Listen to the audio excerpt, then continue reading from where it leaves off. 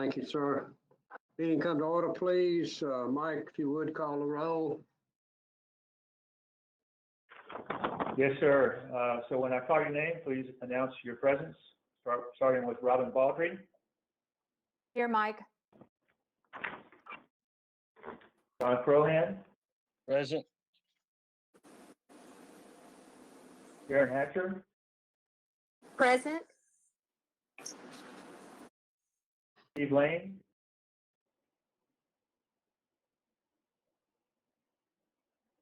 Beth Lathers. Lathers present. Jessica Lucian. Present.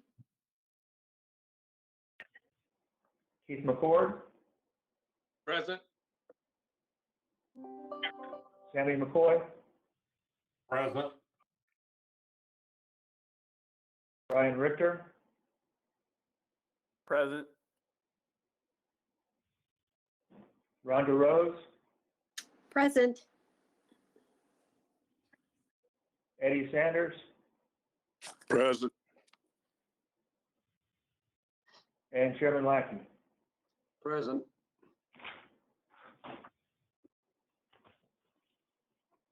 We do have a quorum, sir. Thank you. Mike, if you would, announcements, please. Yes, sir. I do have some announcements. Starting with just a reminder to you all and everyone who is on the meeting to please mute yourself when you're not speaking. That would make it a lot easier to hear, and the audience outside would be able to hear a lot better if you were to do that.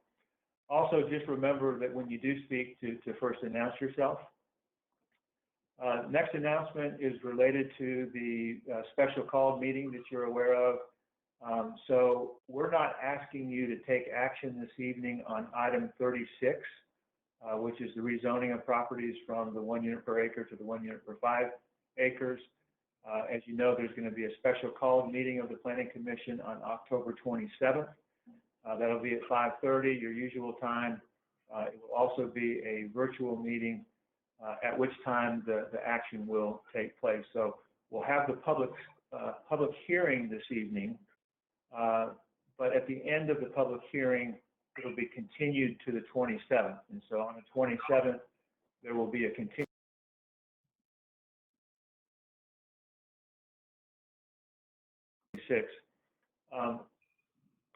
following the public hearing this evening. I think it is appropriate if you wanted to ask staff questions, if you have any, but you probably shouldn't deliberate on that particular item until the 27th. Next announcement is that all of these zoning related items on tonight's agenda and the one that will get continued to the 27th are also going to be heard by the County Commission. So the County Commission will take up these zoning related items at their meeting on November 9th. Next thing is I'd like to formally introduce the new Planning Commission member, Jessica Lucian. Jessica took part in the joint meeting that we had recently, but I haven't introduced her to the full group. So we're delighted to have Jessica on board, and she's going to be a great member. Finally, I want to make some remarks about the public hearings that we have this evening. So as you know, those public hearings are going to be held live in the auditorium. People have been using the sign-in sheets since about 5 o'clock. So people have signed in already if they wanted to speak about one of the public hearing items. So the folks that want to speak are congregating right outside of the auditorium. I believe that they're able to hear this meeting while they're waiting to speak. So when it's time for the public hearing, the particular public hearing that they want to speak at, a staff member will announce that particular public hearing and then call them to line up 6 feet apart in the order that they signed up. So you're going to be able to hear and see each speaker, and then a staff member will be present in the auditorium to remind speakers if they're getting close on their time. So speaking of time, there are a couple of agenda items where we may have, a larger crowd. And I've just checked my phone, and for one particular item, it is item 36. We do have 28 speakers. And so I would suggest that you all suspend your bylaws for that particular item and extend the public hearing from your normal 30-minute time frame to 1 hour in order to accommodate those additional people. So based on my math, I think each person would have about 2 minutes to speak. I'll do the math more precisely between now and when we get to the meeting, but I believe that shakes out to about 2 minutes per person. So I think it would be appropriate at this point for you all to make a motion and then take action to suspend your bylaws related to item 36 and extend the duration of the public hearing from 30 minutes to an hour. And as a reminder, that's what you all did in March with the comprehensive plan as well. Thank you, sir. You want to do that now, Mike? Extend the time? Yes, sir. I think that would be good. That way the people that are listening will know that that's going to be done, and they'll know approximately how much time they have. Okay, Chair would entertain a motion to alter the bylaw requirements for public hearings to be extended to a total of 60 minutes for item 36. Do I hear a motion? Lathers, so moved. Second. Motion made and seconded. Mike, call a roll. Yes, sir. Robin Baldry.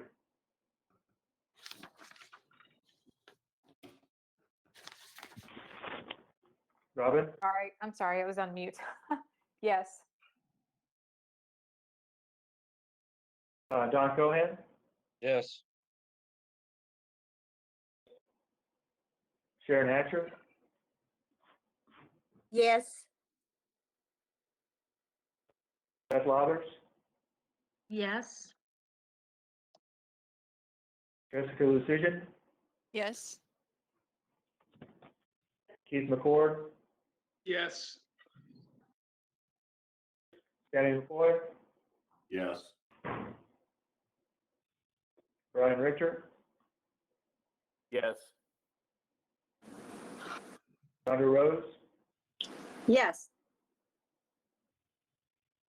Eddie Sanders? Yes. And Chairman Lackey. Yes.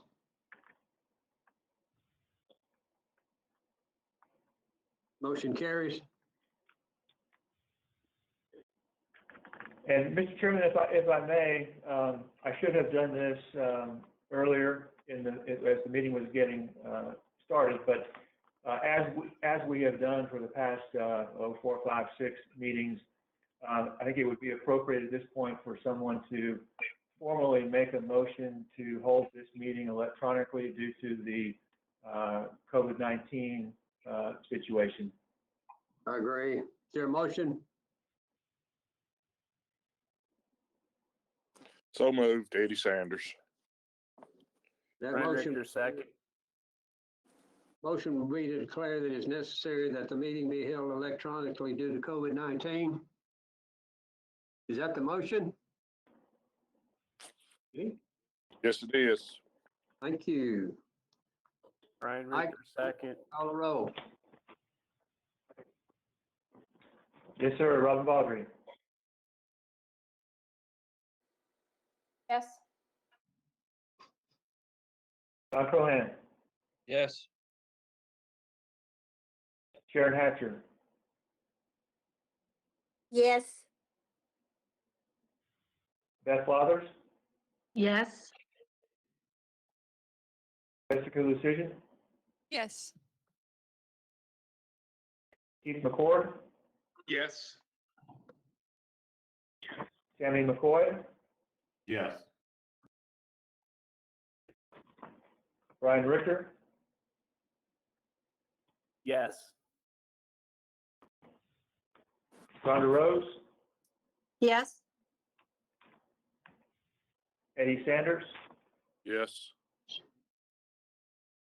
and Chairman Lackey. Yes. Thank you. Motion carries.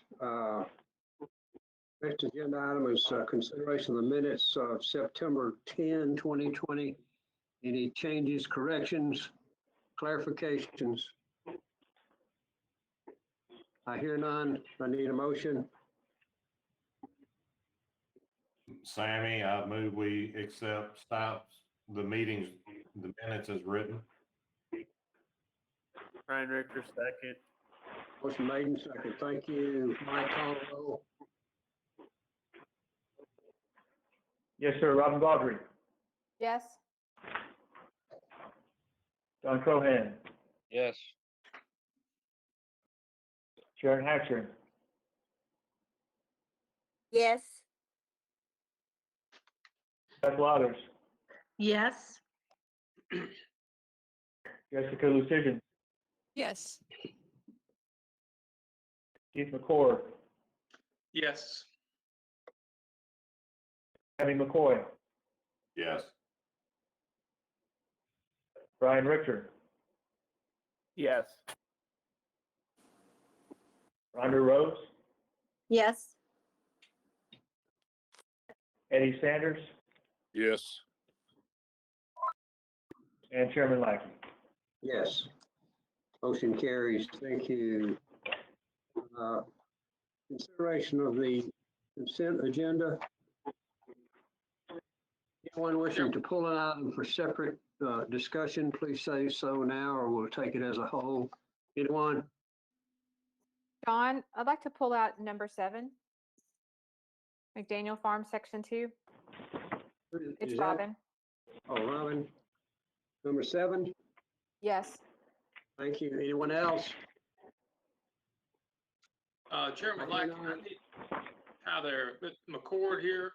I need to recuse on the vote on the consent agenda, please. Yes, sir. Thank you. Mike, did you get that? I did, yes, sir. Thank you. Consent agenda. Staff, go ahead. Okay, starting with item number 3, Clovercroft Preserve, Section 2. It's a maintenance bond for water, $14,625. Recommendation, release the bond. Item 4, Falls Grove, Section 5, performance bond for roads, drainage, and erosion control, $400,000. Recommendation, reduce the maintenance in the amount of $225,000 for 1 year. Item 5, Farms at Clovercroft, Section 3, performance bond for wastewater collection, $116,000. Recommendation, extending the current amount for 1 year. Item 6, McDaniel Estates, Section 1, maintenance bond for water, $38,200. Recommendation, defer until December 2020 meeting. Skipping item 7 to item 8, McDaniel Farm, Section 2, maintenance bond for landscaping, $1,500. Recommendation is to release the bond. Item 9, The Grove, Section 8, performance bond for wastewater collection system, $20,200. Recommendation, extend in the current amount for 1 year. Item 10, The Grove, Section 9, performance bond for wastewater collection system, $166,200. Recommendation, extend in the current amount for 1 year. Item 11, The Grove, Section 11, maintenance bond for water, $99,400. Recommendation, release the bond. Item 12, The Grove, Section 11, performance bond for wastewater collection system, $186,500. Recommendation, extend in the current amount for 1 year. Item 13, The Grove, Section 12, performance bond for wastewater collection system, $20,300. Recommendation, extend in the current amount for 1 year. Item 14, The Grove, Section 12, performance bond for water, $26,100. Recommendation, release the bond on October 28, 2020. Item 15, The Grove, Section 13, performance bond for water, $66,800. Recommendation, release the bond. Item 16, The Grove, Section 13, performance bond for wastewater collection system, $215,000. Recommendation, extend in the current amount for 1 year. Item 17, The Grove, Section 13, performance bond for roads, drainage, and erosion control, $832,000. Recommendation, reduce the maintenance in the amount of $300,000 and extend for 1 year. Item 18, TriStar Market Triune, performance bond for landscaping, $23,485. Recommendation, reduced in maintenance in the amount of $7,000 and extend for 6 months. Item 19, Troubadour Section 4, performance bond for wastewater collection system, $74,250. Recommendation, extend in the current amount for 1 year.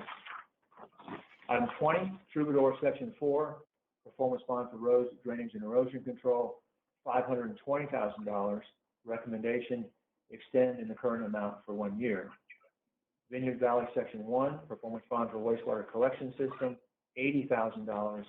Recommendation, extend in the current amount for 1 year. Item 22, Vineyard Valley Section 1, performance bond for roads, drainage, and erosion control, $711,000. Recommendation, reduced to maintenance in the amount of $325,000 and extend for 1 year. Item 23, Vineyard Valley Section 3, performance bond for water, $35,000. Recommendation, release the bond on October 11, 2020. Item 24, Vineyard Valley Section 3, performance bond for landscaping, $43,450. Recommendation, reduced to maintenance in the amount of $13,000 and extend for 6 months. Item 25, Vineyard Valley Section 3, performance bond for wastewater collection system, $80,600. Recommendation, extend in the current amount for 1 year. And finally, item 26, Vineyard Valley Section 3, performance bond for roads, drainage, and erosion control, $637,000. Recommendation, extend in the current amount for 1 year. Thank you, sir. Motion on consent.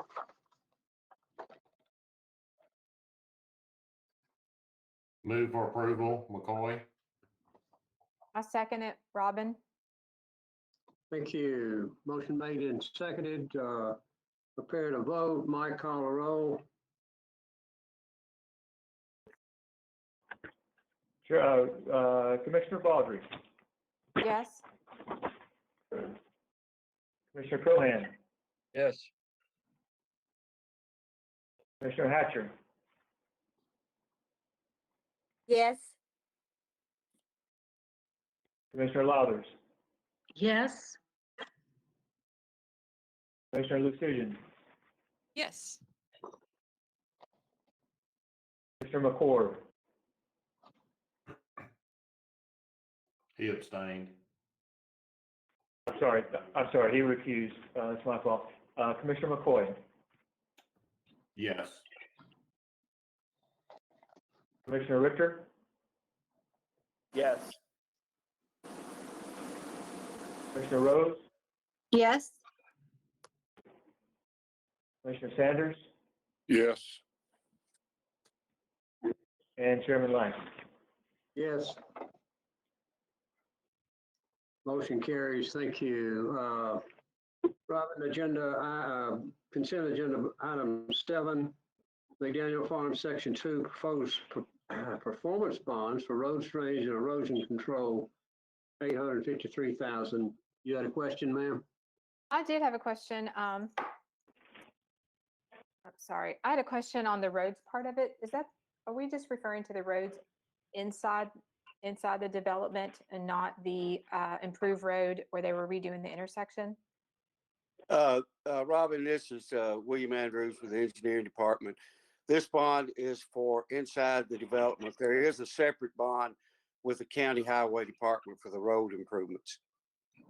Okay. Do you know where they are on that, or on the intersection with the highway? I do. Aaron might be able to tell you more, but I spoke with the highway superintendent, and other than placing the surface mix, which he wants them to hold off on for a little while, and constructing a wall, which was actually not part of the original construction plans, part of the original improvements and the recommendations made by the planning commission. That was something that was added, I think, later.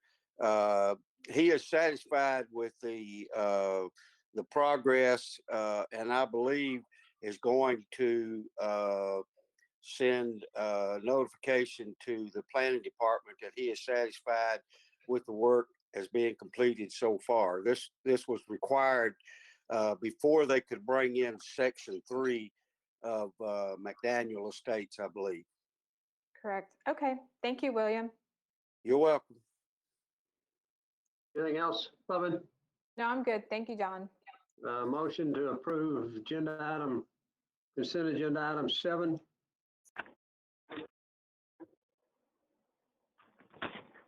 Someone? McCoy, recommend approval. Item 7. Rose, second that. Motion made and seconded. Mike, call the roll. Yes, sir. Commissioner Baldry, Yes. Commissioner Crohan, Yes. Commissioner Hatcher, Yes. Commissioner Lathers, Lathers, yes. Commissioner Lucian, Yes. Commissioner McCord, Yes. Commissioner McCoy, Yes. Commissioner Richter, Yes. Commissioner Rose, Yes. Commissioner Sanders, Yes. and Chairman Lackey. Yes. Motion carries. Thank you.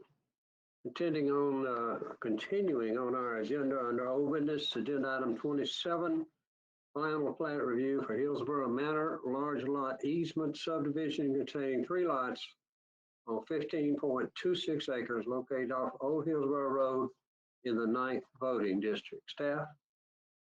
Thank you, Mr. Chairman. This is Lincoln Sweet. The subject parcel is approximately 15 acres in size and is located off Old Hillsborough Road, approximately 634 feet from Old Charlotte Pike. The applicant is requesting approval of a large lot easement subdivision in order to create 3 lots off a new 50-foot ingress-egress utilities easement. At this time, the applicant is requesting deferral to the November 2020 meeting to allow more time to address outstanding comments from county departments. Staff concurs with this request. Thank you, sir. Motion to defer.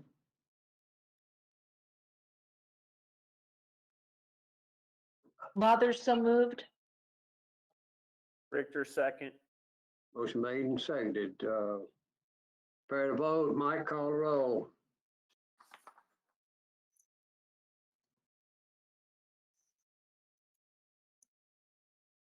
Mike? Yes, sir. You ready for me to call the roll? Yes, sir. Okay. Apologize for that. Commissioner Baldry, Yes. Commissioner Crohan, Yes. Commissioner Hatcher, Yes. Commissioner Lathers, Yes. Commissioner Lucian, Yes. Commissioner McCord, Yes. Commissioner McCoy, Yes.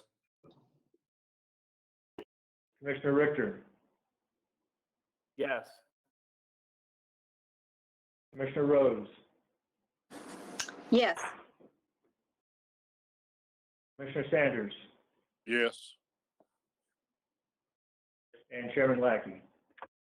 Yes, thank you. The motion carries. Continuing under old business, agenda item 28, final plat review for Paynesville Estates, large lot easement subdivision containing 6 lots on 46.66 acres located off Paynesville Arno Road in the 2nd voting district. Staff? Thank you, Mr. Chairman. This is Lincoln Sweet. The subject parcel is approximately 35 acres in size.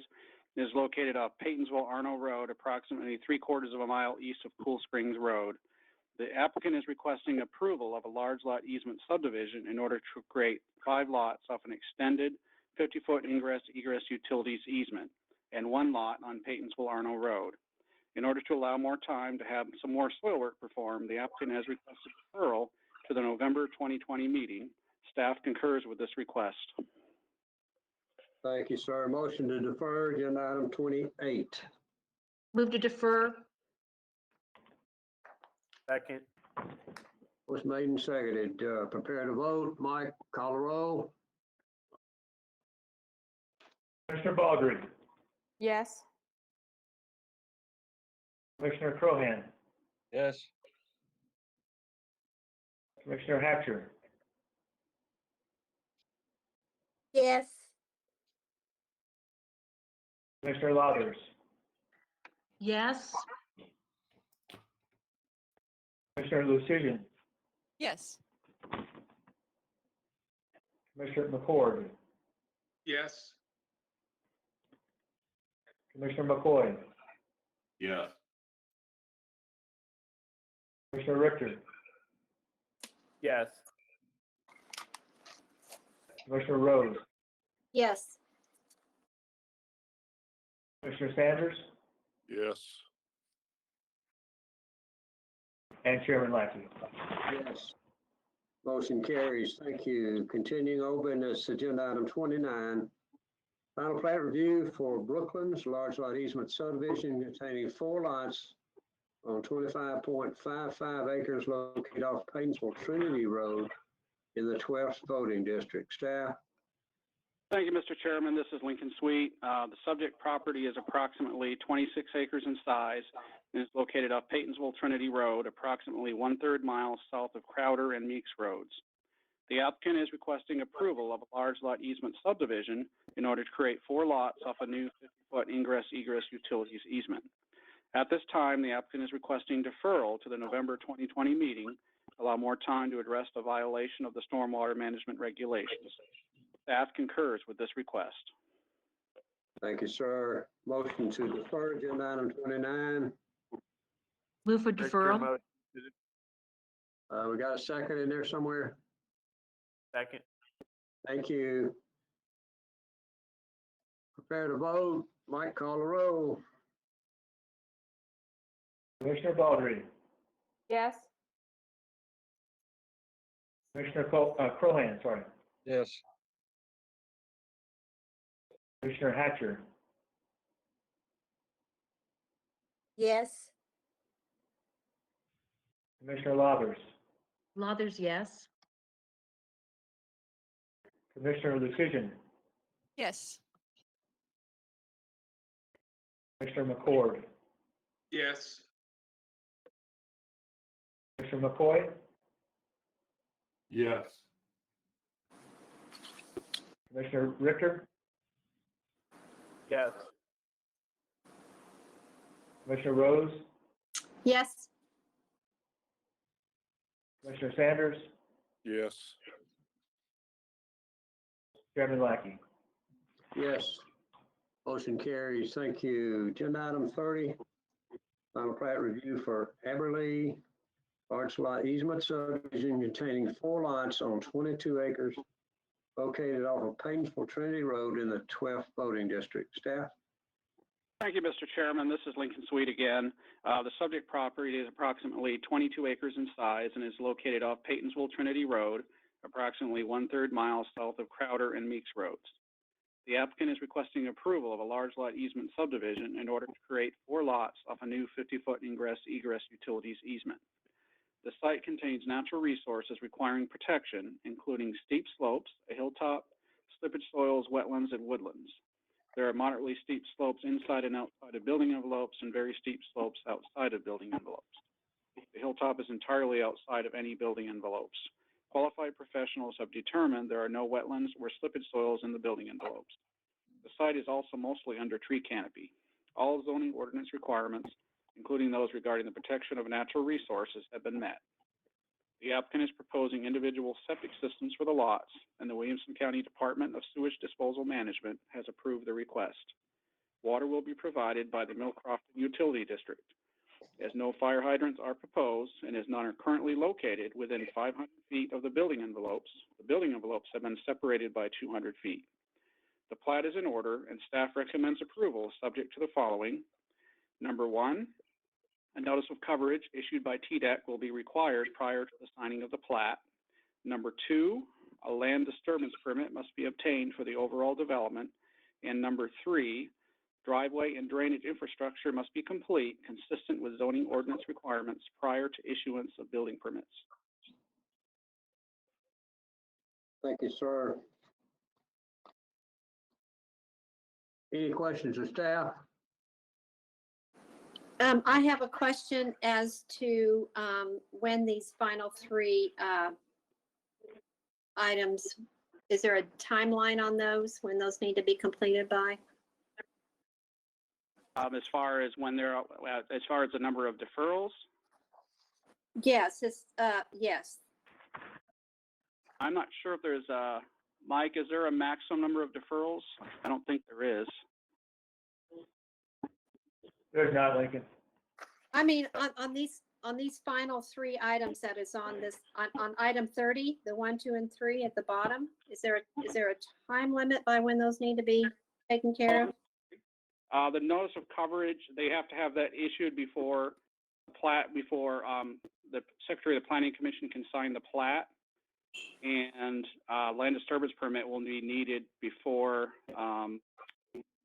any building permits are issued, I believe. And then, and actually the driveway and drainage infrastructure specifically states prior to issuance of building permits.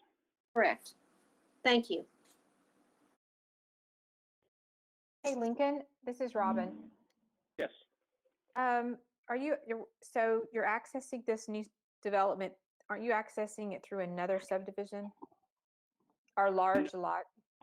It may be confusing. This one and the Brooklands and Aberley are being broken out of the same parent parcel, but they're accessed off different easements, and the easements are separated by at least 200 feet as required. Okay. Other questions? Okay, thank you. Any other questions? There a motion?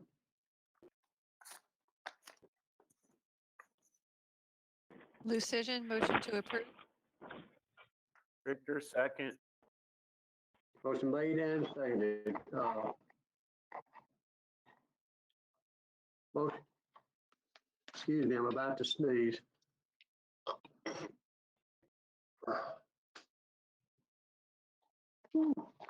That was bad. Bless you. Where was I? All right, I was about to call the roll, Mr. Lackey. we got a motion. Motion and a second. Mike, call the roll. Yes, sir. Commissioner Baldry, Yes. Commissioner Crohan, Yes. Commissioner Hatcher, Yes. Commissioner Lauders, Yes. Commissioner Decision, Yes. Commissioner McCord, Yes. Commissioner McCoy, Yes. Commissioner Richter, Yes. Commissioner Rose, Yes. Commissioner Sanders, Yes. and Chairman Lackey. Yes. Motion carries. Thank you. Agenda item 31, final plat review for Camus subdivision containing 5 lots on 29.17 acres located off of South Carruthers Road in the 4th voting district. Staff? Thank you, Mr. Chairman. This is Lincoln Sweet again. The subject parcel is approximately 36 acres in size and is located off South Carruthers Road across from Gallant Ridge Drive and approximately 1,000 feet west of Delta Springs Lane. The applicant is requesting approval of a large lot easement subdivision in order to create 5 lots off a new 50-foot ingress-egress utilities easement in 1 lot on South Carruthers Road. At this time, the applicant is requesting deferral to the November 2020 meeting to allow more time to demonstrate county regulations have been met. Staff concurs with this request. Motion to defer. So moved. So moved. Motion made and seconded. Prepare to vote. Mike, call a roll. Commissioner Baldry, Yes. Commissioner Prohan, Yes. Commissioner Hatcher, Yes. Commissioner Lathers, Yes. Commissioner Lucidian, Yes. Commissioner McCord, Yes. Commissioner McCoy, Yes. Commissioner Richter, Yes. Commissioner Rose, Yes. Commissioner Sanders, Yes. and Chairman Lackey. Yes, motion carries. Thank you. And item 32, non-residential site plan review for Redemption City Church on 30.91 acres located off Clovecroft Road in the 4th voting district. Staff? Thank you, Mr. Chairman. This is Aaron Holmes. The applicant is requesting approval of an approximately 34,000 square foot building for the Redemption City Church, as well as the associated parking. Wastewater will be handled by the City of Franklin. In order to allow more time to address City of Franklin's comments related to the sewer line extension, the applicant has requested action on this item be deferred until the November 2020 meeting. Staff concurs with this request. Thank you, sir. Motion to defer. Fathers, so moved. Richter, second. Motion made and seconded. Mike, call a roll. Commissioner Baldry, Yes. Commissioner Prohan, Yes. Commissioner Hatcher, Yes. Commissioner Lathers, Yes. Commissioner Lucidian, Yes. Commissioner McCord, Yes. Commissioner McCoy, Yes. Commissioner Richter, Yes. Commissioner Rose, Yes. Commissioner Sanders, Yes. Chairman Lackey. Yes, motion is approved. And item 33. Sharon Hatcher, I have a note here that you wanted to recuse yourself. Is that correct? Yes, sir, Mr. Chairman. I would like to recuse myself of this agenda item. Thank you, ma'am. I appreciate that. For items 33 and 34, this is a continuation of the public hearing from the August meeting. If you previously spoke at the public hearing, please do not repeat your comments from August, but you may address any new information that has been provided since that time.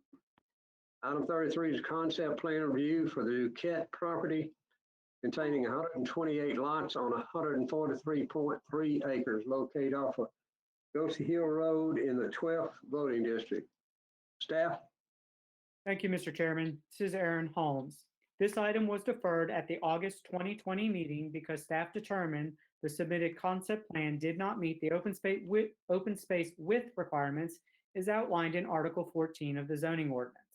A revised concept plan has been submitted and staff has determined that the open space strip width requirements have now been met. At the September 2020 meeting, this item was deferred again in order to allow the applicant time to revise the traffic analysis in order to use current traffic counts. Per staff's request, the traffic analysis has since been revised and the County Highway Department's engineer has reviewed the revised analysis utilizing recently obtained counts and concurs with the findings. Additionally, County Attorney had also recommended the item be deferred in order to advertise the reopening of the public hearing. The reopening of the public hearing has since been advertised.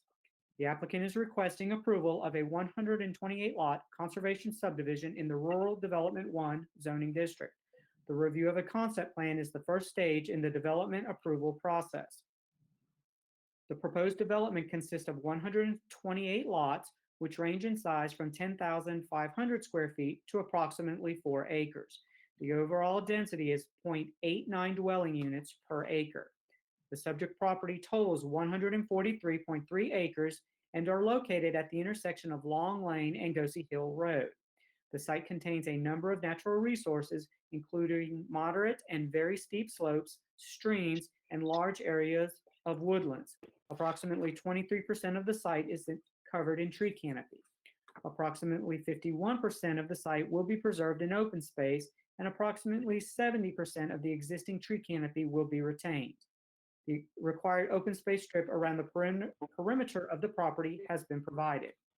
The concept plan depicts an open space strip with a reduced width along Goosey Hill Road, which is permitted by section 14.04 F2 of the zoning ordinance, as long as the homes within the reduced open space strip face Goosey Hill Road, and provide that a landscaping plan demonstrates that the homes within the reduced open space strip will be unlikely to be seen from the road once the proposed landscaping reaches maturity. In staff's opinion, the landscaping plan does sufficiently demonstrate that the homes will be fully screened from Goosey Hill Road when the landscaping reaches maturity. All plant material reflected within the reduced open space strip must be installed prior to the submittal of the applicable final plat in which it may appear. The property is subject to the traffic shed methodology as outlined in Article 19 of the zoning ordinance. The traffic shed analysis indicates that the proposed number of lots is within acceptable limits based upon the capacity of existing roadways. Therefore, off-site roadway improvements are not required. In response to a request by staff, the applicant has provided additional right-of-way in order to accommodate a potential realignment of the intersection of Long Lane and Goosey Hill Road. Access to the proposed development will be provided by 2 entrances, one from Long Lane and the other from Goosey Hill Road.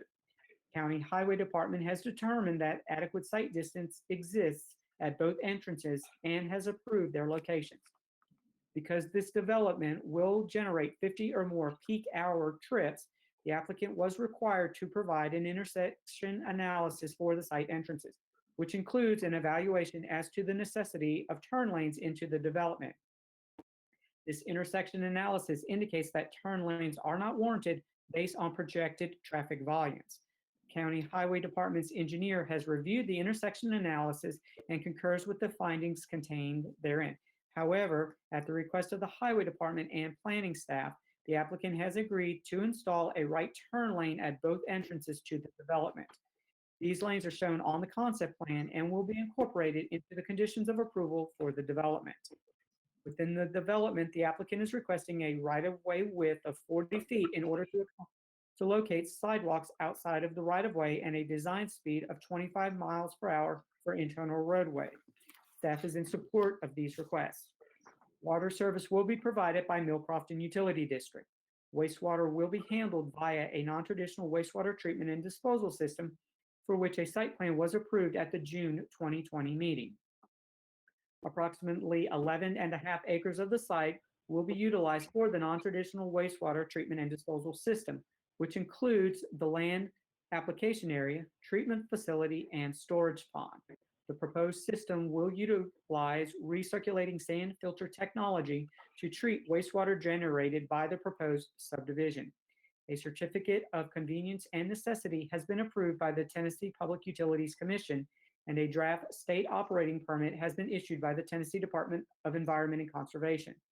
A design development report, as well as a detailed soils investigation report, were prepared by the applicant and submitted to the county. County's wastewater consultant has reviewed these reports and has concluded that all zoning ordinance requirements related to non-traditional wastewater treatment and disposal systems have been met. It is staff's opinion that the combination of distance, topography, and existing vegetation will serve to adequately screen the treatment system from adjacent properties. A landscaping plan for the non-traditional wastewater treatment and disposal system has been submitted and approved. It should be noted that once detailed construction and engineering plans are prepared in conjunction with the submittal of a preliminary plat, changes to the layout, including the potential for a reduction of lots and relocation of drainage infrastructure from buffer areas, may be necessary. Staff recommends approval of this concept plan along with the request for a 40-foot right-of-way width and a design speed of 25 miles per hour within the subdivision with the following conditions. The preliminary plat must address the following. Number one, submission of roads, drainage, and erosion control plans for review and approval by the county. Number two, ensure proper site distance at the intersection of Gossip Hill Road and Crowder Road. Number three, submission of off-site roadway improvements as specified in the review letter from the Highway Department engineer to the County Highway Department for review and approval. Number four, submission of water plans for review and approval by Millcrofton Utility District. And number five, submission of the applicable construction plans for the required wastewater disposal facilities to TDEC, the county's consultant, and staff. The final plat must address the following. Number one, prior to final plat submittal for the first section of the development, off-site roadway improvements as specified in the review letter from the Highway Department engineer must be completed to the satisfaction of the county highway superintendent. Number two, prior to final plat submittal for the first section of the proposed subdivision, a zoning certificate must be obtained for the completed wastewater treatment and disposal system. Prior to the issuance of the zoning certificate, the applicant shall provide the following as it relates to the wastewater treatment and disposal system. A letter from TDEC indicating that the non-traditional wastewater treatment and disposal system was installed and is functioning. B, as-built drawings showing the location of all system components and a sealed certification letter from the design engineer indicating that said system was constructed in accordance with the approved construction plans and specifications. C, a letter from the owner/utility provider indicating that it has accepted said system and is currently operating sane. D, the posting of a performance bond in the amount of $283,000 for the non-traditional wastewater treatment and disposal system as specified by the county's wastewater consultant. E, the posting of a performance bond in the amount of $75,700 for landscaping improvements. And F, execution of performance agreements for the above referenced sureties. Number three, prior to consideration of final plat approval, the applicant shall submit HOA documents for review and approval by the county attorney's office. The HOA documents must be submitted with the final plat, and the approved HOA documents must be recorded concurrently with the recording of the final plat. 4, all plant materials reflected on the approved landscaping plan for the reduced open space strip between the proposed lots and the existing rights-of-way of Gossip Hill Road, along with any berms, shall be installed prior to the applicable final plat in which the open space strip may appear. Number 5, dedication of an additional 15 feet of right-of-way for a distance of 200 feet along both Long Lane and Gossip Hill Road from the intersection of said roads. Number 6, establishment of a performance bond for roads, drainage, and erosion control. Number 7, establishment of a performance bond for water improvements in favor of Millcrofton Utility District. Number 8, establishment of a performance bond for the wastewater collection system. Number 9, submission of landscaping plans and establishment of a performance bond for landscaping. Number 10, execution of a performance agreements for the above referenced sureties. Number 11, execution of a stormwater maintenance agreement and submission of an operation and maintenance plan for stormwater improvements. And number 12, submission of the approved final plat in DWG format on recordable media based on the Tennessee State Plane Coordinate System prior to signature and recording of the plat. One additional thing, Mr. Chairman, we did send you all of the correspondence we received regarding this item via email. Thank you, sir. Any questions of staff? Anyone? I'm sorry, Mr. Chairman, I have one question, if I may. Who is this? This is Commissioner Lothers. Hi, thank you, ma'am. Hey, that would be a good idea. Introduce yourself. I can't find you in these little bitty pictures I got on this screen. Thank you, Please. Mr. Chairman. Go ahead, And Beth. thanks. I just had a question on, I'm looking at C1.00 of the plans, and it has the the lot areas, numbers. In the notes that it talked about, lots would be 10,000 square feet to 4 acres. What I'm seeing, the new numbered lots 1 through 28, I don't find a 10,000, which is actually, in my personal opinion, a good thing because they're all at least over 11, 12, 13. So you could have at least side loaded and have front facades. So we're not staring at garages for the next 30 years. But I certainly don't see a 4-acre lot either. Could staff just clarify for me the 10,000 to 4 acres? I'm not seeing that range depicted on the plans. Aaron? Commissioner Lathers, Floyd, if you will zoom in on lot number 45 for me, please. It's the old homestead. Oh, there you go. Okay. So Commissioner that's the Lathers. 4 acres? Okay. Yes, ma'am, that is. And where is the 10,000? So the 10,000 would be spread throughout. If you'll give me a moment, let me look.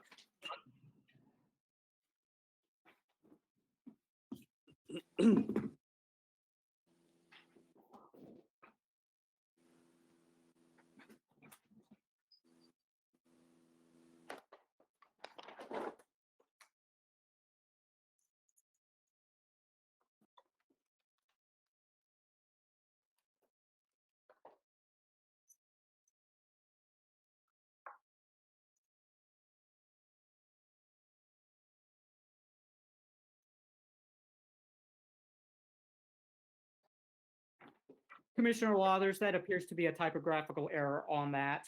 Oh, okay. So I have like the smallest being around 12,000. Is that correct? That is correct. Yes, ma'am. Okay. All right. Thank you so much, Aaron. I appreciate it. Yes, ma'am. Anyone else? This is Commissioner Rose. Thank you, As we're ma'am. looking over at page 3 on the preliminary plat, must address the following. I'm looking at number 2, where it says ensure the proper site distance at the intersection of Goosey Hill Road and Crowder Road. How is that site distance determined?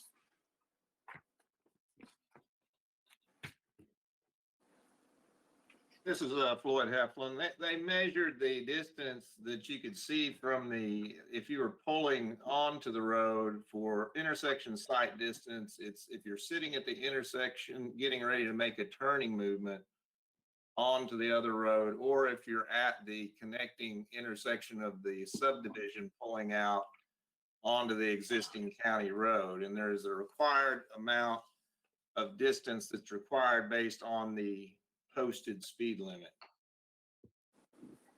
Okay, so can you give me an estimation of how many feet that is, or?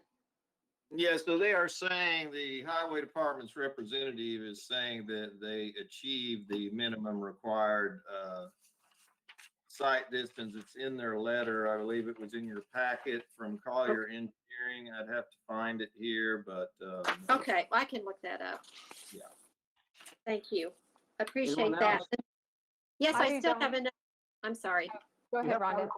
I still have, this is Commissioner Rose continuing. I still have a question then on the second page of item 33, the first large paragraph where it talks about the landscaping and meeting when it reaches maturity and that kind of thing. Do we have I don't know in the ordinances, is there a time frame for when we hope that landscaping would reach maturity so that we understand what the coverage is going to be? I'm not familiar enough with that, being a newer commissioner. Aaron? So, Sure. Mike, correct me if I'm wrong, we would anticipate between 3 and 5 years that it would reach maturity, if not sooner than that. Okay. That helps me. Thank you very much. Yes, ma'am. Anything else? Hey, John, it's Robin.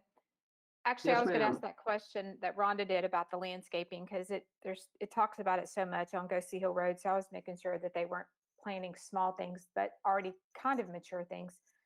But my question, my second question is, I know they're putting in right-hand turn lanes from, on Go See Hill turning right into the subdivision, and then also a right-hand turn lane on Long Lane.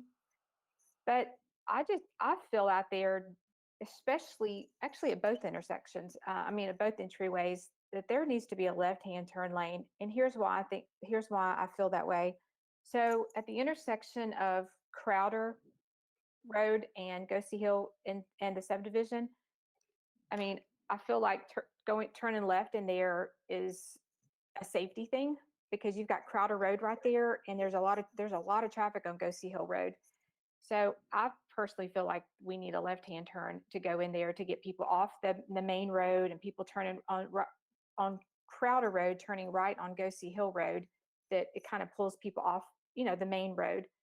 The other thing is, I don't know if you've been around elementary schools when they go to school, and especially when they let out, there's a lot of cars, and we've got the new elementary school down the street. So you've got this subdivision, you've got the new subdivision down Long Lane that we on the left. You've got quite a few going into South Carruthers. Anyways, you've got a lot of traffic there. I feel like, especially on school days, when we get back to normal anyhow, people are going to be turning on the Long Lane. I use Long Lane almost all the time, and I just felt that there's going to get a big buildup of people turning into that subdivision, and I feel like we need a left-hand turning lane from Long Lane into the subdivision, just to get, once again, to get people off the main road, because Long Lane's a busy road, and I just feel like that should be something that should be looked at. And unless I'm missing something, it's going to be a lot more cars on Long Lane. You've got the big school over there. It's only going to get busier. So I just feel like they both need left-hand turning into the subdivision at both entrances. This is Commissioner Rose, and I would concur with that. As we're currently using the traffic shed analysis, I can see that possibly the increase of traffic could be evaluated differently as well, as we're looking at traffic shed and possibly new ways of evaluating traffic. Thank you. Commissioner, Mr. Chairman, may I say something on that note? Is that? I'm sorry, this is Commissioner Lathers. I was wondering, Mr. Chairman, if I could speak to that. Yes, ma'am, you can. Okay, thank you, Mr. Chairman. I think that as commissioners, we have such respect for our staff does an incredible job analyzing and collecting all the data that's presented for each of these developments. I think that I'm feeling there's a real cumulative effect. I guess that's the word I want to say, cumulative. We could look at one development, but as I hear other planning commissioners speak of the school at this location, and we have this development there, and some of these folks are people that live in this immediate area, I don't know that we can just look at one little piece of that pie and not listen to the need for center turn lanes. And if there's not a legal basis to do that or require that, I would not put our county in jeopardy of requiring something that we cannot. I would be in favor, based on the public hearing or any further discussion, that even if this would need to be deferred for there to be a more of a conversation, I'd be willing to entertain that. But I just would say that I think I have felt with each neighborhood, we've had challenges in feeling like we get a right turn lane, so we're supposed to be yippee. These left turn, folks lining up to turn left on a busy road, you are totally impeding traffic and you're not able to go around it. And as I see the country roads developing around development, I think we've got to be proactive. So thanks for listening. I appreciate it. Yes, ma'am. Any other discussion? Mr. Chairman, this is Don Cohan. Yes, sir. My question is on the FEMA note. It shows that the map that they're using was 2006. Has there not been any current maps of that area? This is Floyd Heflin. I think the overall county maps were revised in 2016, but that was not studied. The floodplain depicted here, we had the consultant for the developer to run a flood study on that creek to define where the floodplain limits are.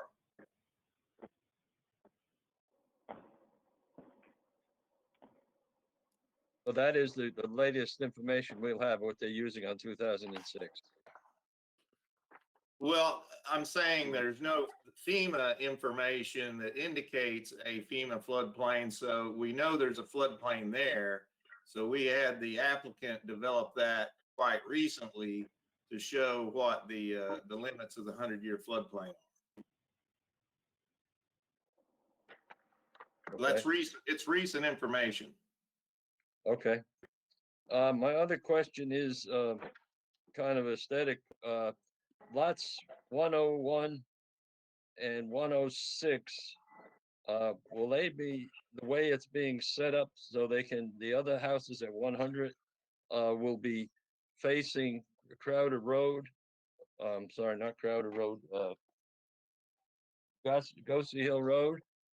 That will make those houses look in the back of the houses in front of them? Am I looking at that right? Commissioner Crohan, if you'll give me just a moment to pull that sheet up, please. Okay. C101.00.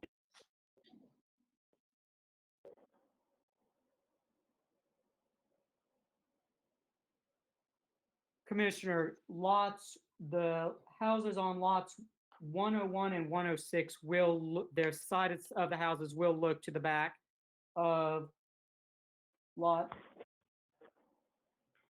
100 and 107. Okay, So the sides of the houses will face the back. okay. And that's, okay, I just want to make sure I was looking at that right. Thank you. Yes, sir. Any other questions, comments?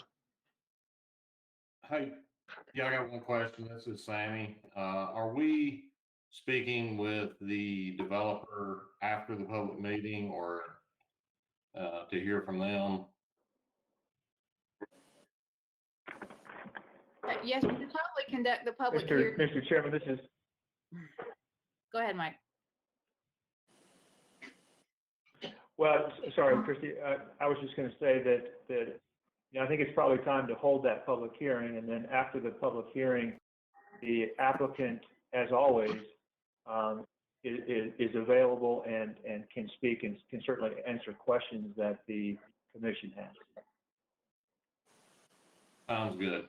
But we brought up a couple of topics, and I think they could maybe address a couple of things during that discussion. So I'm good and ready for the public meeting. That it? Mike, we ready for our remote public hearing? We are, sir, and so we have, I believe, 10 people that have signed up for this. So each speaker will get their full 3 minutes on this public hearing. Am I to call them up, or are they going to call them up downstairs, Mike? They're here. I think Chairman Lackey, if you would call them in the order that they're listed on your sheet. Okay. Our first participant is Kim Murdoch-Smith. Thank you. I appreciate so much the opportunity to speak with you. And I want to thank the commissioners who have asked very appropriate questions this evening. You may not realize it, but you got a very large hearing section and round of applause from a large contingency who's here from Catonsville with signs urging you to defeat this Duquette proposal. It is not in keeping with the rural character of our neighborhood that we have worked so hard to preserve. My name is Kim Murdoch-Smith. My husband and I have lived in this county over 55 years. We urge you to oppose the Duquette development for the following observations. When my parents bought an existing house on Goosey Hill Road decades ago, Long Lane was a narrow, treacherous gravel road. It still is, except for asphalt instead of gravel. My husband and I both worked second jobs for decades so that we could afford to live in a rural setting with a few acres to enjoy our hobby farming, which we shared with others. We purchased an existing home on Crowder Road decades ago. Rush hour meant 2 pickup trucks and herds of deer at sunset. We are not just a label on a map. We are real citizens who intentionally chose the rural life. And we worked for decades to be able to afford it. We always assumed the county would help us protect our American dream of rural home ownership and honor our hardworking lifestyle. We were alarmed when the urban growth boundary was brought out to the west end of Long Lane 20 years ago, fearing mass development and annexation threats, the very antithesis of what we have worked for decades. However, we were promised and we believed that any future growth would be small in scale and keeping with our rural character. This was reaffirmed again in 2007 in the Comprehensive Land Use Plan on multiple pages that we would be protected, our open spaces, our environment, and our wildlife. Yet look at what has happened to Paytonsville. The rooftops, the traffic, inadequate roads, and out of control development with an irretrievably negative impact that we will never get back. This plan, the current plan speaks repeatedly about rural preservation, but the allowable density in Terra Vista and Duquette is anything but rural by anybody's definition. Our question is, how could the citizens overwhelmingly voice their desire to preserve rural homes through the Williamson 2040 plan, but have the needed rezoning to implement the plan delayed because of COVID? But these development plans are being walked through, not delayed by COVID. We're concerned about the great land grab and development frenzy of 2020 and its effect on our characters. We cannot safely walk down our road because of the construction vehicles. If we're to have a town and country plan, we need the country. Thank you for listening. Andy Gilbert.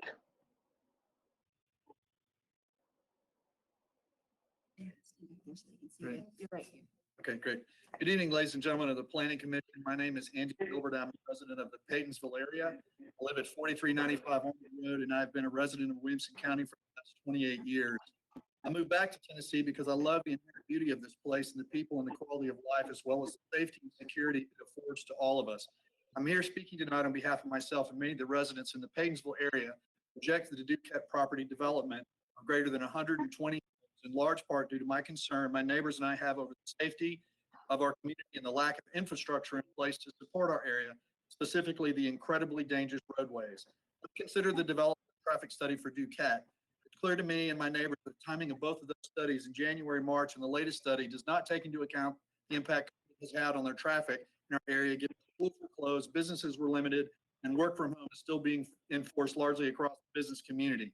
Obviously, work from home and safety precautions from COVID are still in place. Just look at this hearing as an example, although it didn't prevent the concerned citizens from being here. Were you aware that Page High School and Page Middle School combined for 2,200 students? Page High just expanded by 20%, putting even more pressure on an already busy roadway. Do you realize that Arno Road has had greater than 50 accidents in the Williamson County portion of Arno every year? Emily West of the Tennessean did an article last year on the out of control growth that is occurring in and around the Arno Road, Long Lane, and Goosey Hill area. For context, we had 16 accidents in 2014. Last year, we had 56. Unfortunately, the 22nd accident was Josh Agostino, whose truck ran off the road in late May and unfortunately passed away from the accident. He was a junior at Page. According to the Sheriff's Department, 91% of those accidents occur north of McDaniel Road, and yet here we are packing more development into this area without the proper roadways or infrastructure. On a personal level, my son and wife were involved in a head-on collision on Arno Road, which involved a 16-year-old boy who just gotten his license. Thank God, everybody was okay. The cars were totaled, and they all made it through. But ladies and gentlemen, in summary, I just want to say If you continue to approve these developments up and down Arno-Gosi Hill Road, Long Lane area without anticipating the growth, combined with addressing the basic infrastructure we need to improve the roadways, the blood of the next person that loses their life on these dangerous and rural roads will be on your hands and not ours. I ask you on behalf of all the citizens in this unincorporated portion of the county respectively, not to approve the continued development of the Duquette property. However, if you must approve it, I would ask that you do a couple of things. One, proper traffic studies to be conducted under more normalized levels of COVID, post-COVID, and also the recommendations the previous study in November 2017 put out by improving the roadways to handle the existing traffic as well as the increased traffic that will come as a result of the development over these incorporated areas. If it takes us 4 to 5 years to improve these roadways in and around to protect the safety of our citizens, so be it. We did it in Hyde Park Hill. We got to do it for this development as well. Let's slow down the development for the safety and security of our citizens. I'm tired of this area being known for how dangerous it is. I want it to be known for how beautiful it is. Thank you. Thank you. Andrew, and his last name starts with an M. I'm not sure what that is. Yes, state your name. Yeah, good evening. My name is Andrew Moriarty. I live at 4496 Gosi Hill Road in Franklin, the Paytonsville area. Thank you for your time this evening. I wanted to make a statement that the Planning Commission's practice of reviewing residential development submittals on a singular submission by submission basis simply runs counter to all best practices of a master planned county. This short-sighted approach is going to absolutely wreak havoc in a 3-mile east-west corridor from the recently approved Terra Vista development on Long Lane across to Meeks at Arno Road. Just a 3-mile stretch. I'm not even referencing the hundreds of homes recently being built in the area of Ladd Park. What I am speaking to is 98 homes approved at Terra Vista, 128 homes submitted months following Williamson 24-40 adoption with 1/3 acre lots known as the Duquette property, 126 homes planned around Meeks and Paytonsville Trinity Road, 33 homes planned at Harper's Hollow, 72 homes started at Carnes Creek, and 15 homes planned at the Moon property. This is 400 additional homes in a 3-mile stretch, not including McDaniel's Estates, which is approved for 216 homes. If Mayor Anderson and his planning commission continue to say only yes to every developer in the country, Williamson County will need to take on hundreds of millions of dollars of debt just for this currently rural 3-mile corridor. The always dangerous Arno Road with its deadly past and current history will need to be widened and straightened at a cost of $120 million, as all these new homes will feed into Arno Road. Gosi Hill Road is in poor condition today with a dangerous intersection at Long Lane. Gosi Hill will need $30 million in repair and safety improvements. The less than 1-year-old, $25 million Creekside Elementary School needs only 300 new students to surpass capacity. And the and Page Middle and High Schools will need expansion as well. Williamson County schools are going to need $50 million in capital cost plus operating expense to teach the additional students. Just these 400 homes will bring. If you throw in a few fire engines for the Paytonsville Volunteer Fire Department that protects this entire area, you easily have a need for $200 million the taxpayers of Williamson County cannot afford to urbanize a 3-mile rural corridor. Since the Signature Homes Duquette property first submission on July 1, many months post-adoption of Williamson 24-40, we ask that you deny their request, send it back to the developer, and require Williamson 2040 compliance. Should Mayor Anderson and the Planning Commission, he alone appointed, determine that out-of-state developers are more important than the local people, we ask that you phase in the approach like you did at the at a previous one where you phase in 20 homes a year over 5 or 6 years. Thank you. Thank you, sir. Ed Cooper. Ed Cooper, 4328 Gosi Hill Road. I'm a civil engineer and I've been on every side of the development process. In 2018, the county purchased land on Gosi Hill Road for Creekside Elementary, a school originally planned for a site near South Carruthers, where the majority of Creekside students actually live. Those plans changed, and when they did, life along Long Lane and Gosey Hill Road was changed forever. These roads were basically dirt farm roads forever. Neither was ever designed at all. My first job at TDOT was doing vertical design alignments, so I know bad vertical alignment when I see it. I recently analyzed Long Lane. There are 3 very problematic vertical curves in terms of stopping sight distance, 2 of them with design speeds of 20 miles an hour and the worst at 10 miles an hour. The current posted speed limit on Long Lane is a brisk 40 miles an hour, as it is on Gosey Hill. The much heavier peak hour traffic now includes school buses, Page High student drivers, and busy moms late for the drop-off line at Creekside.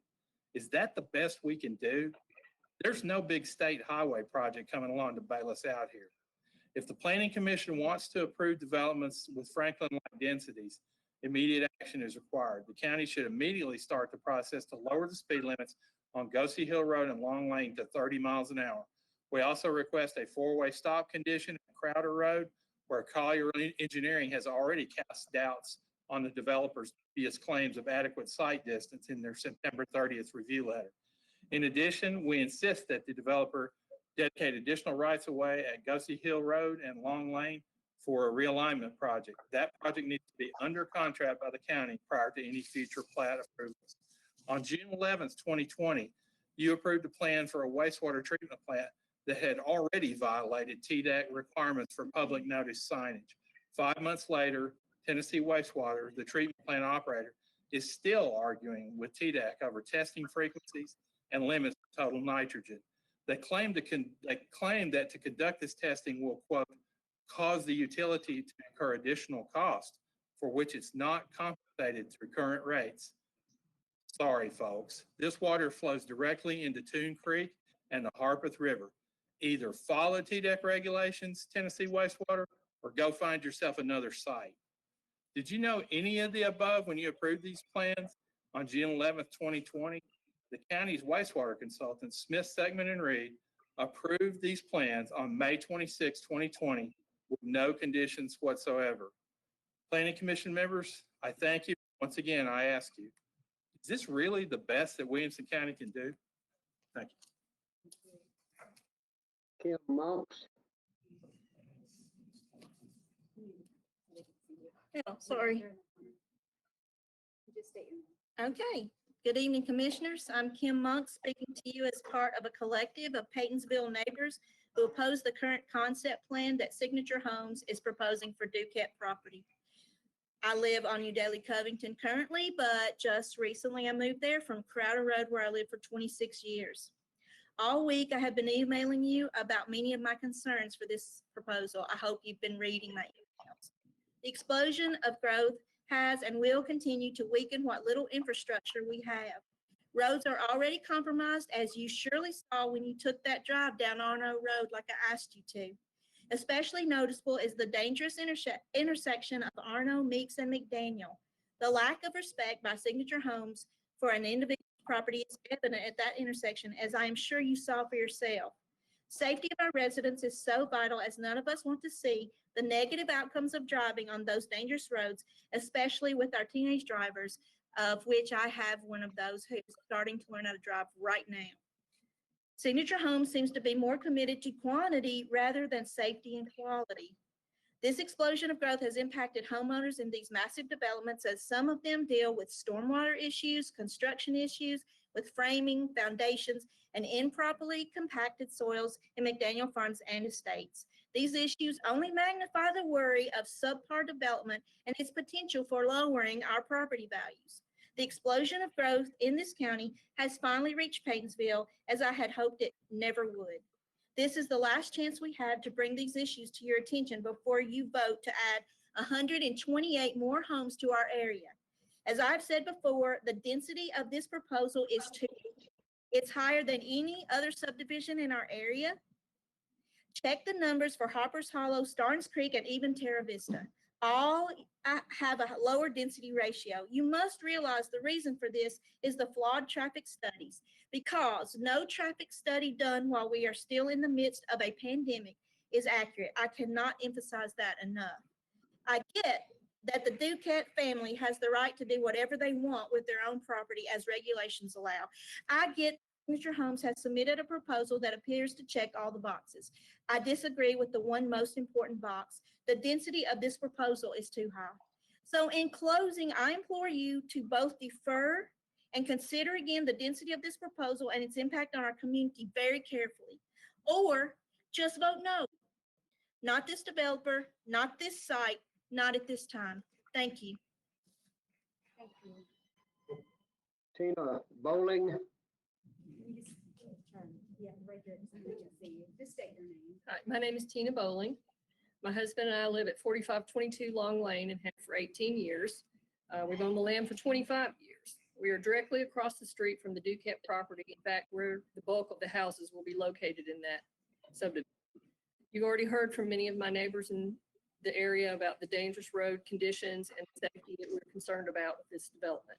I have a specific ask about this development as well. In the original concept plan, the entrance to this subdivision from Long Lane was located very near the actual location of the current homeowner's driveway. There's plenty of sight distance on both directions of Long Lane for an entrance there. The developers must have even thought that was the ideal location since that's the one they picked to start with. However, when they had to redesign due to setback changes and things like that, they moved the Long Lane entrance more westward up the property towards the hill of Long Lane. That hill has no sight distance until after you top it, crest the hill and start coming down. The speed limit's 45 miles an hour. I realize that the county highway department approved that location as being adequate, but it's certainly not safe.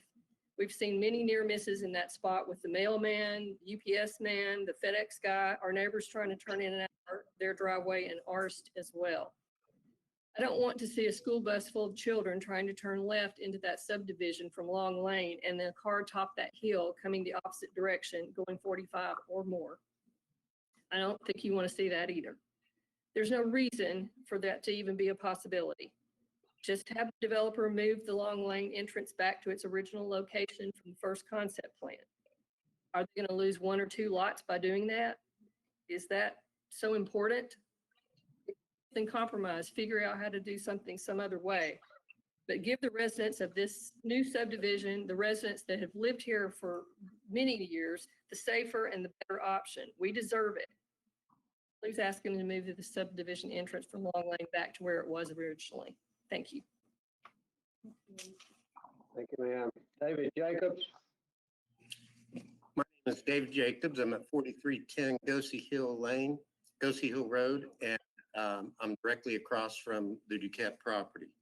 I would like to address 3 items that I emailed in, and I sent drawings with the email that address the things that I'm going to speak about. Firstly, while this is being rushed through to try and beat the 2040 plan and get this kind of density in there for maximum value, I guess, I would oppose that just in general.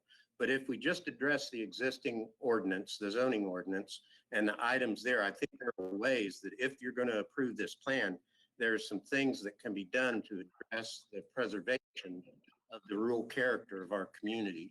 And this diminishing of the open space from 300 to 210 was done on the basis of submission of a landscape plan that in my drawings, you'll see that they proposed these berms to help block the view of the new homes from the existing road. And that requires disturbing the soil and removing even additional existing tree canopy, which even the current zoning ordinance says must be preserved. So there is a substantial amount of existing tree canopy that has to be removed. The process of installing these berms is going to disturb the soil and cause additional distress on whatever tree canopy they decide to leave remaining. There are stipulations within the current zoning ordinance that require that tree canopy to be protected from that disturbance. And the implementation of those stipulations within the current zoning ordinance are going to require that those berms not be executed in a way that is feasible, I believe, to show them as they're drawn. So that's number one. Number two is the perimeter buffer along both Goosey Hill and Long Lane is supposed to be there to try and block the view of the new homes from the road fronts. However, it requires the removal of existing tree canopy that actually does block the view of those homes. So it makes no sense to me to remove existing mature tree canopy that is blocking the view and replace it with very small trees that are going to take decades to even get to the place where the current trees are blocking that view. So I would ask you to look at that landscape plan once more. I would see approach would be to leave that completely undisturbed and put additional vegetation and plant additional buffer along the proposed new road so that the blocking of the view occurs at that road front rather than across Long Lane and Goosey Hill. Thirdly, and I wish you could see the pictures that I submitted, September rain event that occurred on that property and on my property created seasonal flooding that occurs every year. I was able to capture that and photos of that. And this creates flooding on my property because the culvert, 36-inch culvert under Goosey Hill Lane, under Goosey Hill Road, is unable to carry that amount of water. It goes completely full. The water goes over the road and onto the Duquette property. And if you look at the plat, it crosses the cul-de-sac. Oh, okay. Thank you very much. Mike Grant. Hi, good evening. Mike Grant. I live at 4655 Everett Lane. And I'm too tall for your camera, apparently. There we are. And I've lived here for about 6 years. I moved here because of the rural character of the area. I want to talk about amenities, what these developments are doing to amenities in our area. There have been literally thousands of units of new housing that have been built east of I-65 in the past 5 years. In contrast, there have been zero new public amenities. There have been zero new soccer fields. There have been zero basketball courts. There have been zero public playgrounds constructed. There have been zero recreation centers. Nothing is getting done except for building home after home after home. So again, where are the children supposed to play? This is net negative to all of us. These developments give us traffic, crowded schools, but nothing positive in our world. I also want to say something. You all are not here to see it. You're not here to hear it. But outside this wall over here, there are tons of people and they're fired up. It's awesome. Despite the COVID concerns, despite the odd format of this meeting, they're here, they're cheering. Good to hear them. They're here to share their opposition to this development. And they represent the area. They represent the history. They represent the values. I mean, the Crowder family out there, they have their name on the, they're here. People are here. The press is here too. So the press is here. They're watching, they're reporting. People care about this. Vision 2040 was a beautiful document. We all enjoyed reading it. We want to make it mean something. So it's meant to reduce growth in the rural areas. And so far, the effect has been anything but. It's actually been setting a timeline to expedite growth in this area. We see yellow zoning signs on every large parcel right now. It's getting crazy. 128 homes is too much for this area. 5-acre zoning makes a lot of sense. We really urge you to listen to us, listen to the people, do the right thing, make Vision 2040 mean something. Thank you. David White. Good evening. I'm David White. I live at 4341 Court, Franklin. I developed Ambergate Estates in 2000, which lies within feet of the Duquette property. The development of property in Williamson County, especially in the rural areas, were not an entitled right, as I have heard lately concerning developers and builders coming into our vicinity. In 2000, the entire county road system had been studied and evaluated extensively with a color coding system established with width, alignment, shoulders, sight distance, elevation changes, and much more were taken into account. Goosey Hill Road and Long Lane were rated as Pearl Roads, which at the time were not considered equipped with capacity to handle much more development and doing well to maintain the existing capacity. We had approximately 26 acres already zoned suburban estates in Ambergate, which allowed 40,000 square foot lots. Zoned to produce approximately 26 lots, including roadway. We had an incredibly good comprehensive plan, but were only approved for 16 lots. appealed to the board with a traffic study which contained traffic counts and flow to the nearly built 840 ramp approximately a mile from our site. We could only pick up 2 more lots.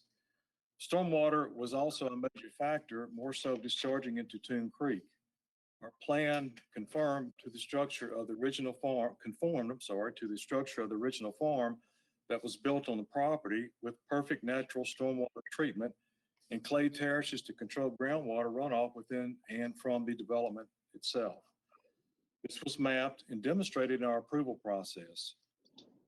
I was still charged funds in lieu in the sum of approximately $10,000 for stormwater, even though we did not impact Toon Creek. In relation to my experience in land development and building, and more so with my past dealings with Williamson County, I fear this Duquette development will create problems that will cause hardship on this vicinity and neighborhood. The builders will be gone, their bonds expired. Even though their stormwater calculations come out of their retention basin into Toon Creek may work out on paper, the generation of groundwater coming off of the higher elevation where practically all the development homes are located, migrating to this tributary is going to impact it, as well as the Harpeth River, which already has some of the least holding time capacity of stormwater that I've seen in rivers. It floods with moderate rainfall events now. I must admit that I have been asleep at the wheel concerning development coming in around dust. However, I have now seen the new entrance to Terra Vista being built now on Long Lane, which is coming out at the top of that hill with no visibility, and question what has happened to traffic policy in this county. A lot of people in the neighborhood try to avoid Long Lane now because of existing driving hazards that have been well documented and studied in the past before all this new development. The present zoning of the Duquette property is based on the preservation of the rural setting in the area. We, the people of this vicinity, are a good, respectable, peace-loving group of taxpayers that contribute significantly to the community and the county as a whole. Okay. Thank you for your time. Thank you. Doug and Carmen Brown. Hello. Oh, it's very tall. Okay. Hi, Carmen and Doug Brown with our 2 kids. We had no childcare tonight, so we live currently at 155 Creekstone Boulevard in Franklin. We are building at 5038 Waterleaf Drive. I was raised on a farm in Iowa. There I grew to love the fresh air, quiet mornings, and the connection to nature. Rural life is idyllic. The reason I fell in love with Franklin almost 20 years ago and why we decided to move here was because of how quaint it was and how it honored the rural way of life, but yet had access to modern amenities. More and more, the modern has taken over and the rural is being pushed aside here. Space. The margin in our lives doesn't just happen. We have to make it. We have to be intentional, which is why our family decided to leave suburbia for the countryside of Goosey Hill, where we have been building a home for 2 years. For the creek in our backyard that allows my boys sensory play, for less video games and more tree houses, for more deep breaths and less exasperating breaths. I know the value of country life. Everyone here knows the value of country life. That's what we're fighting for. I experienced it growing up and I want that for my kids. So many of us do. That is why I'm here. We are devastated about the huge Duquette subdivision that is slated to be behind our new little piece of the country in Waterleaf. More than that, I'm fighting for Franklin and for Paytonsville. What made this area unique and special has begun to overpopulation and crowding at our sweet festivals and town activities, so much so that our family rarely attends. Less pastures and green space on our drive to work, more cookie cutter homes, and more standstill traffic. Please consider putting a halt to these mass housing projects. And although it seems the official zoning decision was postponed due to COVID-19, we hope you honor your constituents' wishes that we increase the minimum acres required for a unit from 1 to 5 acres. Tonight, we, the community, have made our voices heard. We hope that you hear us and join us. We must fight to keep parts of Franklin rural and unique. Thank you. Thank you. That concludes the speakers for the public hearing. Go back to planning commission discussion. Anyone like to make a comment or a thought?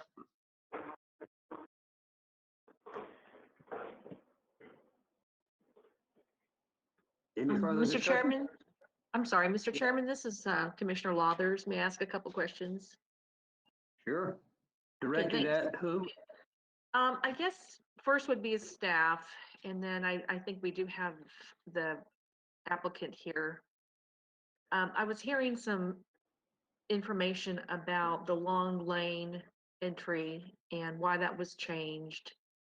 I heard a couple other things. Could staff just let us know, based on the public information that's been presented, have there been attempts to resolve any of those issues? I've even heard a request for a four-way stop at Crowder, a 30 miles per hour. I'm hearing very logical asks from people who live in the immediate area. Could staff advise if any of those specific asks have been looked at, please? Thank you.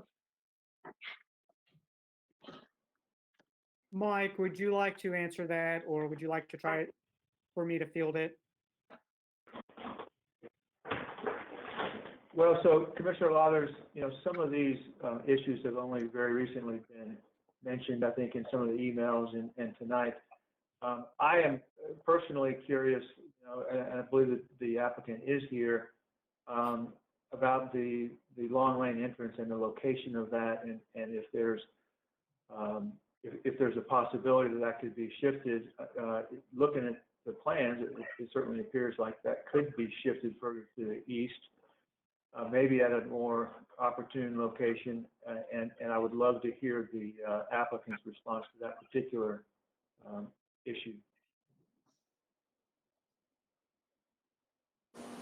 Thanks, Mike. And can you also, for the record, please indicate that this application was in process prior to the approval of Comprehensive Plan 2040? Is that correct? So Commissioner Lathers, I think you had asked me about that recently. I went back and looked and determined that the first meeting that our staff had with them was back in, I believe it was in January of this year. Okay, thank you, Mike. Anyone else?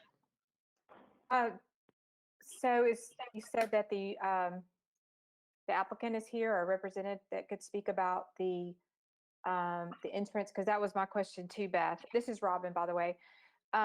Why it was moved. Also, I'd like him to speak on the two different turning lanes, the left turning lane into the development, because I'm still stuck on that. I think these are two really busy roads with an elementary school, Terra Vista down the road on Long Lane. You've got right into the city of Franklin. There's the crest right around the corner that the Jones Company's putting in.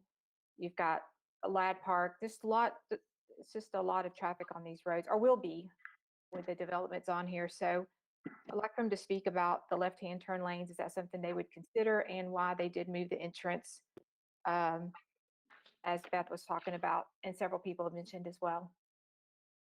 Mike, do you know if the applicant is here? Yes, the applicant is here. This is Jay Jose with Signature Homes, and I'm happy to answer any of those questions. Have at it. All right. So, Mrs. Baldry, you just asked a couple of questions. I'll start there. So I apologize if I missed a couple of these. But one of the things that we pride ourselves on is creating great communities that are different than most, and we certainly like to use the existing environment, architecture that are in the communities and really enhance those. And we believe that we put together a plan that does that. We also want to do what's right for the community. And, as was mentioned earlier, the traffic study was done. Actually, counts were done at 3 separate occasions, just to make sure that we were continuing to capture as much of the accurate information as possible. And the most recent one was done in September, just so that we could just capture things as they are evolving in this time frame. The traffic warrant itself did not indicate any types of improvements that were needed. However, we did work with staff to at their request to add a couple of right turn lanes. You know, I've listened to all the comments tonight and certainly can appreciate, you know, the concerns that the neighbors have and that you have in this area, and also Ms. Rose as well. Left turn lanes, you know, that's something that I think enhances the community and the area, and we would not be opposed to doing that, you know, for this particular project at both entrances of Crowder, or I'm sorry, at Gosi Hill at the Crowder intersection, as well as the entrance on Long Lane. Is that a commitment? John, this is Robin again. I think the other question, and thank you so much. The other question was, why was the entrance initially moved on Long Lane? To answer that question, we when we first submitted the concept plan, you know, we had encroached, you know, unintendedly upon the required buffer, and when the staff brought that to our attention, you know, that was what really related to the first deferral. So we went back to the drawing board and adjusted our plan, and, you know, to create somewhat of an efficient road system. That's the way, you know, that required that Long Lane entrance to move westwardly.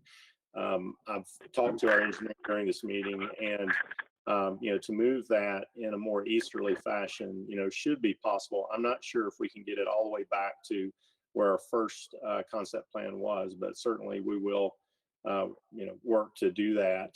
You know, as it stands tonight, you know, right now it does meet the requirements of site distances and things like that, but I can understand and appreciate your concern. And Mr. Lackey, I did, so that is a commitment to do those turn lanes, left turn lanes on Gosi and Long Lane. Thank you, sir. Anyone else? So this is Sammy McCoy. I just wanted to ask one question, or one point there on that Long Lane entrance. Just keep in mind, or I just want others to remember too, if you're benefit of sitting at my house and looking at Google Street View is we don't want to go too far south and go right through the middle of all those trees that you're working to preserve there. Yes, so sir. if you do that further south, you know, just take those into consideration, because there's a nice gathering of trees there that would be nice to miss if you do move that further to the east. That's correct.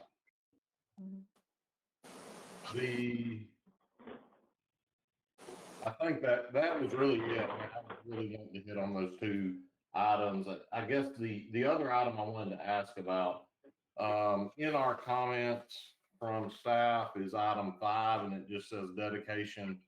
And this is in the back, on the back page, item 5. It says dedication of additional 15 feet of right of way for a distance of 200 feet along Long Lane and Gosi Hill Road from the intersection of said road.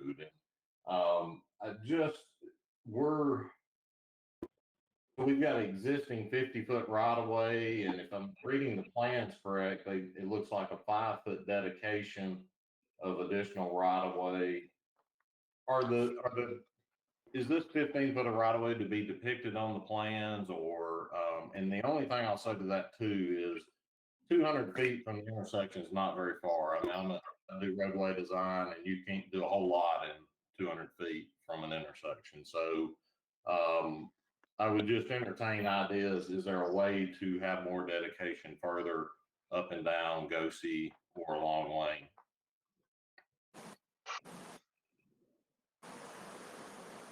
Commissioner McCoy, the 200 feet of additional right-of-way came from the letter from the county's highway department's engineer. That's where that figure came from. And this is Mike Madison. Let me just jump in for just a second. You know, Aaron's right, that figure did come from there. That doesn't mean though that if you feel a need, you couldn't ask for that dedication to go further than 200 feet. The other point or question that you had that I'd like to address has to do with the depiction of that additional right-of-way. And we don't anticipate that would be depicted on this concept plan, but it's going to be made a condition of approval. And so subsequent submittals at preliminary and final plat would need to depict that additional right-of-way.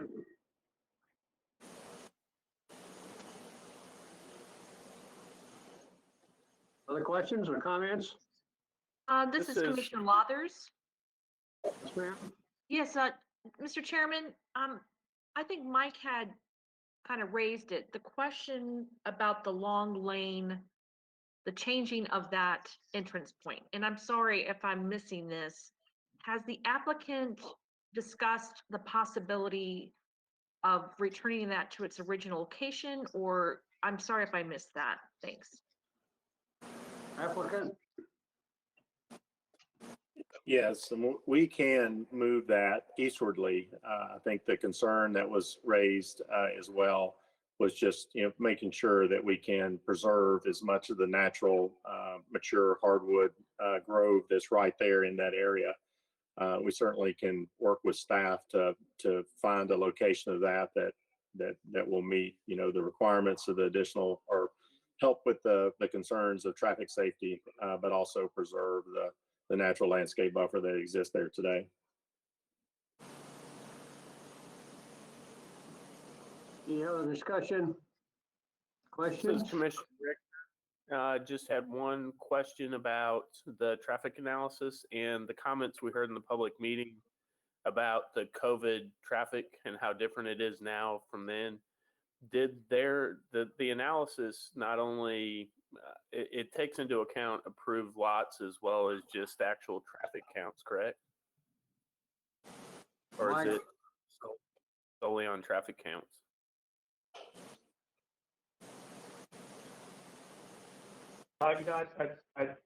What they were required to do was an intersection analysis that included the turn lane warrants. And I think Floyd, please jump in, or Jay, the applicant. But my understanding is those turn lane warrants were based on not only counting traffic recently and making some adjustments based on COVID that were concurred with by the county's engineer, but also taking into account traffic growth for those locations. And again, either Floyd or Mr. Jose, please jump in or correct me if I'm misstating that. And if it was prorated with some considerations for COVID, I feel a lot more comfortable. So. This is Floyd. I don't recall specifically how that was adjusted, but I thought our conversation with the highway department's engineer was that it was going to look at the overall volumes. Ryan, are you on the call? Do you remember how that got adjusted? I am. We actually done traffic counts way early in the year, and then we actually adjusted them once again last month. We don't only just look at traffic counts today. We look at all the future subdivisions that are approved and those traffic counts that will happen over the next 10, 15, 20 years. So it's not just what counts they are today. I'm sorry, can you identify who was just I'm speaking? sorry. Yeah, Ryan Lovelace. I'm with Civil Site Design. We're the engineers on the project. I apologize. Floyd and Ryan, thank you, and hopefully that clears some things up too for some of the members that spoke in the public hearing. So, Mike? Yes, sir. Do we have enough substantive changes to need to defer this? Or can we proceed with those changes if in fact it is approved? Well, so Chairman Lackey, we did receive a commitment from the applicant to put in left turn lanes at both site entrances. I think that should be made a condition of approval. So that would be one additional condition beyond what is in the report. I think another additional condition would be that the applicant work with staff to evaluate relocating the long lane entrance further to the east. And then the only other thing that I can think of that you may want to consider including as a condition of approval, I think there were some references to the speed limit, and if you feel like that would be appropriate, you can always recommend to that the county, evaluate whether the speed limit ought to be reduced on long lane. But no, sir, I feel like that. I'm sorry. I don't think there's any question about needing to look at the speed limit, but that's not something we just make, ours would be an official request to the highway department to do that? Is that what you're saying? Yeah, so the way this is the way it's been handled before in circumstances like this is that your motion to approve it wouldn't include that because that's not really something that the planning commission has oversight onto. But I would add those other two conditions, and then you can just verbally, make the request regarding the speed limit, and that'll get conveyed through the proper channels. Okay. Any other discussion? Mr. Chairman, this is Don Trohan. In order to vote on this item, I would feel more comfortable from what we've been told if we could see what was actually done before we voted on it. That's why I asked about a deferment, Don. We Mr. can Chairman. defer it for- Mr. Chairman, this is Christy Ransom. If Yeah. you are, the applicant would have to consent to a deferral. Otherwise, you're getting beyond your 60 days and you're auto approved. So you're going to need to either vote it up or down tonight unless the applicant consents to a deferral to the next meeting. Jay? Well, Is that the applicant's rep's name?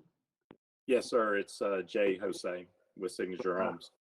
You have a comment or a thought? I mean, certainly my thoughts is that the left turn lanes on Gosi Hill and Long Lane are in my mind, are pretty self-explanatory when it comes to those road improvements and should, and we certainly would be comfortable with that as a condition of approval. And moving the Long Lane entrance, certainly it meets the requirements of the ordinance as it is today. Certainly we would ask or like for the planning commission to consider that it does do that and allow us to work in good faith with the planning department, the planning staff, to move that. We have a long-standing relationship with the planning staff and with Williamson County and developing communities and being very cooperative and certainly doing the right thing. And that's certainly our intent as we move forward to be good citizens of this county. And so I hesitate to ask for a deferral because I believe we've more than met all the requirements and then some. So I guess where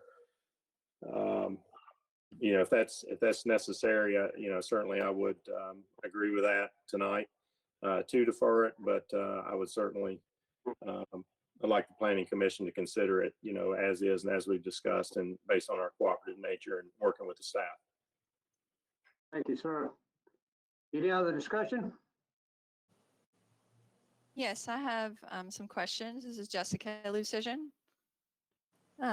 One question has to do with Long Lane and Gosi Hill and the intersection. I know we're saying that this developer would need to dedicate right-of-way there for the realignment, but it seems like it would be appropriate to also have them fund those roadway improvements because that intersection we know needs changing, and adding this number of houses at this location seems like it would necessitate that. So can we get information on how that works? And then I have other questions. Mike, can you answer that?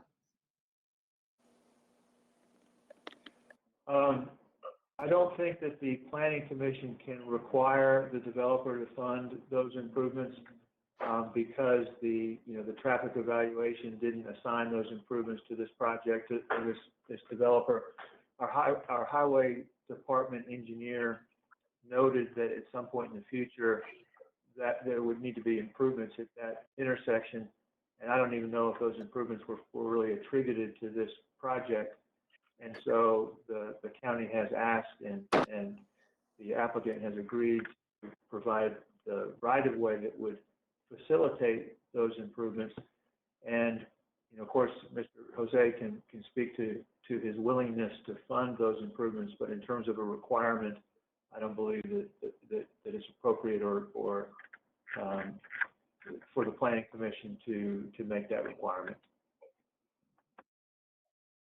Okay, yeah, I just wasn't sure how that worked. This is Jessica again. My other question has to do with the buffer along Goosey Hill Road. In the public hearing, we heard a lot from people about rural character and wanting to, have things develop more in alignment with the land use plan that was adopted back in March. And so I'm wondering if we have the ability to say we want the 350-foot open space buffer like they're doing on Long Lane to also happen along Goosey Hill. And that would allow those existing trees to remain and kind of preserve that, more rural look from the outside anyway. So is that a possibility, or how does that work? I think that's very similar to your allows for that reduction in open space with certain criteria being met, which they've met. So I think that would not be something that the Planning Commission could require, because what they're proposing does meet the requirements of the zoning ordinance. It would be on the applicant to agree to make those kind of choices.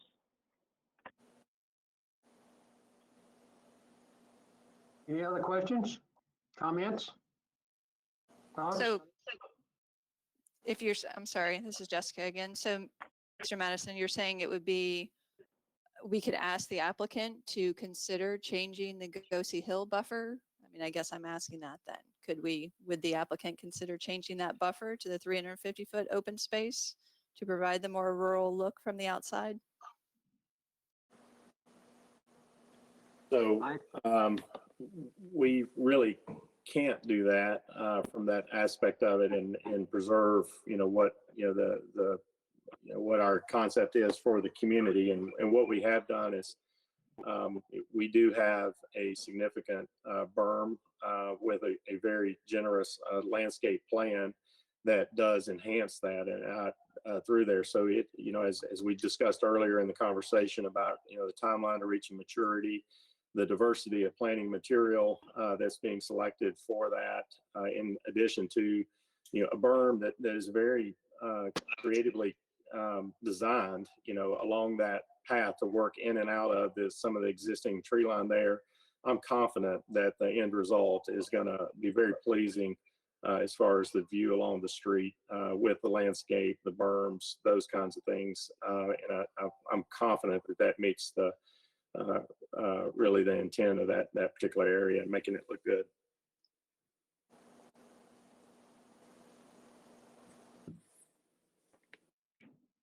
Anyone else?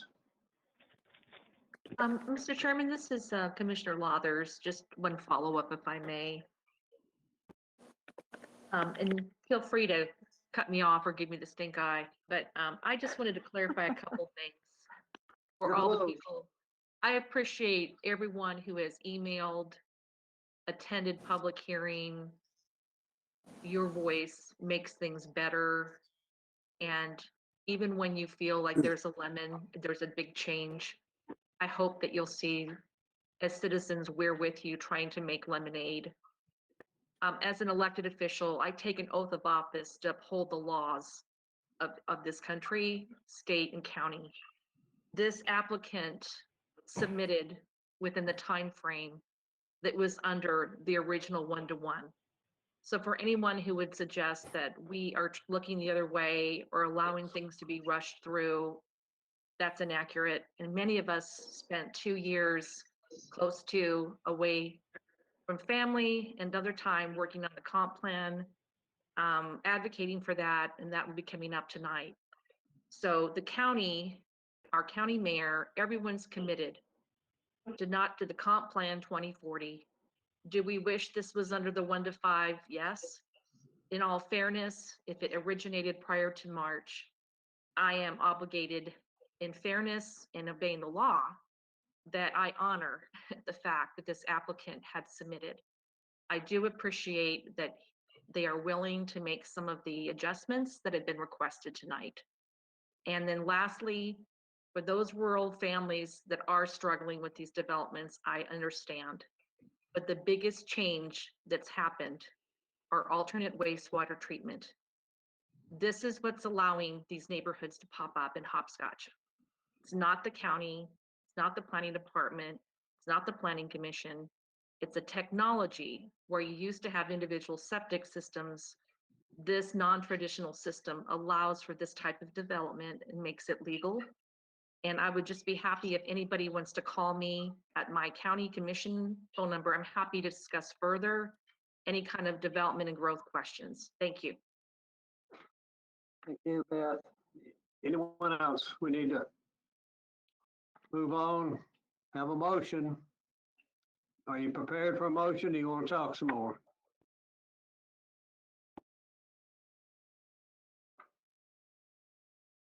Did they unplug my computer?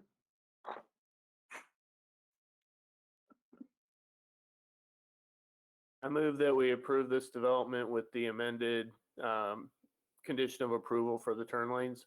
This Commissioner Richter. I'm sorry. Who was that, please? That was Commissioner Richter. Thank you. I didn't hear that. We have a motion. John, can we add in the second one about moving the entrance to the east as much as we can without disturbing the current landscaping? Add to that. With the approval of the motion maker, yes. Motion maker? Absolutely. I move that we add that to it as well. And I'll second it. It's Robin. Motion made and seconded. Any further discussion? This is Mike Madison. Sir, this is Mike Madison. Just real quickly, Commissioner Richter, did your motion include the left turn lanes on both side entrances? Yes, sir. Okay, thank you.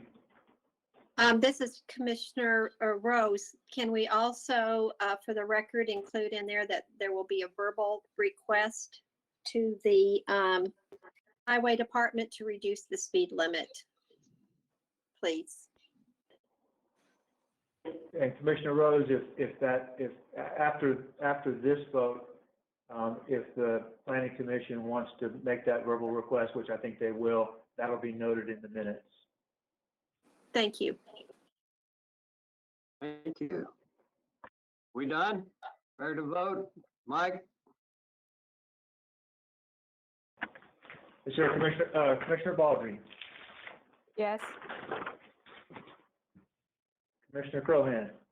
No. Commissioner Hatcher. She's recused. Oh, thank you. Commissioner Lathers. Yes. Commissioner Lucian. No. Commissioner McCord. Yes. Commissioner McCoy. Yes. Commissioner Richter. Yes. Commissioner Rose. Yes. Commissioner Sanders. Yes. And Chairman Lackey. Yes. Motion carries. Thank you. Continuing on our agenda, if I can find it.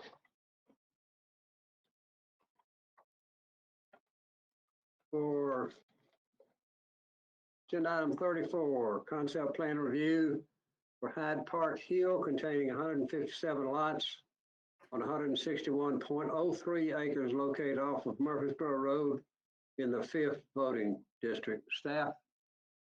This is Aaron Holmes. Thank you, Mr. Chairman.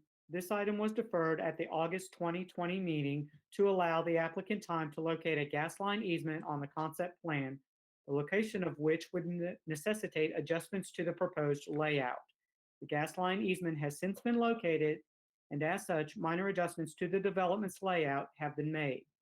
At the September 2020 meeting, and based upon the recommendation of the county attorney, this item was deferred a second time in order to advertise the reopening of the public hearing. The reopening of the public hearing has since been advertised.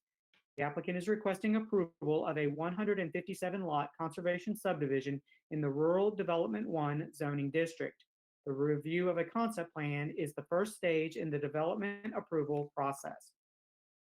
The subject property totals 161.03 acres and is located on Murfreesboro Road, approximately 3/10 of a mile east of the intersection of Murfreesboro Road and Wilson Pike. The Kings Chapel Development and Sycamore Farms Event Center adjoins the property to the east. The site contains a number of natural resources, including moderate and very steep slopes, a stream, floodplain, and areas of woodlands. Approximately 42% of the site is covered in tree canopy. The required 350-foot open space strip parallel to Murfreesboro Road and the required 150-foot open space strip around the perimeter of the property have been provided. The proposed development consists of 157 lots, which range in size from approximately 10,000 square feet to approximately 20,500 square feet. The overall density is 0.97 dwelling units per acre. 68% of the site will be preserved in open space and 69% of the existing tree canopy will be retained. The roads within this development will be private. It should be noted that private roads and gated communities are now allowable pursuant to the text amendment recommended by this body at the November 2019 meeting and adopted by the County Commission in January of 2020. Traffic impact analysis was conducted by the applicant and reviewed by the county's traffic consultant. Because a contract for the Highway 96 widening project has now been let, the TIA uses the capacity of the future 5-lane section in the analysis, which is permitted based upon section 19.06 of the zoning ordinance. That zoning ordinance provision also states that the completion of the roadway project must precede the completion of the development. The TDOT contract specifies a project duration of 4 years. In order to align the pace of the development with the projected pace of the roadway project, the county's traffic engineering consultant is recommending that the county only approve final plats for 25% of the total number of lots per year. This equates to 39 lots per year. Should the TDOT roadway project schedule be altered, the number of lots allowed to be final platted may be adjusted to account for such alteration in completion schedule. Access to the proposed development will be provided from 2 entrances from Murfreesboro Road. And both a left and right turn lane are to be constructed at the easternmost entrance. Within the development, the applicant is requesting a right-of-way width of 40 feet in order to locate sidewalks outside of the right-of-way and a design speed of 25 miles per hour for internal roadway. Staff is in support of these requests. Water service will be provided by Millcrofton Utility District. Wastewater will be handled via a non-traditional wastewater treatment and disposal system for which a revised site plan was approved at the August 2019 meeting to accommodate the capacity of this additional development. The current STEG collection system will continue to be utilized, but the existing sand filter treatment area will be abandoned and replaced with an AXMAX treatment system. An amended draft state operating permit has been issued by TDEC for the proposed system. A revised design development report was prepared by the applicant and submitted to the county.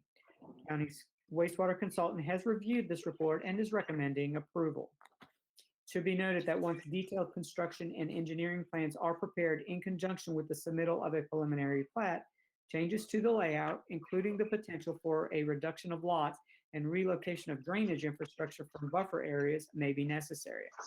A landscaping plan will also be required. Staff recommends approval of this concept plan along with the request for a 40-foot right-of-way width and a design speed of 25 miles per hour within the subdivision with the following conditions. The preliminary plat must address the following. Number 1, submission of roads, drainage, and erosion control plans for review and approval by the county. Number 2, construction plans for the off-site roadway improvements shall be approved by TDOT prior to the submission of the preliminary plat. Number 3, submission of water plans for review and approval by Millcrofton Utility District. Number 4, submission of the applicable construction plans for the required wastewater disposal facilities to TDEC, the county's consultant, and staff. Final plat must address the following. Prior to final plat submittal for the first section of the proposed subdivision, a zoning certificate must be obtained for the expanded portion of the Kings Chapel wastewater treatment and disposal system. Prior to the issuance of the zoning certificate, the applicant shall provide the following. A letter from TDEC indicating that said system was installed and is functioning. B, as-built drawing showing the location of all system components and a sealed certification letter from the design engineer indicating that said systems were constructed in accordance with the approved construction plans and specifications.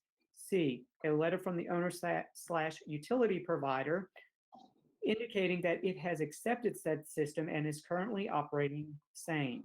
D, posting of a performance bond for the expansion of the existing disposal and treatment system in the amount of $381,600. E, posting of a performance bond for landscaping improvements in the amount of $12,400. And F, execution of performance agreements for the above referenced sureties. Number 2, no more than 39 lots may receive final plat approval per year beginning on the date of concept plan approval. This number may be adjusted based on changes to TDOT's projected completion schedule for the widening of Highway 96. Number 3, prior to consideration of final plat approval, the applicant shall submit HOA documents for review and approval by the county attorney's office. The HOA documents must be submitted with the final plat, and the approved HOA documents must be recorded concurrently with the recording of the final plat. Number 4, prior to submittal of the first final plat, all off-site roadway improvements shall be completed to the satisfaction of TDOT. Number 5, if a security gate is to be installed, a permit will need to be obtained prior to its installation, and all requirements for such gates as outlined in section 17.11 of the zoning ordinance will need to be met. Number 6, establishment of performance bonds for roads, drainage, and erosion control. Number 7, establishment of a performance bond for water improvements in favor of Mill Crofton Utility District. Number 8, establishment of a performance bond for the wastewater collection system. Number 9, submission of landscaping plans and establishment of a performance bond for landscaping. Number 10, execution of performance agreements for the above referenced sureties. Number 11, execution of a stormwater maintenance agreement and submission of an operation and maintenance plan for stormwater improvements. And number 12, submission of the approved final plat in DWG format on recordable media based on the Tennessee State Plan Coordinate System prior to signature and recording of the plat. Mr. Chairman, one additional item. We have emailed you all of the correspondence that we have received regarding this item. Thank you, sir. Counselor, we don't have any parties signed up. Do I need to open and close the public hearing? No, sir, you just noted that no one appeared to speak, and so we're all good. Good. I did have a note that Hyde Park Hill representative for the applicant would like to make a statement. Is he online? Yes, he is. Yes, sir. His name is? You George- are? George Dean. Go ahead, George. Members of the commission, again, my name's George Dean. I'm an attorney with Triune White. I'm here this evening representing the applicant. I'll just take a few moments. Really, we wanted to emphasize to the commission that my client's been working on this project for quite some time, almost 3 years. It's taken some time getting the sewer approvals, environmental and traffic studies, and of course, ultimately, the letting of the contracts for the improvements to Highway 96.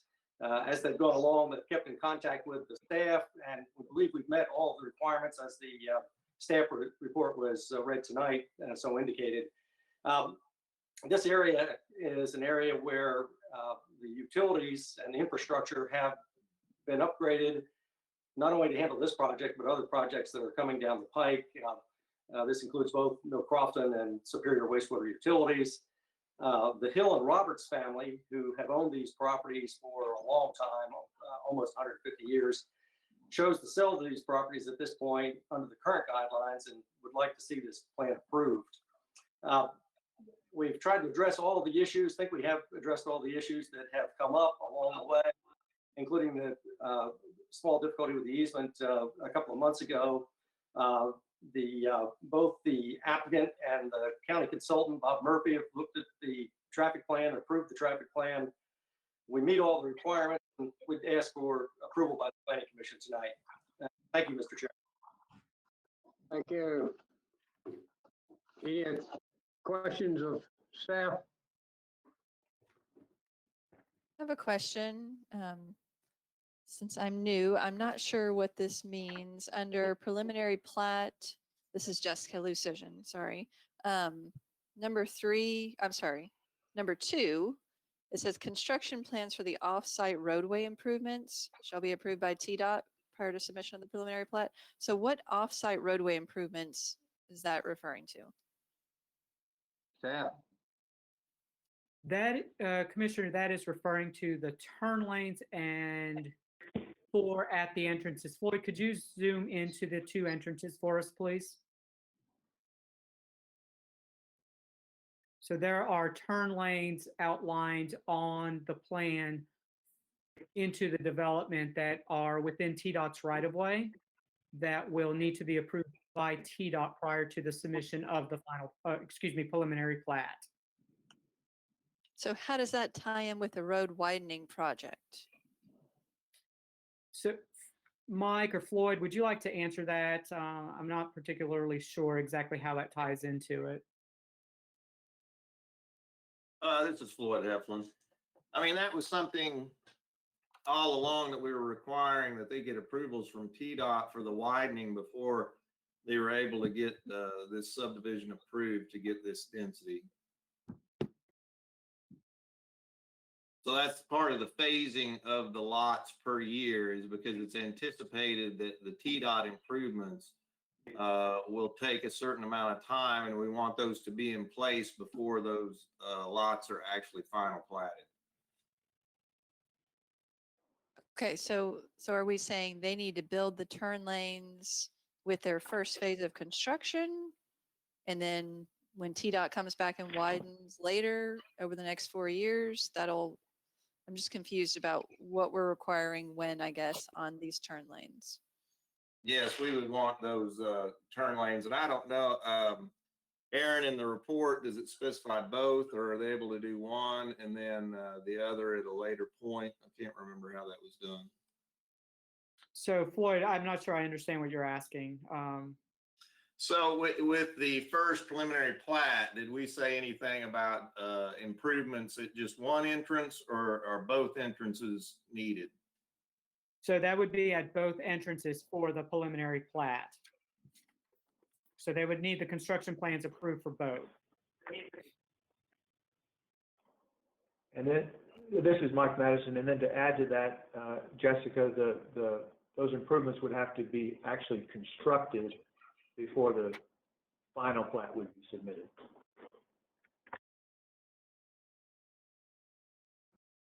But this is Commissioner McCoy. But TDOT's widening this to a 5-lane road, right? That's correct. Yes. So seems if they're building this subdivision over the next 4 years, and I don't understand why we're asking them to improve the road. The road improvements on 96 would have been for the case where they built the subdivision prior to the widening of 96, but now that we have widening of 96, you do not need 2 contractors trying to build the same road. This is Commissioner Rose. I mean, if I can jump in again. Go ahead. This is Mike Madison again. My understanding, Sammy, is that TDOT's project actually ends just to the west of this project. That's what's in this current phase that will be constructed over the next 4 years, beginning at approximately, I think, Arno, and ending just this side of Wilson Pike. So those will be kind of tied in, but in terms of TDOT building the road right in front of this project, that won't happen for some years in the future. Okay, that makes much more sense. I apologize for misunderstanding that TDOT was working right in front of this subdivision. So yeah, I mean, so based on that, then you are going to expect these turn lanes to be built in conjunction with the subdivision as you laid it out. That is correct. Yes, sir. Okay, this is Jessica Lucision again. Then I'm confused because our memo from KCI says the roadway's being improved, and so they can put in 39 lots a year, but we just said they're actually not improving the roadway in front of this property. To the property. Yeah, it is being approved, and I mean, that had to be, approved by TDOT. And so TDOT issues the permit for those turn lanes to be constructed. I'm sorry, this is Floyd Heflin, for those turn lanes to be constructed. And so we will rely on them to tell us that those are in place and to their satisfaction before we approve any lots.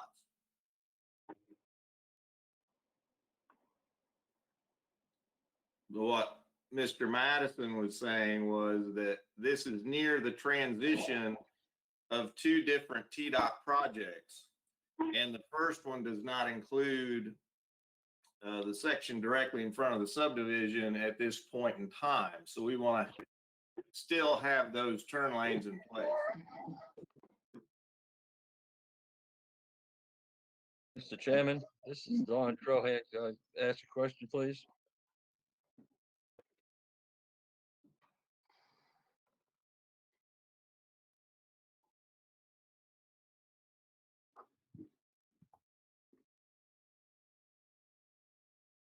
Mr. Chairman?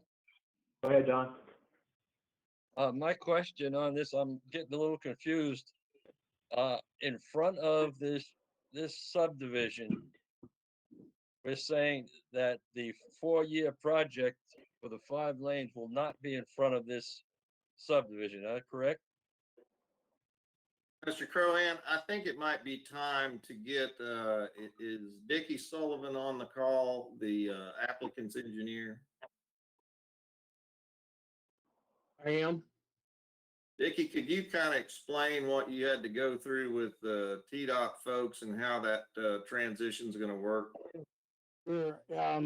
Can you hit page a little bit west? Okay. All right, stop right there. If you see where our property line is, TDOT is building 5 lanes with 12-foot shoulders right to that point. Okay, so they're building it to our site, the 5 lanes. They were planning on transitioning 5 lanes down to 2 lanes. Well, if you now go to the other side go to the other property line, if you would, there's actually a turn lane in it. You can see right here to the just right of our, zoom out just a little bit, Floyd. All right, so there's already a turn lane. So what they're doing is they were going from 5 lanes to 2 lanes back to this existing left turn lane. So it goes 5 to 2 to 3. So what we're doing is we're picking it up and we're taking the 3 lanes all the way through to this next turn lane. So it actually makes this TDOT transition very nice from 5 lanes to 2 lanes. Instead, it's going to go 5 lanes to 3 lanes. So we have access to the 5 lanes. And the main concern out on this area was down at Wilson Pike, down in that area for from a capacity standpoint, it really wasn't out at this end for capacity. So the 5 lane improvement is going to take care of all the capacity problems that this road was having.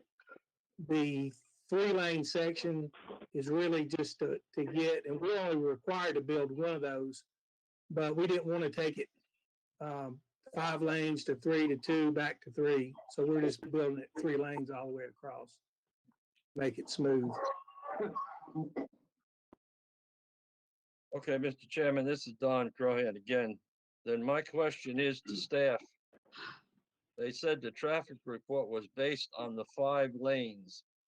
In front of this project will be 2 to 3 lanes. Why are we using the 5 lanes for a criteria for the capacity? Floyd, can I answer? Yeah, but sure. the- Go ahead. The capacity problem was not in front of this site. The capacity problem is down at the intersections at Wilson Pike and what's that other road?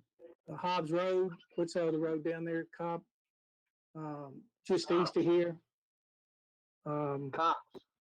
Cox Pike. That's where from a traffic study standpoint, that's where the problem was, and that's what's being fixed. The problem wasn't in front of our site. So by them taking the 5 lanes to our property and us taking 3 lanes across the front of our property, we're actually complying by the county's traffic engineer to meet the requirements of the traffic shed. But the entrance into the subdivision is at the 2 to 3 lane. It's So all what three- happened, it's- what's happening? It's all 3 lane. There's no 2. Excuse me, but what's happening down the road should have no bearing on where you're dumping your traffic out on the main road on the Highway 96. That's what I believe the capacity should be based on. If I may, this is Commissioner McCoy. So Don, they are building 2 left turn lanes into the subdivision. And then they're improving to a 3-lane section. They're improving the 2 lane to a 3 lane in front of the development. And I understand exactly what Dickie is saying. I can understand and believe that the capacity, offsite capacity, is not just looked at right in front of a subdivision. It is looked at further down the road to other intersections. And I kind of brought up some of this question. I appreciate the clarity, but I do believe they've gone above and beyond by improving 96 out in front of this subdivision to a full 3-lane section from the TDOT 5 lane all the way to the turn lane to the east. So I apologize if I started any of this confusion, but I do believe that has been more than addressed here and through this discussion. Well, I appreciate that, Sammy, but my contention still is that the capacity should be based on the 3 lanes in front of the property at this time, or the 3 lanes that's going to be there when they finish. Thank you. Commissioner Crohan, the traffic impact analysis was reviewed by our traffic consultant, and I don't know if they're on the call. It'd be unfortunate if they weren't, but I think they were maybe at an earlier date.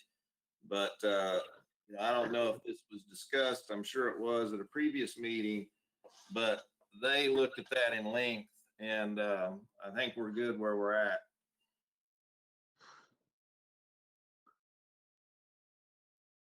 Anything else? This is Commissioner Rose, and I have a question about the security gate issue on the last page, item number 4, under the final plat. Would that be, so is this talking about something that's King's Chapel has a security gate? Is this the same kind of thing that they're talking about? Dickie, if you will answer for Commissioner Rose, please. Yes, ma'am. It would be a gate really similar to King's Chapel. And it would be set back in at least as far as the one at King's Chapel is? Yes, ma'am. Thank you. Other questions? Your motion?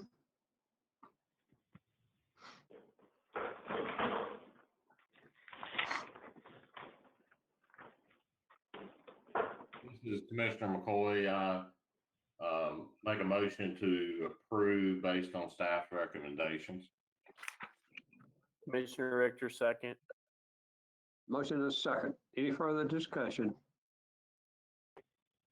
Prepare to vote. Mike, call the roll. Commissioner Baldry, Yes. Commissioner Crohan, No. Commissioner Hatcher,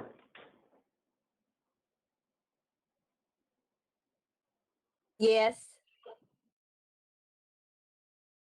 Commissioner Lathers, Yes to the prior application?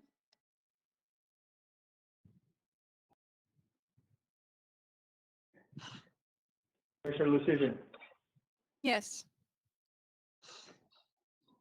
Commissioner McCord, Yes. Commissioner McCoy, Yes.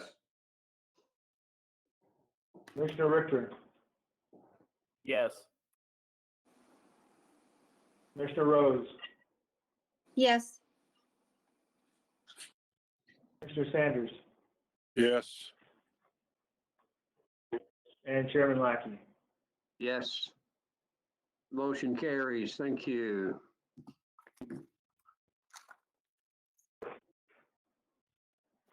As I find my agenda, we'll proceed.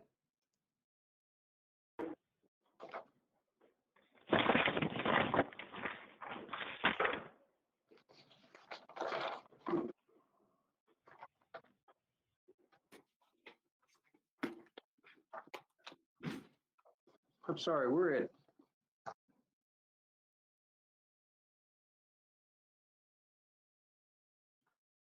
Item 36. 35, sir. I cannot. 35? I cannot find 35 in my 30. 1, 2, 3, 4, 5. Thank you. 35, amendment to the Williams County zoning ordinance regarding creation of and standards for the Triune Character Area 1, TCA-1, Triune Character Area 2, TCA-2, Triune Character Area 3, TCA-3, and Triune Character Area 4, zoning districts, and amendments to the official zoning map to apply to the Triune Character Area TCA-1, TCA-2, TCA-3, and TCA-4. Staff? Okay, thank you, Mr. Chairman. These zoning map and text amendments establish those 4 new zoning districts out in the Triune area in order to help implement the Triune Special Area Plan that was unanimously adopted by this body and unanimously endorsed by the County Commission. So just like with the larger zoning issue that's coming up next, the 1-to-1 to 1-to-5, these changes are based upon an adopted plan, and in fact, the Triune Plan, when it was adopted, became kind of a companion piece to the comprehensive plan. We had a really great planning process with the Triune community. We held many meetings at the Triune United Methodist Church. There were also numerous advisory committee meetings, and many of you actually participated in this process with us. Mike, So I'm out sorry. of the public comment, This is Commissioner Rose. I'm sorry. I need to make a statement. I'm sorry, before you go further, I was to do this before you began. But Mr. Chairman, okay. I need to state for the record that I own property that's part of the action of this item, but that this will not have a bearing on my vote. I will vote my conscience based upon the information available to the Planning Commission. And I'm sorry that I didn't get that stated before Mike started. Thank you, ma'am. Mike? Okay, thanks, Rhonda. Yeah, so continuing on, we had a ton of public comment, and out of that comment emerged some key themes, which were kind of the central ideas of the plan. The first one is to maintain rural character, much as we're trying to do with the overall change in zoning, to preserve open space, natural resources, and historic resources. Those two were particularly applicable to the area outside of the core Triune area. Also to provide an expanded array of neighborhood serving businesses and services in the core area. And by core area, I'm referring to the area around the four-way stop and then around I-840 down at Triune.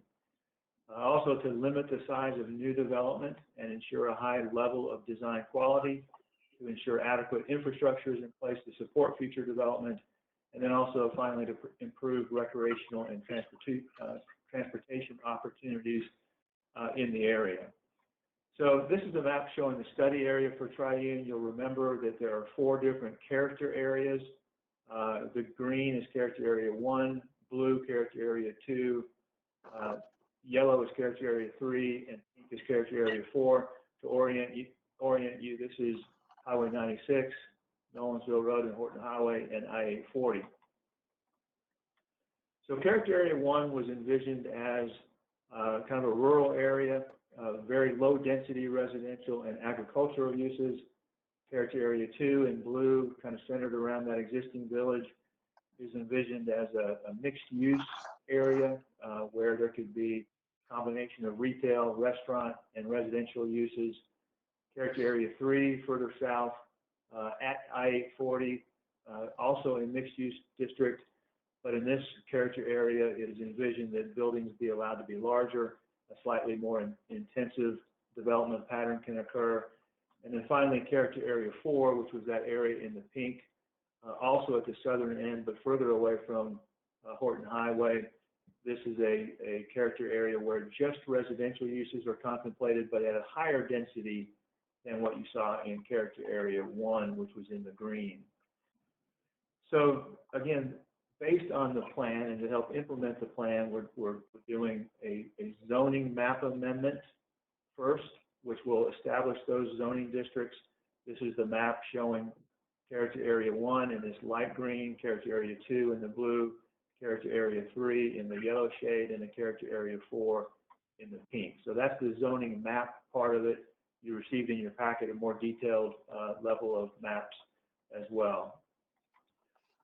So in addition to the zoning map, we're creating those zoning districts in the zoning ordinance itself, so in the book. And so each of those 4 character areas will become their own zoning district, and each of those zoning districts will have unique standards that are applicable just to them, and that's intended to implement the various plan policies that are contained therein.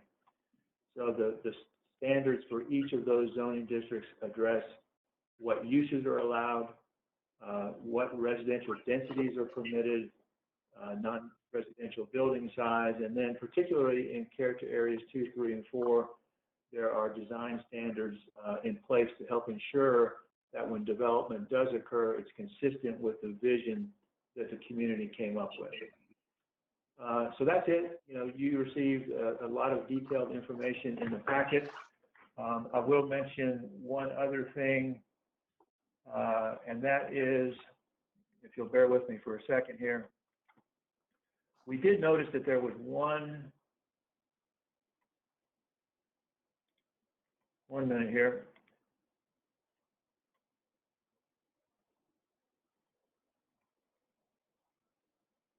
Well, I'm not getting it to come up. There was one typo in a table where the minimum lot size in the non-residential district in character area 2 was listed as 5 acres.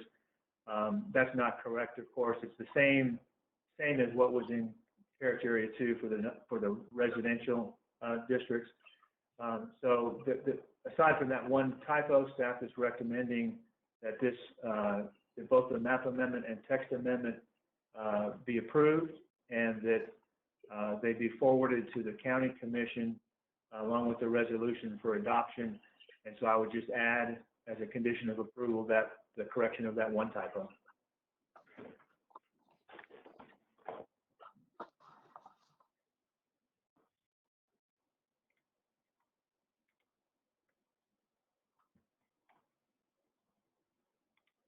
Mr. Chairman, may I move for approval with the condition of the one typo?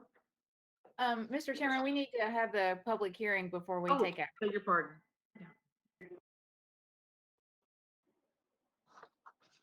And I will note that based on the number of speakers, each speaker will get their full 3 minutes on this one as well.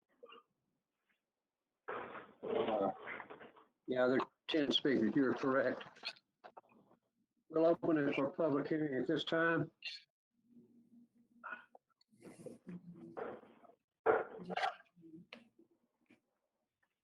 My name is Fred Johnson. Fred Johnson. Mr. Johnson, Yes. you're up. Okay. First thing I'd like to say, good evening to everyone, and thank y'all for allowing me this opportunity to be able to speak about this matter. As I stated, my name is Fred Johnson, and I am the owner and operator of C&F Meat Company. I am here to address the zoning issue at 5247 Murfreesboro Road. I feel like I was treated unfairly due to my property not being commercial. My tax card, which I've always had, I've got one here, it states that that business and the 3 acres, well, the 3 acres is commercial property. And I paid property taxes for 25 years. Commercial property is what I've paid. Now, I've been in Williamson County all my life, and I feel like I've poured a lot into the economy in Williamson County, and that business supported a lot of farmers and people. So I just want to be done fairly. And I asked the planning committee to do what's right. Let the business be what the said is for 25 years, commercial property. Thank you, sir. Thank you. Russell McDonald, He's off the list.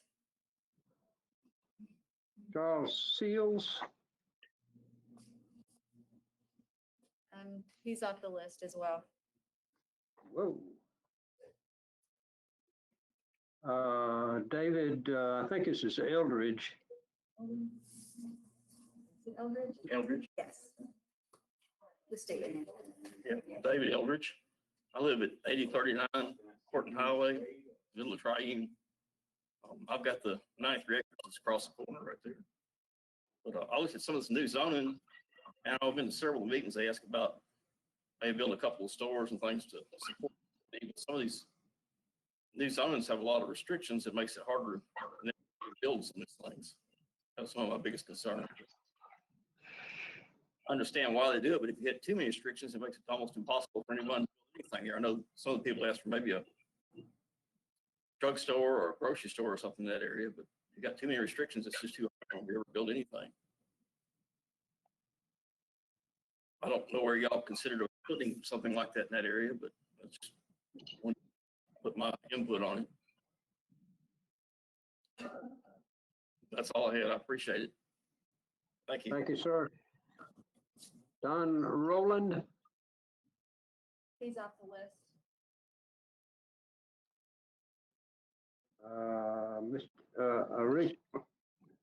Ms. Johnson,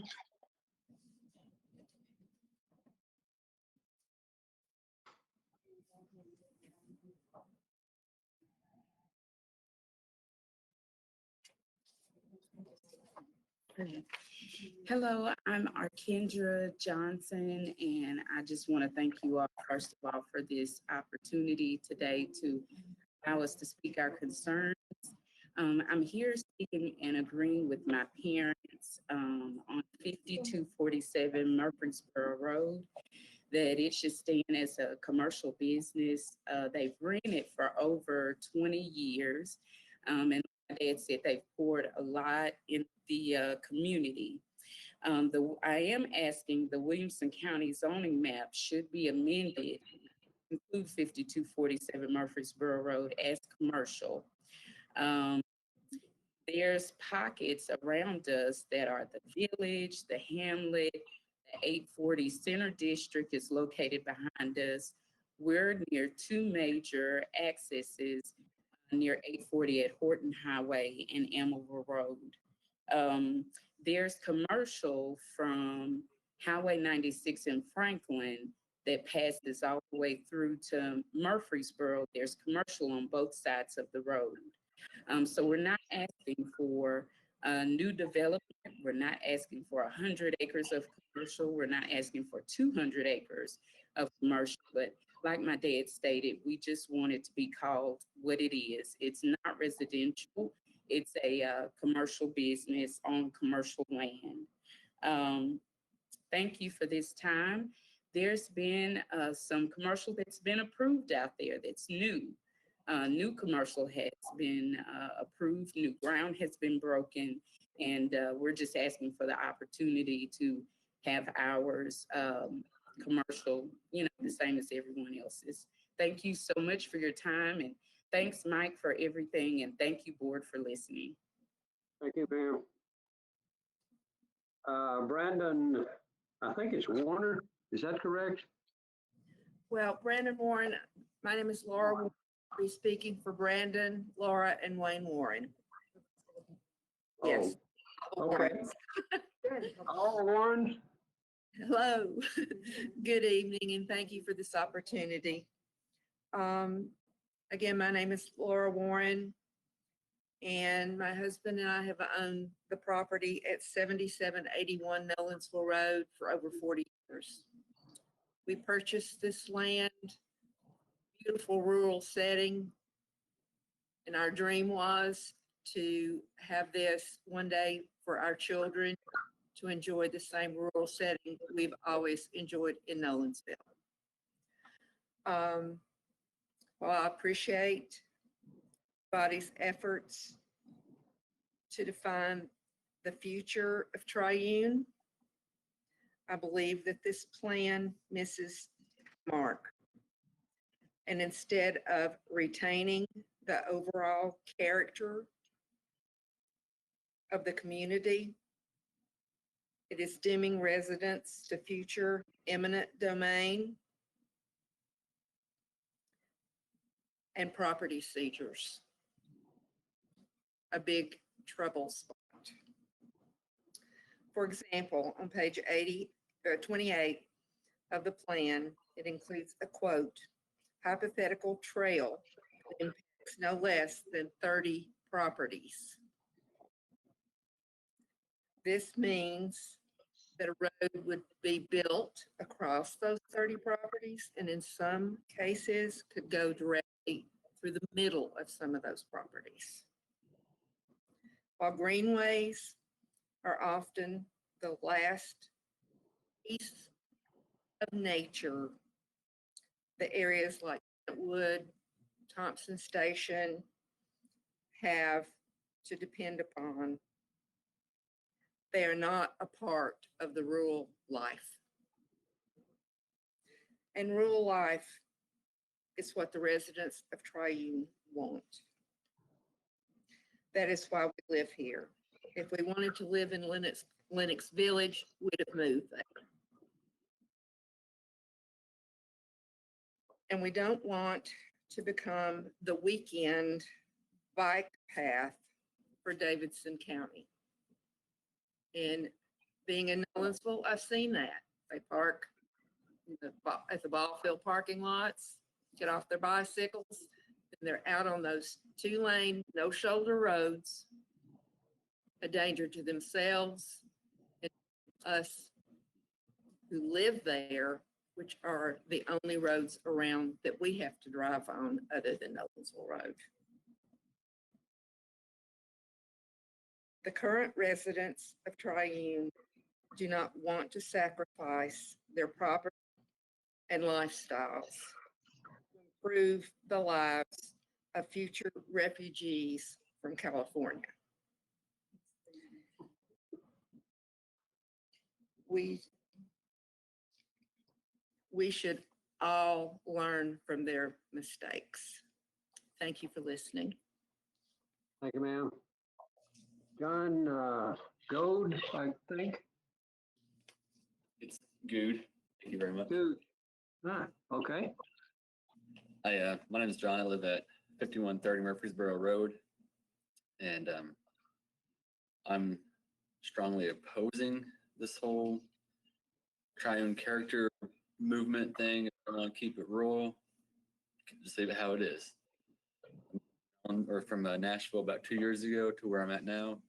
to get away from all this, building, these shops and what they're calling it. They're moving people out of their homes to put money in their pockets. And we moved out there to get away from all that. I have 2 small children, 6-year-old son, 4-year-old daughter. They love it out there where we're at. You can go outside at night. It's nice and dark. You can see all the stars. They can run anywhere they run. They can play, do anything. If we move on with this project, we're gonna move out of our house. Where we're at, we're gonna build all these shops and what have you. So in order to make this Triune community area or character area, they're taking away the rural area where we live to do this. And I strongly oppose it. I don't want it to happen. Like Ms. Warren said, if you want to live there, move to Links Village where it's already established.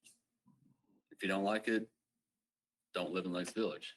Stay in Nashville, but don't take our place, our home, to make something that the people that live there don't want to have. Thank you. Thank you. That concludes the speakers for the item 35 public hearing. We'll close the public hearing at this time. Any further discussion?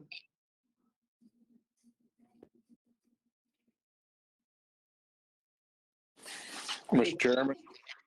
Chairman Lackey? Yes, sir. Eddie Sanders. Yes, sir.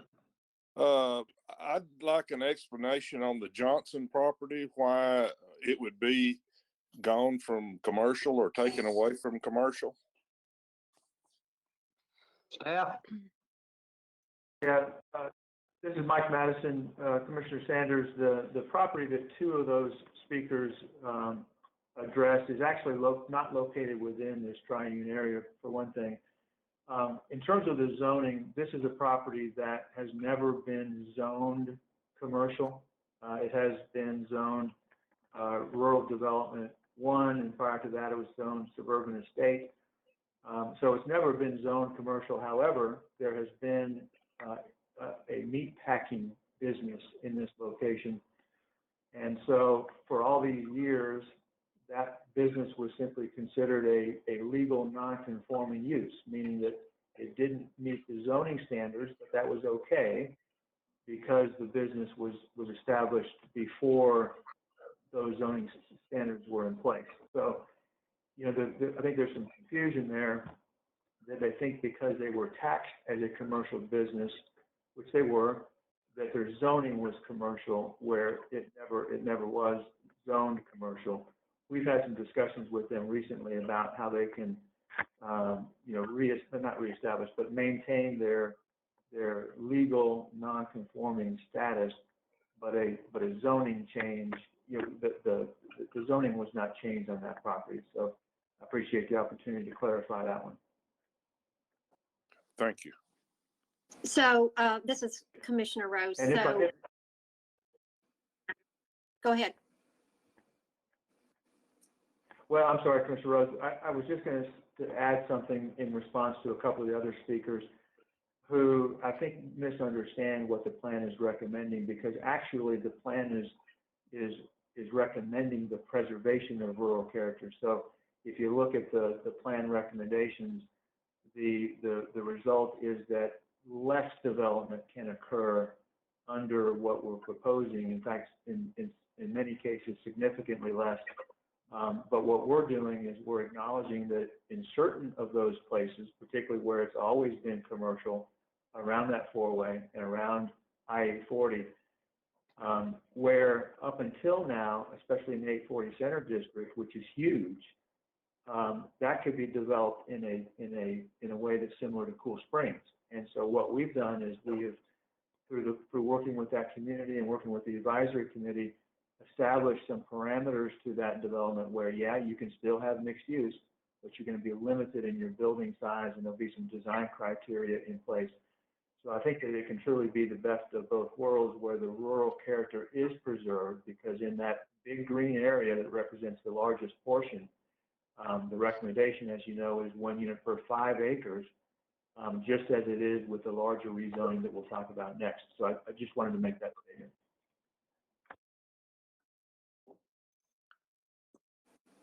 This is Commissioner Rose again. So back to the Johnson property, for us lay folks, we could say that they've been grandfathered in to where they were with the legal non-conforming use years and years ago.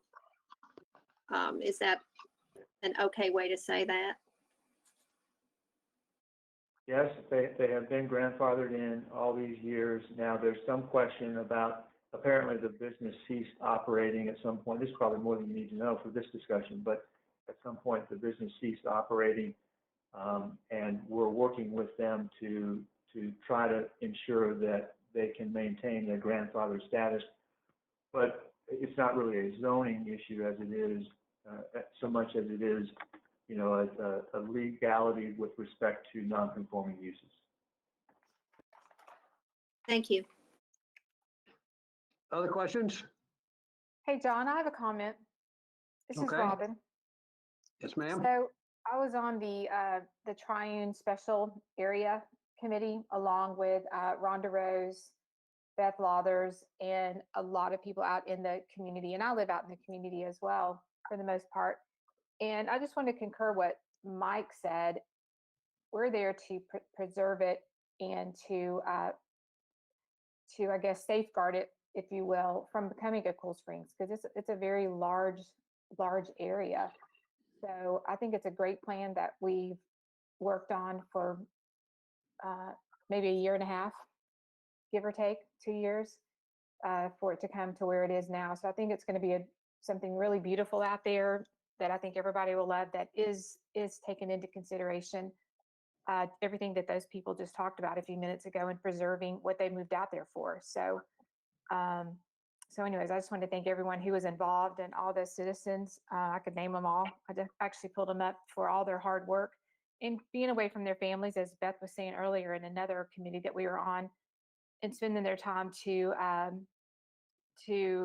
make it special and preserve it out there. So I just wanted to say thank you, and that's all. Thank you, ma'am. Anyone else? And this is Commissioner Lathers.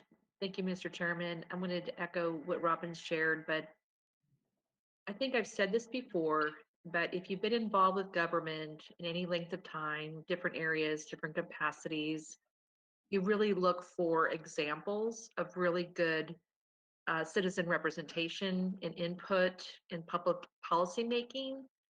And for me, observing the Triune Special Area Plan, the community coming together, so many people at the workshops participating, doing the dot exercises, Mike and Christy being there every time, they would very carefully craft and assemble all of the feedback of every single voice that attended, and everybody who wrote in and everybody who called.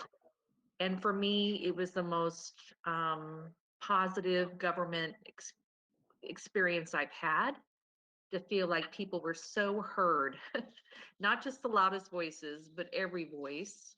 And so I do feel that that was really attempted by the entire community and reflected in this document to the best of everyone's ability. So I appreciate all that, especially staff and Christy for their professionalism and pulling it together. Thanks. Thank you. Anyone else? Their motion? Move for approval. Not second it, Second. Robin. Motion was there, I'm sorry. I had two voices then. Is there a second? I'll second it. It's Robin Baldry. Thank you. Motion made and seconded. Mike, call the roll for the vote. Commissioner Baldry, Yes. Commissioner Crohan, Yes. Commissioner Hatcher, Yes. Commissioner Lathers, Yes. Commissioner Lucian, Yes. Commissioner McCord, Yes. Commissioner McCoy, Yes. Commissioner Richter,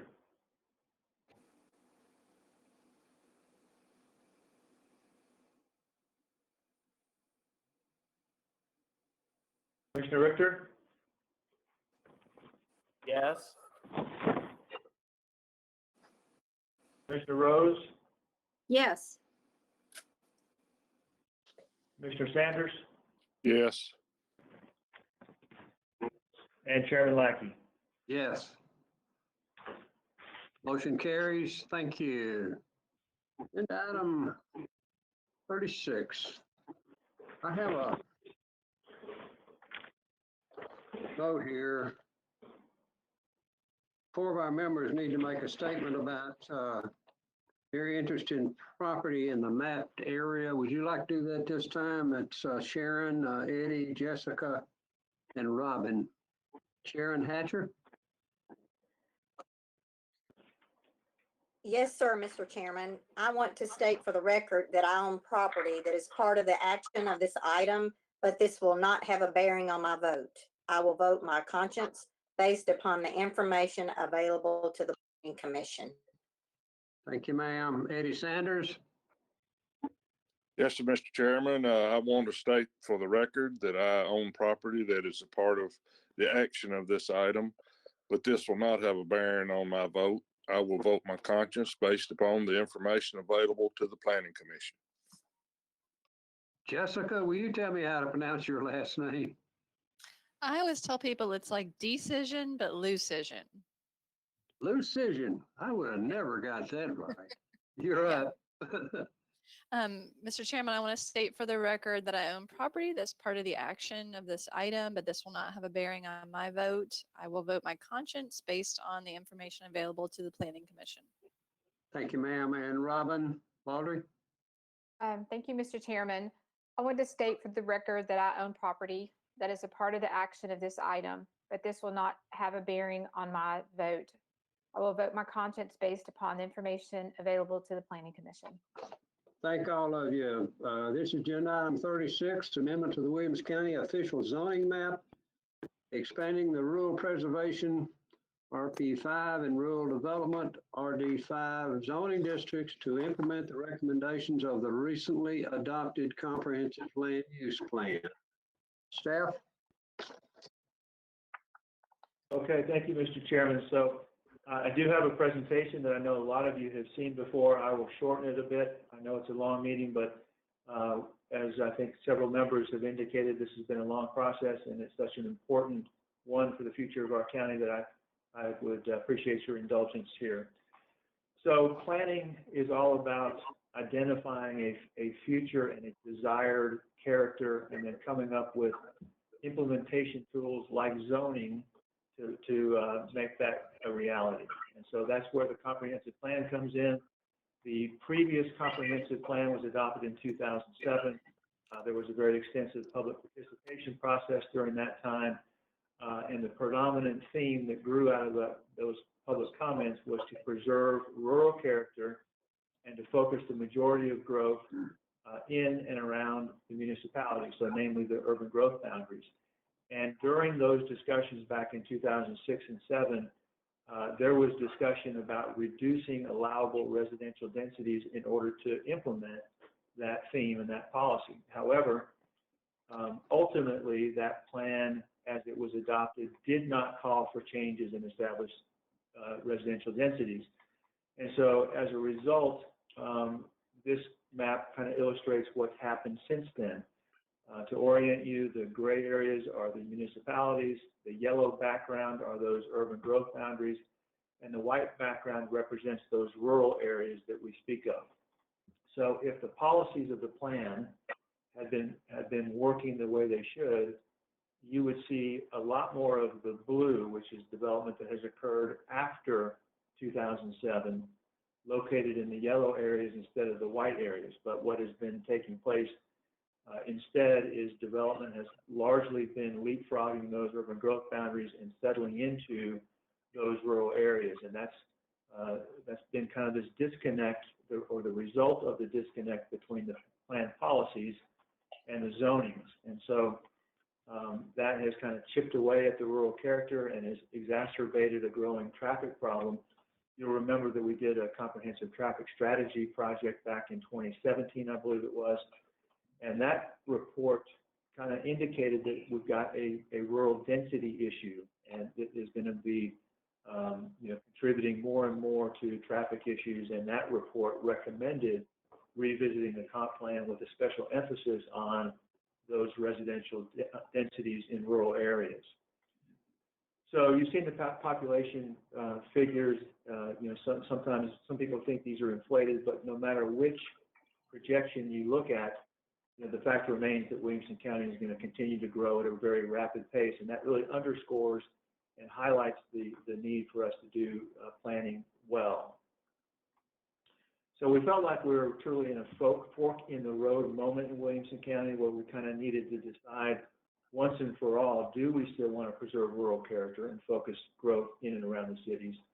Or do we want to conclude that the continuation of that more sprawling development pattern is acceptable and the previous policies about preserving rural character are no longer appropriate? So that was kind of the fundamental question that we felt like needed to be answered during the comprehensive plan update process. We did a lot of public input and a lot of outreach to the community to solicit that input. This is just a kind of a sprinkling of the kind of things that we did to get the word out. There were multiple newspaper articles. Tennessean and Herald both publicized what we were doing. There were at least 2 interviews that I did with television station. I think they were both on the 6 o'clock news, as I recall. Multiple radio interviews. We did blast emails to everyone we had in our database. There were 2 websites, the 2040 site and the county's website, that publicized things. Breakfast with the mayors, and a number of other things that I didn't list here. So that solicitation resulted in quite a bit of public participation, and what we heard from the public, frankly, was a lot of the same things that we heard back in 2007. The desire to preserve rural character and focus growth strategically. I would say we heard those voices even more strongly, I would say, during this update process in 2007. So you'll recall that we asked the consultants to prepare a couple of growth scenarios. One, business as usual, what would happen if the county continued to develop out under the existing policies?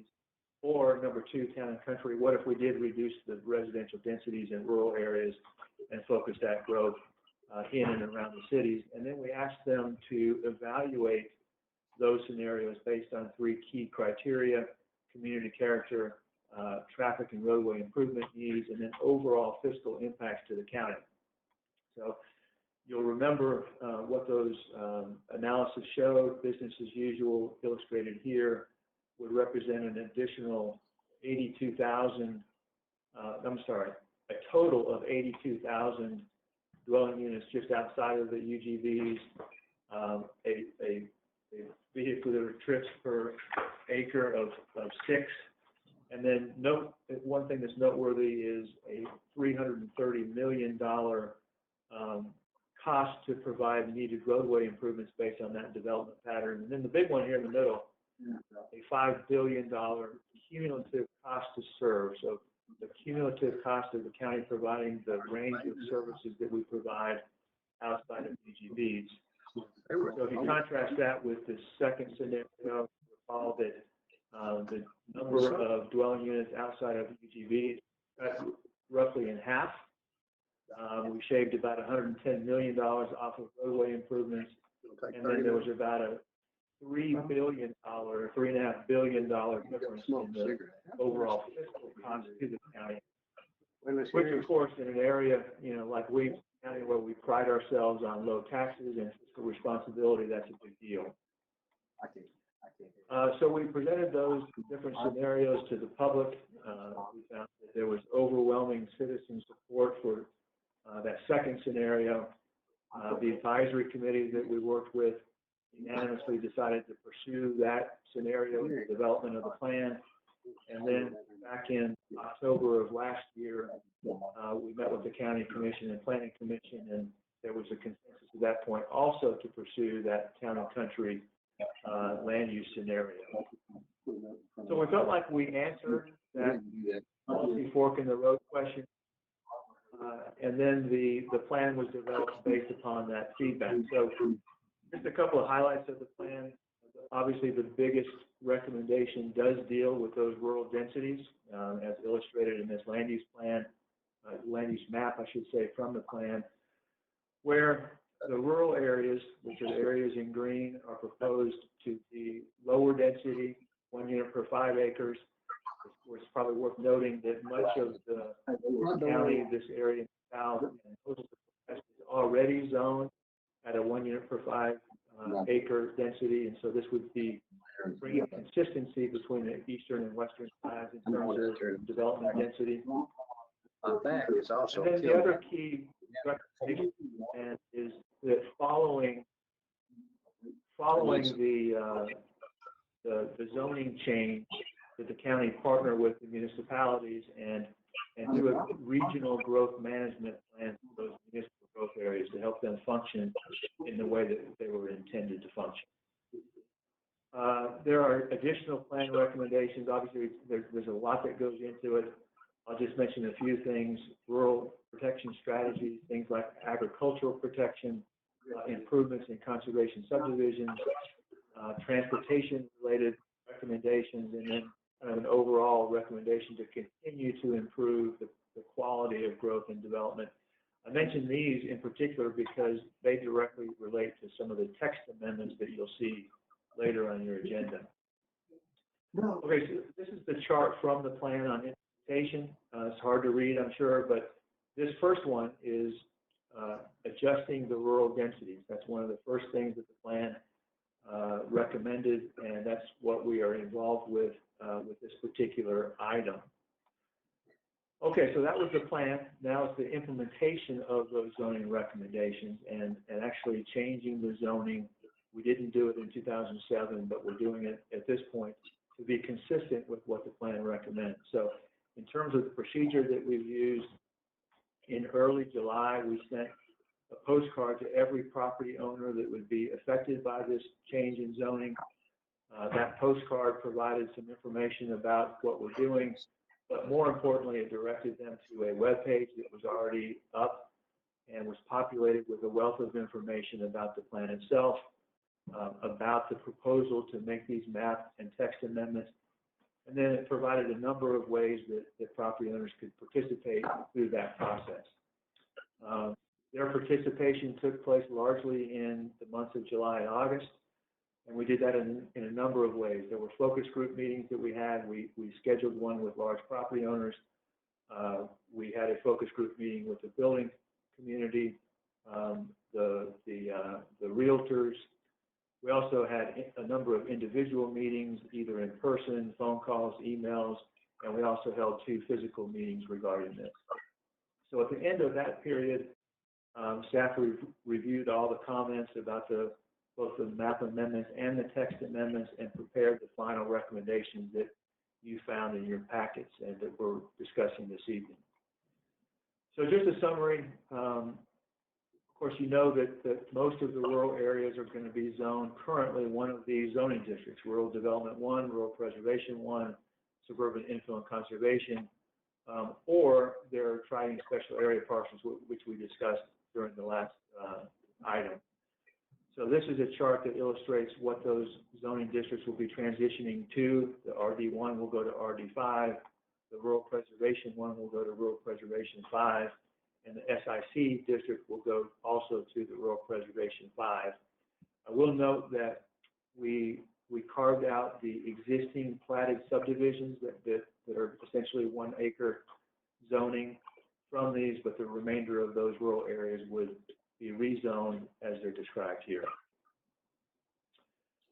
In terms of public notices for this public hearing and for the public hearing that's to take place at the county commission meetings, we once again sent postcards to not only every property owner who would be affected by these changes, but also adjacent owners to those properties that would be affected. We sent those postcards out, I believe it was in late September.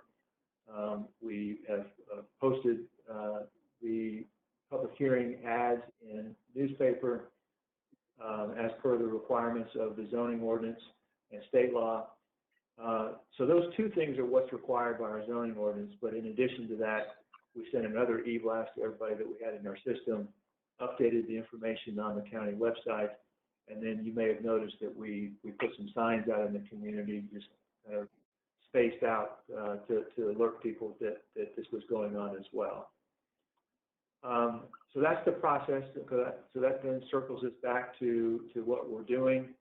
You can see the existing zoning map on the left, the proposed zoning map on the right, and you'll note that I'll note that this green area here and this green area here are both 1 unit per 5 acre zoning districts, and so you'll see that there's a lot of consistency with this proposed zoning map and with the land use plan that we saw in an earlier slide. Of course, you received much more detailed maps in your packet that showed partial information, and we emailed you even more precise information than that. So that's an overview of what we're doing. It's been a long road, but we're glad that we're here. I think some of the public hearings that you had earlier in the agenda kind of underscore the need for this change. So I'll remind you again that we are going to have the public hearing, and each participant will get 2 minutes to speak. At the end of the public hearing, or I guess I should say when the last person has spoken, we're not going to close the public meeting. At that point, we would want a motion to continue the public meeting to the special called meeting on October 27th. And Mike,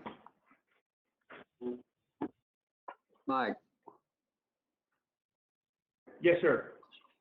you didn't say we also need to defer action until the special call meeting on the 27th. Is that correct?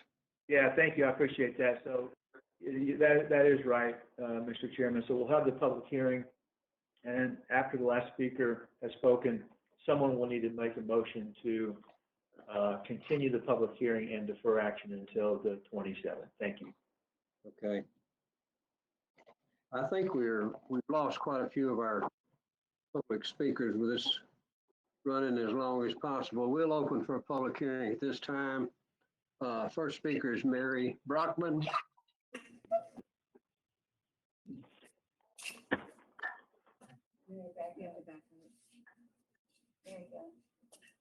Good evening. I'm Mary Brockman. I live at 1407 Old Hillsborough Road, and I may look familiar to some of you. I was a county commissioner representing District 12, for 12 years, District 9. I've served on the comprehensive plan. I've served on the steering committee. Let's just say I was compelled to come tonight because I wanted to see this through. So I've been in the trenches. I never thought I was going to be in a parking lot for 4.5 hours. There you go. I realized that you need to have another meeting to hear comments from the public. I just think it's so important for everyone to realize that I want to support the rezoning of the properties based on the comprehensive land use plan, which was included months of assessment, mapping, interviews, public meetings, research, public hearing. The result was a clear path for the future of land use in Williamson County that will allow for the best quality of life for the citizens now and in the future. Living on a 112-acre farm in the bend of the Harpeth River for the last 25 years, I have seen the negative impact of suburban growth on the landscape. As a county commissioner, I realized early on that my vote should always be based on what was best for the county and its citizens overall, not individuals, not special interest. And I believe if you really look at what we have gone through to get to this point, there is just clear overriding evidence to show that this will lead us to the best quality of life. If this county continue to receive the accolades of the best place to live, you must provide critical leadership and recognize the value of this rezoning 1 to 5, the town and country plan and zoning. We are at a pivotal moment, and this is required. Thank you so much for your endurance and your patience and your leadership.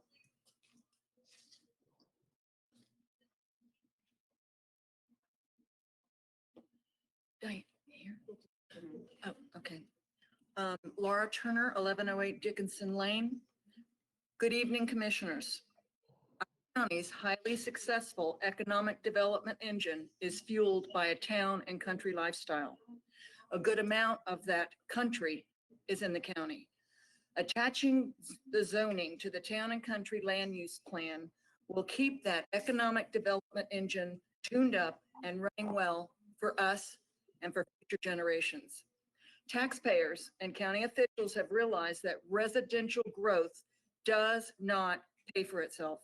Taxpayers pay for it. Growth is good has been a mantra for decades, but the quantity of that growth must be managed. Our county's treasured rural landscapes, roads, and historic resources are rapidly being lost forever to dense development. Please vote for rural preservation, not density devastation. Thank you.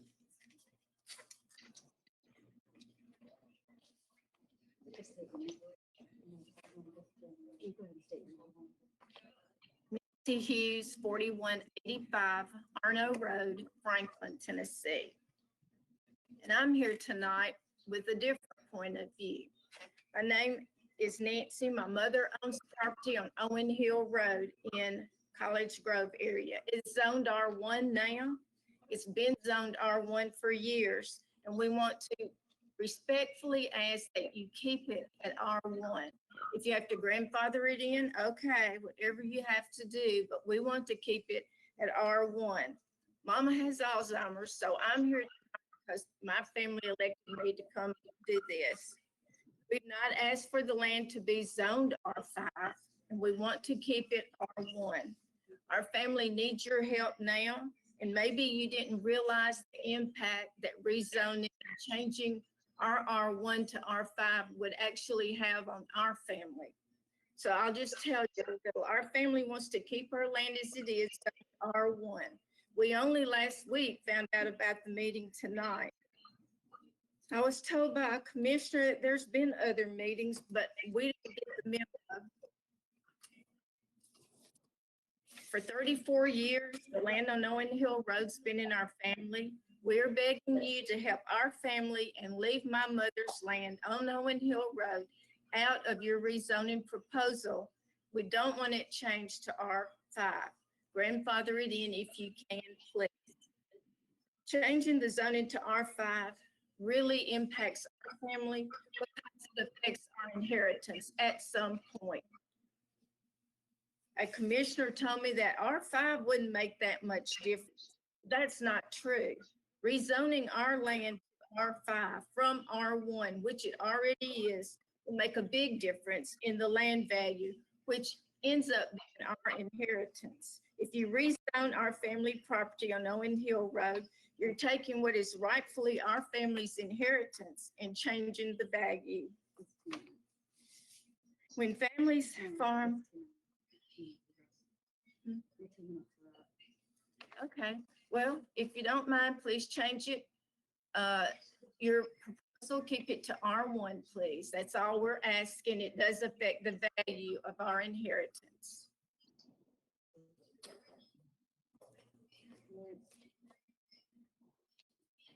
You ready for me? I'm sorry. Go ahead and state your name. Good evening. My name is Tom Reed. I'm a lawyer in Murfreesboro, but I grew up on a farm here in Williamson County. In fact, my roots run very deep here.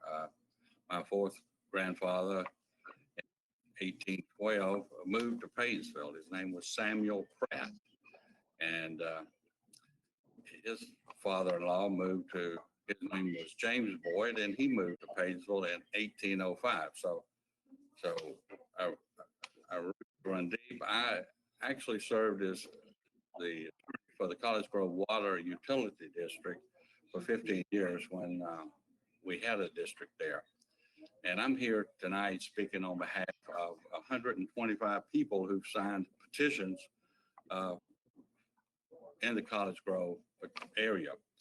What I believe College Grove got left out of serious consideration.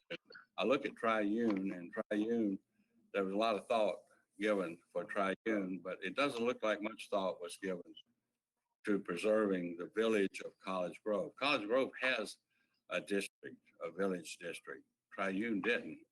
Under this proposed zoning ordinance, College Grove Village would not be allowed to grow at all. It's all 5 acres.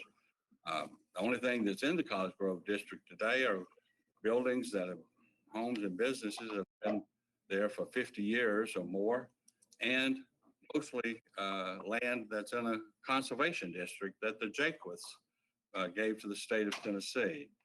I think your proposed ordinance actually runs counter with the express language for the purpose of the village district here in Williamson County. It says that the village district is to preserve and protect the unique and historic small town character of the villages found in Williamson County as identified in the Williamson County Comprehensive Land Use Plan. Okay. She called time. This is pretty unfair, really, to not give people a chance to even speak more than 2 minutes on something that's so important. There's no way that College Grove can grow as a village.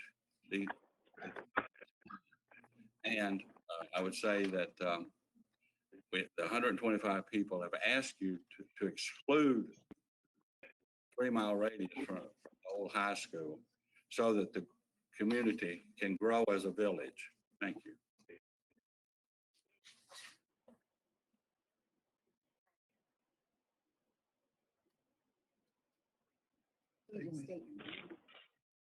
My name is Paul Clements. I live at 3726 Old Charlotte Pike. Bought the land in 1979, moved in 1981. When I moved in, it was 5 acre lots, and it was R5. 22 years ago or so, I understand it was changed. I didn't know it was changed until about 3 years ago. The neighbors, I told them, I said, you know that we now have 1 acre? And they said, no. And there was never a posting or a card in the mail or anything. So now that you're going back, that we're thinking about going back to 5, I'm all for that. I think that's very logical, but and I know we have people saying, oh, you're taking some away, but I just want it to be put back like it was in my neighborhood, which was 5 acres. You good? Just want to get all your face. Oh, why? I thought you should shut it. Anyway, please allow it to go back to the way it was. 1 was an aberration. It was always supposed to be 5, and I'm really happy that it's going to be 5 again. Thank you.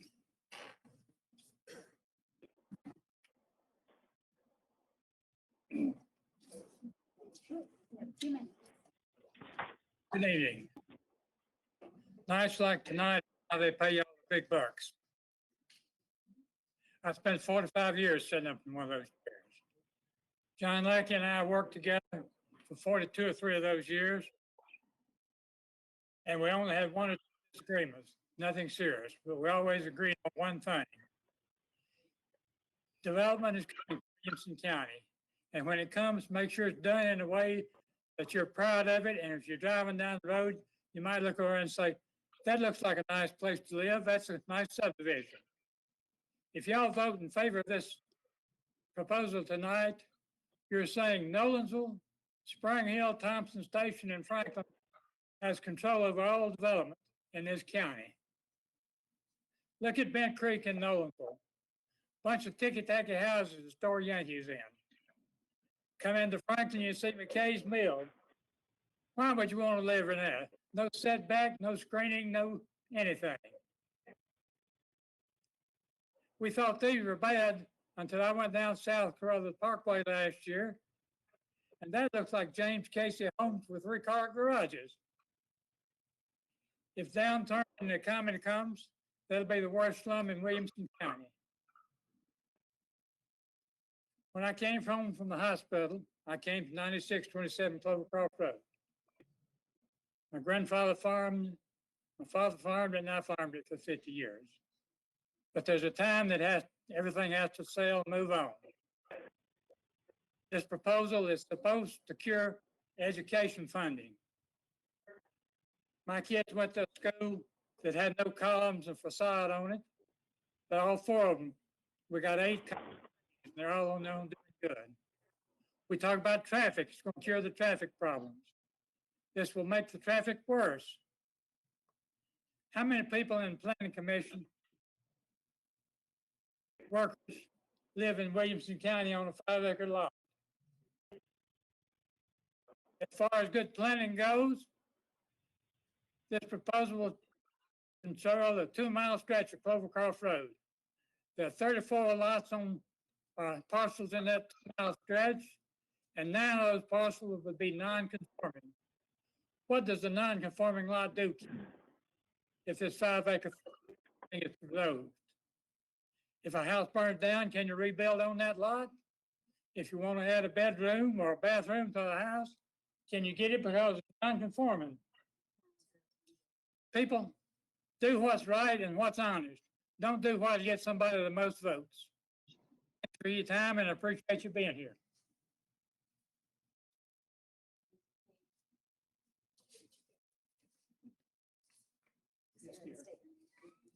My name is Keith Neidhart. I live 6246 Ladd Road, Franklin. I'm a father, husband, employee, and along with my wife, live and take care of a 40-acre property here in Williamson County. The last 7 months since learning of the proposed zoning change, my wife and I have been planning, strategizing, and trying to figure out the best way for us to move forward as our property is being negatively affected by the pending zoning change. We have, over the last month or so, determined the best course of action for our family, and we are currently in talks with soil scientists and surveyors to apply for a minor subdivision of just 2 lots. 2 lots that are less than 5 acres. Surrounding neighbors also have lots that are less than 5 acres for your reference. 2 lots less than 5 acres each will allow us to keep as much land as possible in agricultural use. With the effects of COVID-19, me not being a professional developer, and the difficulty of finding a soil scientist and a surveyor, they've caused the last 7 months to go by pretty quickly. I respectfully ask that the Planning Commission recommends to the County Commissioners for the November 9th vote the suggestion that the effective date of the proposed zoning change not take immediate effect, or possibly not take effect for members of the community like me that are only trying to accomplish a 2-lot minor subdivision on my property. Thank you for your time tonight. Appreciate you guys.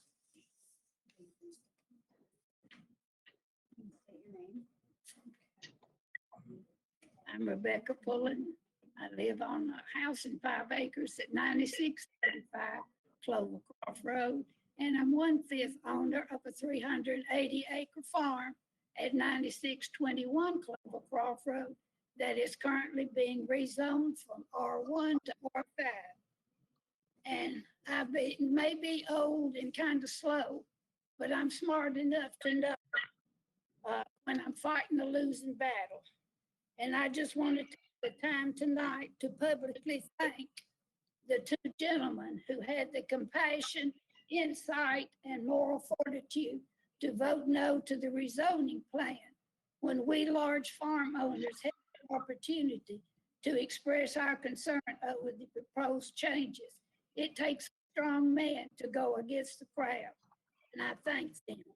When I first learned of 2040 in February, I contacted my county commissioners. One of them ignored my request for an opportunity to talk, and the other told me they couldn't talk with me because they were on the planning commission, and that commissioners were not allowed to talk with people that were affected by items being brought before them.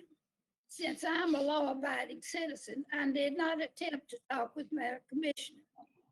Felt like the door was being slammed in my face every way I turned, and I feel that way now. Any person who truly examines the proposal will realize that the reasons given do not hold water. The rezoning and trying to confine growth to designated towns will not reduce the expenses in the county budget. There is only one jail, one county court, and one school system, except for Franklin Special. And the county will continue to bear those expenses regardless of where the population resides. COVID-19 took care of our traffic concerns on Clovercroft Road. Companies have learned that people can walk from home and don't need to travel from the outlying counties to come to Cool Springs. There is one place in the county now that you could save money. The commission performed their duties well in the past, but now this department can be incorporated with zoning department if you make these changes. I have watched all recent meetings of UT, and there's no need to have all of you meet and agree on landscaping and performance bonds. Thank you.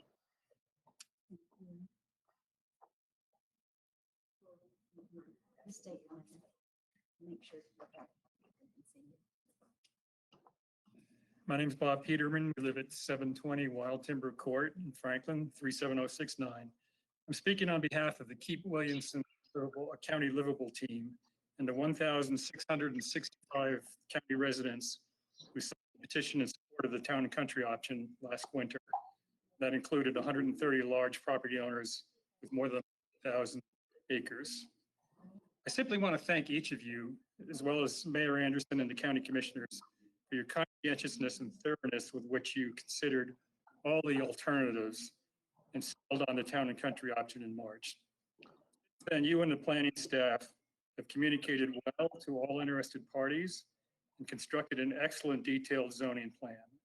Tonight, we are asking for your yes vote on the zoning ordinance to implement a new town and country land use plan and your recommendation that it become effective immediately if county commissioners approve it on November 9th. Thanks again for all you do for the people of Williamson County.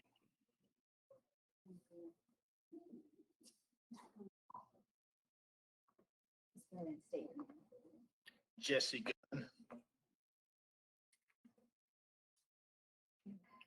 Hi, my name is Jesse Gunn. I live at 6441 Drumright Road, College Grove. And I just want to say that I'm in favor of rezoning to 5 acres. Thank you. Thank you.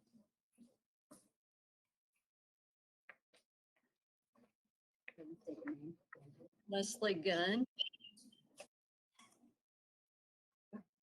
Good evening. My name is Leslie Collins Gunn, and I live in College Grove on Drumright Road. And we've lived in the area for 45 years. I love the area. I love the open space, the trees, and really want to preserve that. And just want to ask that you would vote in favor of the 5-acre change. Thank you so much for your service to our county. Thank you. Let me state your name. Linda Tucker. I'm reading this letter on behalf of my 95-year-old parents who could not be here this evening, and they have mailed it in, but they want it to be heard. Dear Madison, my wife and I own approximately 7 acres located a half mile of the current limits of the village of College Grove. Our property has easy access to 31A, less than a mile away, and Interstate I-840, and it's close to the schools, churches, bank, post office, other businesses in the village. I request that our property be removed from the proposed legislation and be included into the zoning limits of the village of College Grove. We're at the intersection of Udaly Covington Road and Arno College Grove Road. And all around us are homes on an acre up to 5 acres. Strongly oppose the proposed rezoning of my property to RD5. This greatly reduces the value of our land for no good purpose. We built a home on 7 acres in 1968. We are both 95 years of age with in-home 24/7 home care in our effort to stay out of nursing home. The expense for our care is great. We've always thought we'd be able to sell lots off of 7 acres if we needed the money since we have good road frontage. With the legislation, we'll not be able to sell any of our property unless we sell our home also for 52 years with the land. We feel threatened and worry about our future with this legislation. We have many neighbors in plain view of our home who have lots of less than 5 acres, several less than an acre. Excluding our property from this legislation will not change the character of our neighborhood. The proximity of our property to the business area of College Grove places us squarely within the language of the purpose and intent of the Williamson County zoning ordinance for the village district. Okay. Thank you.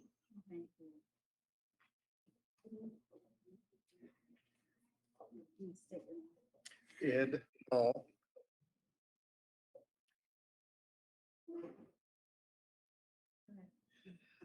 My brother and I own 3 parcels of Painesville Trinity Road, and I've listened all night like you have about the overdevelopment, the busy roads, the schools, and infrastructure costs, and I get all that. But those of us who own land are going to have a devaluation if this passes and goes through. We don't think it's fair that anybody can dictate to us the changes that are made to our property that's going to drastically affect the value of our land. My proposal is that everyone should have the choice to opt in or out of the change of the zone property. Thank you. Thank you.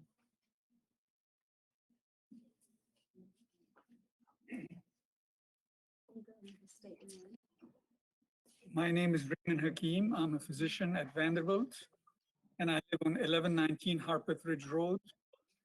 One of the major reasons I ended up here is when I came to give a talk at Vanderbilt, I fell in love with the area, and I bought the house where I live right now, and it's amazing to see all the trees and all the green areas around it that not only makes it beautiful, but also helps in reducing all the elements that impact weather and lifestyles. So with that in mind, when another property next to mine became available, I also borrowed money to buy that land because I wanted to remain without any development. So I'm in favor of moving the requirements to 5 acres per house. Thank you.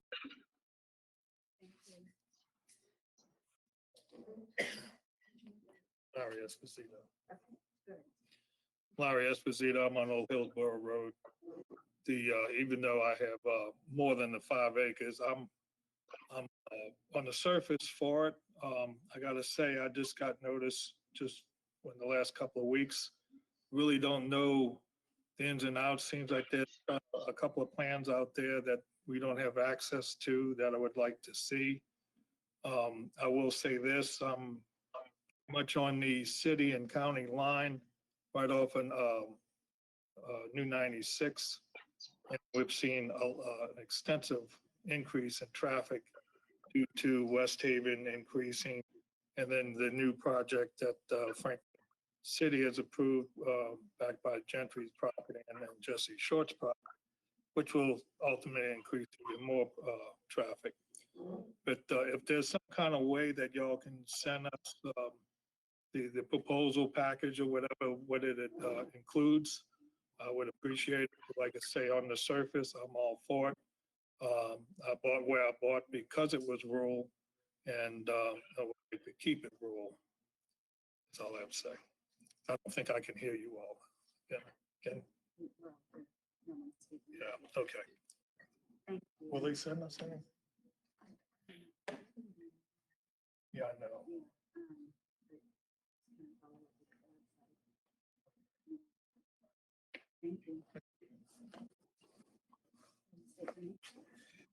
Hello, ladies and gentlemen. My name is Tim Williams. I live at 4456 Is that good? Yeah. Pratt Lane, right 10 feet across the street from our good friend Dave Ramsey. Just a comment. Dave's done great with his building and has been a great neighbor. So when he comes asking for favors, just know that the neighbors are happy with him. Anyway, and because of all that development, our property is seen as having a real high value, which is going to be taken away if it gets rezoned to 5-acre lots. We've had ours up for sale for about a year and had several takers or several inquiries, and all of them know are wanting to build on less than 5 acres. So I would like to support the comments heard tonight on grandfathering in, have some mechanism. The city limits borders the front edge of my yard. So how do we go from city limits to 5-acre tracts? Swift flow. Grandfathering that area in would be a good way, or some mechanism that would allow us to maintain property and not have to divide it up into 5-acre tracts. Thank you very much. Good night.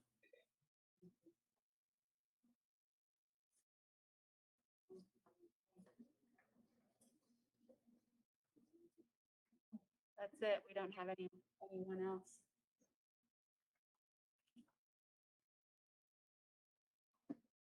We don't have anyone else. Thank you. I think we must have lost a bunch of people on that list then. We need a motion to continue the public hearing and to the special call meeting, October 27. This is Commissioner Rose, and I say yes, we need to move, continue the public hearing to the meeting on October 27th. Commissioner Rector, second. Mr. Chairman, this is Christy Ransom. Just a clarification. It's to continue the public hearing and also to defer action on the item to October 27th. Okay, I amend that to include the deferral to the October 27th date. Thank you, ma'am. Any discussion? Prepare to vote. Mike? Mr. Chairman, sorry. Yes. Hold on, Mike. Talk much is Sorry, Mr. Chairman, I was trying to get in there. Just before the vote, in discussion of the deferral and the continuation of public hearing, could I please ask council to advise us and remind even the public who may be watching what our bylaws state regarding ex parte communication regarding an agendized item, so we're clear on what we can and can't do, because there was a reference in the public comments today. Christy, do you mind going over that briefly before we vote? Sure. And first let me say, with the continuation of the public hearing, this is Christy Ransom. With the continuation of the public hearing, there'll be another opportunity for the public to submit written comments. The deadline and all that information is on the website. It's been in the newspaper. And then to, again, appear at 5 to sign up to speak. In the interim, while this is still pending before the Planning Commission, so that all the planning commissioners have all of the information together at the same time, the bylaws state that you should not have ex parte communications outside of the meeting with folks. Now, in your case, Commissioner Lathers, after the Planning Commission takes action, you then put your legislative hat back on. And so then you would have those conversations. But while you're still acting as a planning commissioner and you all still have a pending agenda item, the bylaws would prevent you from having ex parte communications, just so that every member has all of the same information when you all ultimately make your decision. Any other questions? We have a motion and a second. Mike? Ready to vote? Commissioner Baldry, Yes. Commissioner Crohan, Yes. Commissioner Hatcher, Yes. Commissioner Lathers, Lathers, yes. Commissioner Lucidian, Yes. Commissioner McCord, Yes. Commissioner McCoy, Yes. Commissioner Richter, Yes. Commissioner Rose, Yes. Commissioner Sanders, Yes. and Chairman Lackey. Yes. Motion carries. Thank you. Continuing on the agenda, excuse me. Agenda item 37, amendment to Article 4 of the Williamson County zoning ordinance regarding transitional rules for amendment. Staff?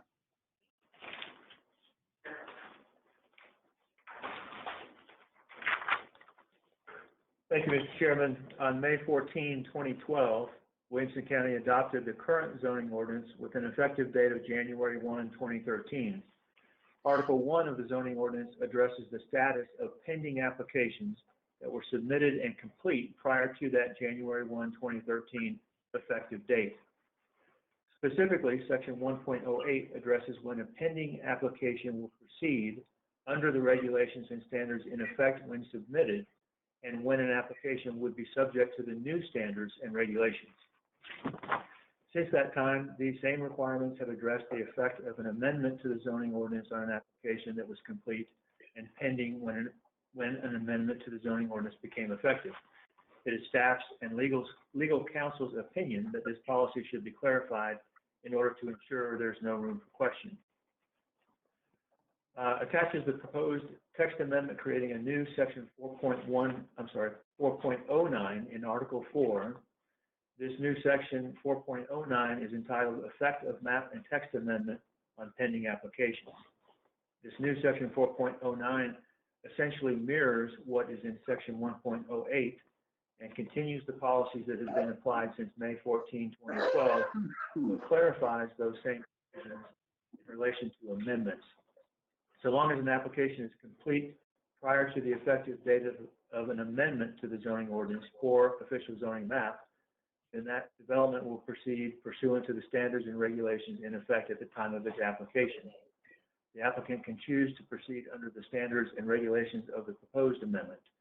To the extent that the development does not comply with the new provisions of the zoning ordinance, that development would be permitted but considered legally non-conforming. Staff recommends approval of the proposed text amendment and that the attached resolution be forwarded to the County Commission for adoption. And thank you, Mike. We're supposed to have a public hearing for this, but we'd have no one signed up to speak. So we're open for discussion. Mr. Chairman, this is Don Crohan. Yes, sir. Will there be any time frame when someone, say, comes in for a site plan and then sits on it? Any time frame between that and the final plat that can be put into effect?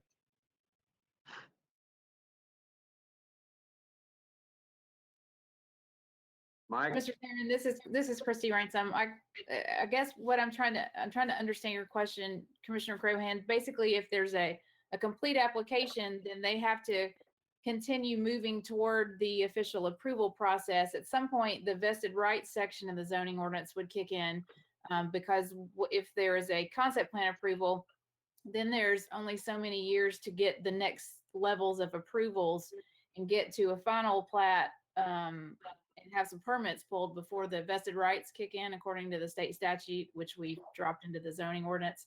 So there's, I guess, some incentive to march forward once you have a complete application. Otherwise, it would expire and you wouldn't get your vested rights. Does that answer the question? So in other words, what I'm hearing you say is there is a time frame between the time of the completed application and the final plats? Well, there's a time frame in the sense that once the application is completed, it goes on that planning commission agenda within that cycle, unless it's missing something, in which case there might be some deferrals. But could the application itself expire? Only in the sense that it would continue to be put on planning commission applications and you only have 60 days. And if it's not where you can approve it, then you have to deny it and turn it down. Well, what I'm thinking of is the one we had over in Bellevue that seemed to go on forever. And I was wondering if this new regulations would correct that problem. I'm not real sure I understand the facts scenario that you're referring to. Maybe staff has a better background on that one. Staff may remember we had the one, in fact, that may be still going on over in the Bellevue area where the golf course is over there. Oh, are you talking about Temple Hills, Commissioner Yes, Callahan? ma'am. Yes, ma'am. Oh, well, Temple Hills is its own little, peculiarity since it went to the United States Supreme Court in relation to its, in relation to it being able to proceed under its previous approvals. And it's also a pretty big subdivision. So I think we have a time frame in a sense that if you have a multi-section subdivision, the state law, if they meet certain standards, get potentially 15 years of vested rights. So in that sense, they would be locked in for 15 years to proceed forward with their subdivision. I don't know that it would go on as long as Temple Hills, but that's kind of an anomaly that hopefully we'll never see again from a procedural standpoint. It's a lovely subdivision. Okay, thank you. Other comments? Questions? I have a question. This is Jessica Lucision. Under item B, completed application, I don't know how it works in the county, but is there a point at which an application is sent in and the county then issues an email or a letter or something that says, yes, this is complete? Meaning, as opposed to, an incomplete application, maybe it's missing something. I was just wondering how that gets declared. Yeah, I'll address that, Jessica. So when an applicant submits permitting software, and once they've made the application, staff reviews it to determine whether it is a complete submittal. If it's complete, then it's processed and it stays on the agenda, and they're made aware of that through correspondence. Similarly, if we conclude that it's not complete, then there's an email generated to the applicant letting them know that it's not complete and the reason why.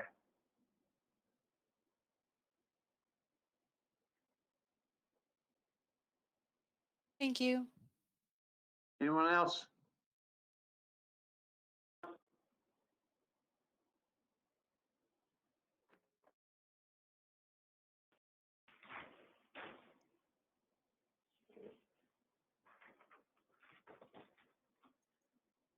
Motion? Move. This is McCoy. Move for approval. First staff recommendations. Mr. Richter, second. Motion and a second. Prepare to vote. Mike, call the roll. Commissioner Baldry, Yes. Commissioner Crohan, Yes. Commissioner Hatcher, Yes. Commissioner Lathers, Yes. Commissioner Lucision, Yes. Commissioner McCord, Yes. Commissioner McCoy, Yes. Commissioner Richter, Yes. Commissioner Rose, Yes.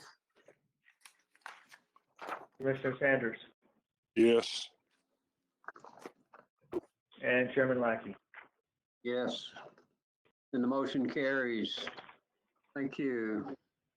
Agenda item 38, amendments to Articles 10 and 12 of the Williamson County zoning ordinance regarding requirements for conservation subdivision. Staff.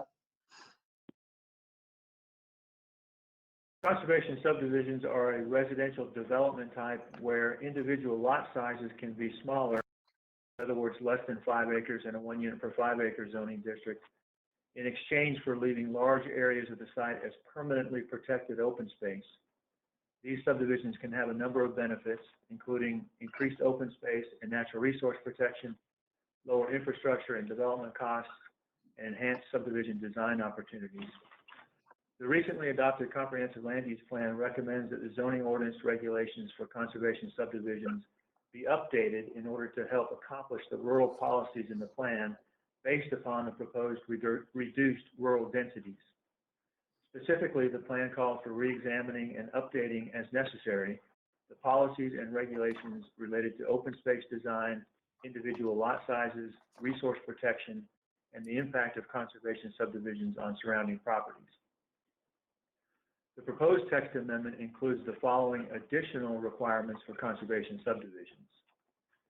1, at least 25% of the open space provided must be land that is not required to be an open space based on the natural resource protection standards in Article 13. Secondly, no more than 8 lots may be located in a row on the same side of the street without being interrupted by open space. 3, an average lot size of at least 3/4 of an acre, a minimum lot size of 1/4 of an acre, and finally, any lot that is less than 3/4 of an acre in size must be located internally where they are either entirely surrounded by lots of at least 3/4 of an acre in size, or in a location where the homes will not be visible from adjacent properties. This text amendment would maintain existing conservation subdivision standards, including the recently revised open space strip requirements, which provide significantly enhanced buffers from adjacent properties. Staff believes that this text amendment will further the goals and policies of the comprehensive plan and will result in better conservation subdivision design. Therefore, staff recommends approval of the text amendment and that the attached resolution be forwarded to the County Commission for adoption. Thank you, Mike. This also requires a public hearing, but we had no one signed up, so we will skip that. Back to you guys. You got questions of staff? Mr. Chairman, this is Don Troy, and I got a question on item number 5 for staff. Exactly how will this work with the topography that if the houses sit down in a valley? I'm not sure how that'll work. Yeah, well, they're going to have to, they would have to demonstrate. So if they can't, if the topography is such where those homes will be visible, then they'll have to locate those somewhere else. They won't meet that requirement in that circumstance. Okay. Or they'll have to increase the size of those lots. Okay, thank you. Anyone else? Yes, Mr. Chairman, this is Eddie Sanders. I'd like to ask the 25% additional open space, where did that come from? It looks like to me that'd be a waste of the natural resources and the extra land that's going to be required that you're already going to have a lot of open space in there. Can you address that, Mike? Yes, sir, Mr. Sanders. So one of the criticisms that I'm sure you all heard quite a bit from the public at public hearings of conservation subdivisions has been this claim that the only open space provided is land that they couldn't develop anyway, that was protected, that had to be protected by natural resources. And so a couple points I'll make on that. The first one is that you know, frankly, those portions of the development that they say are undevelopable anyway are only undevelopable because we say you can't develop them. So that's one point. However, having said that, I think that it does make sense that a certain percentage of the open space be on land that isn't required to be protected. And the other thing I would say about that, Eddie, is that with the 1 unit per 5 acre zoning, this I think that there'll be so much more open space provided in these developments that this shouldn't be a difficult thing to accomplish. Whereas I think in our current zoning, one unit per acre, you know, that may not be the case. But we felt like this was an appropriate addition to our conservation subdivision standards. Okay, thank you. Any other questions? Yes, this is Commissioner Rose. So as I'm looking at number 4 there, minimum lot size of 1/4 of an acre. How was that determined, say, as opposed to 1/3 of an acre, or how was that number decided? 1/4 of an acre is roughly the minimum lot size that's currently required in the conservation subdivisions. And so we felt like that keeping it about the same would have some benefits. One, it would allow the development community to provide a product that they're currently providing, at least to some degree. And then secondly, we felt like allowing some smaller lots, and again, we've got the 3/4 of an acre average lot size requirement. And so when they provide 1/4 acre lots, they'll have to also provide the larger lots to kind of counter that and make the 3/4 of an acre average. And so we think that will result in good subdivisions. We think that will result in more open space and provide opportunities for more creative design. Okay, thank you. Any other questions? This is Commissioner Lathers. Mike, I was just going to have follow up with that. Was there some thought, instead of the minimum lot size of 1/4 acre, to be 1/3 acre? As I understand, like 1/4 is about 10,000 square feet, 1/2 acre's 20, 1/3 would be like 14,000 square feet. It gives a little bit more of the, the front facade opportunity and architectural diversity instead of just squishing the houses together, boom, boom, boom. And I don't want to be prescriptive here, but I just wondered if there was discussion about 1/4 versus 1/3, because that's some feedback that I get from rural residents all the time of what is rural, what is a portion of private property, and what is open space and public property, and what affords architectural diversity. They don't feel like it's rural when it's 10,000 square foot lots, boom, boom, boom, boom. But I don't want to be prescriptive. I'm just asking the question, did we talk about amongst staff a possibility of a minimum lot size of 1/3 versus 1/4?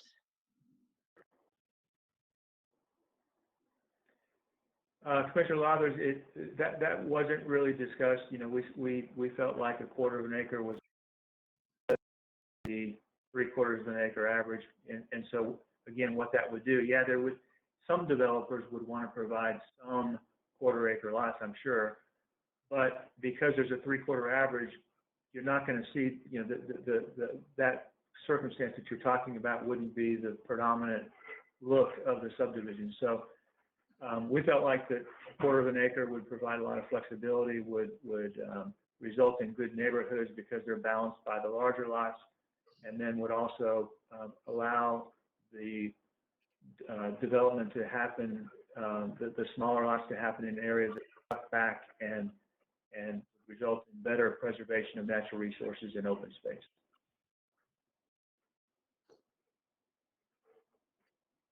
Mike, this is Robin.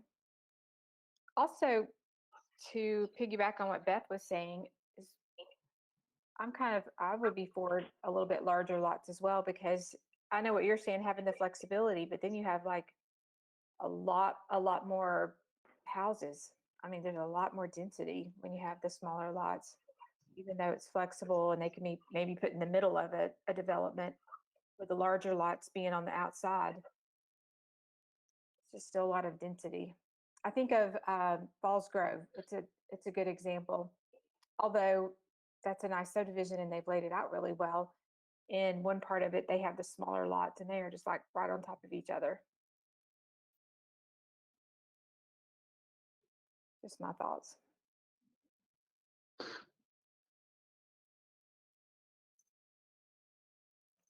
And I just want to say, Mike, I respect staff opinion. I'm sure you've also talked to the development community. I just, my experience is because it is going to be less expensive in terms of clustering, in terms of sewer costs, infrastructure costs, and so forth, you're really going to get those 10,000 square foot lots in every single conservation subdivision to a large degree. And maybe that's what is kind of wanted in terms of price point.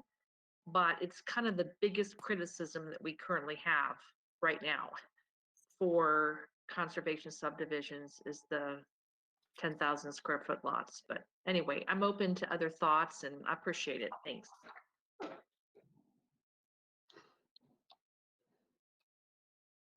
Other comments?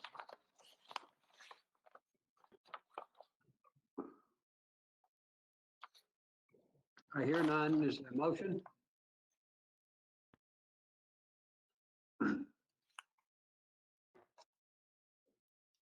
It's McCoy, To approve. second, McCoy.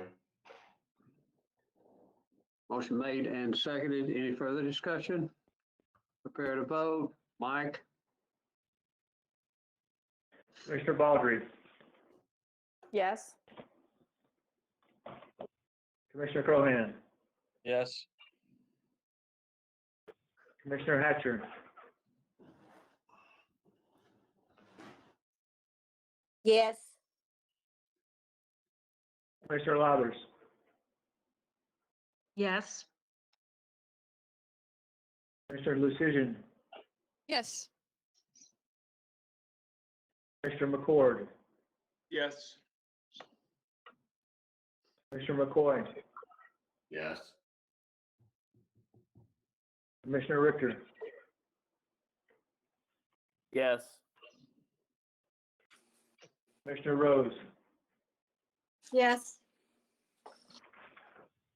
Commissioner Sanders, Yes. and Chairman Lassie. Yes. Motion carries. Thank you. Agenda item 39, amendment to Article 17, 19, and 23 of the Williams County zoning ordinance regarding road capacity adjustment. Staff? Thank you, sir. The county has been utilizing the highway capacity adjustment procedure, also known as traffic sheds, for many years as a way to match the intensity of development to the available capacity of the roadway network in the vicinity. This approach has served the county well in many respects, but its success as a regulatory tool has diminished in recent years. Additionally, the map amendment, considered as item 36 on this agenda, reducing allowable residential densities in rural areas to 1 unit per 5 acres, would render the traffic shed methodology obsolete, since this methodology defaults at this density. Because of these reasons, the recently adopted comprehensive land use plan recommends eliminating traffic sheds in favor of traditional traffic studies, which are considered a better tool in today's environment. The proposed text amendment eliminates the traffic shed methodology from the zoning ordinance and relocates existing traffic study provisions from Article 19 to Article 17. Staff believes this text amendment furthers the goals and policies of the comprehensive plan. Therefore, staff recommends approval of the text amendment and that the attached resolution be forwarded to the County Commission for adoption. Thank you, sir. Likewise, this was a public hearing, but we had no one sign up. So we will not hold a public hearing. Questions of staff? Comments?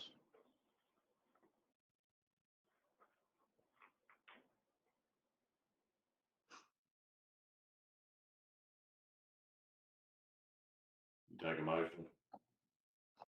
We're ready. I'm sorry, can I ask one question, Mr. Chairman? Go ahead. I know it's getting late. I noticed that, on the trend, I had a brief conversation about this on the ordinance regarding transitional rules for amendments. We're having it effective the 9th day of November if it's approved by the county commission. The prior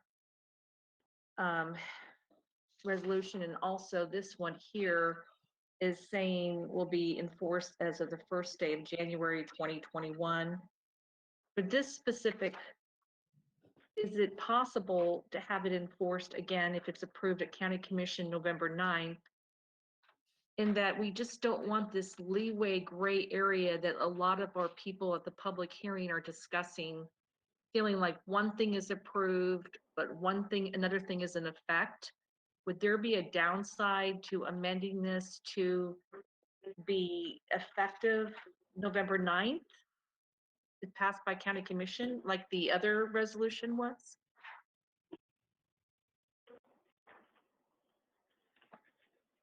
Commissioner Lathers, I think that this particular resolution should become effective at the same time as the resolution related to item 36 becomes effective. That's the change from 1 unit per acre to 1 unit per 5 acres. These two do kind of go hand in hand to some degree in that,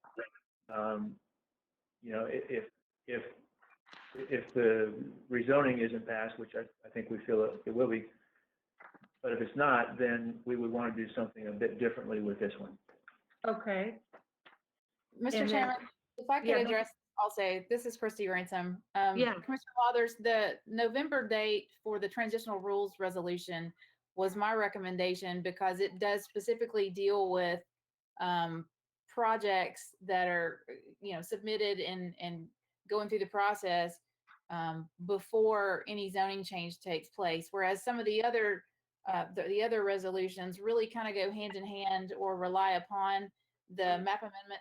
So this one is something that I would have brought to you, whether it's in this process or 6 months ago or 6 months from now. It's just a clarification that I wanted. And so I thought it was more appropriate that it was immediately effective and it's not necessarily tied to some of the other changes with the comp plan. Okay, thank you so much, Christy.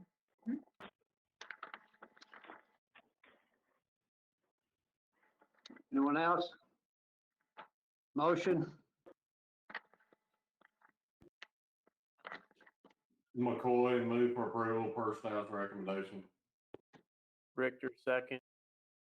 Motion made and seconded. Prepare to vote. Mike, call the roll.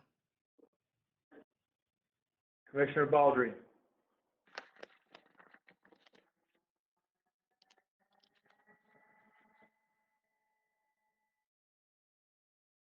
Robin, your mic may be muted. I'm sorry, it was on mute. I was listening to y'all talk. Yes, sorry.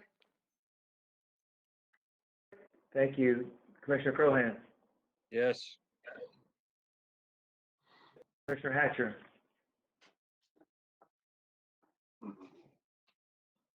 Yes. Commissioner Lathers. Yes. Commissioner Lucian. Yes. Commissioner McCord. Yes.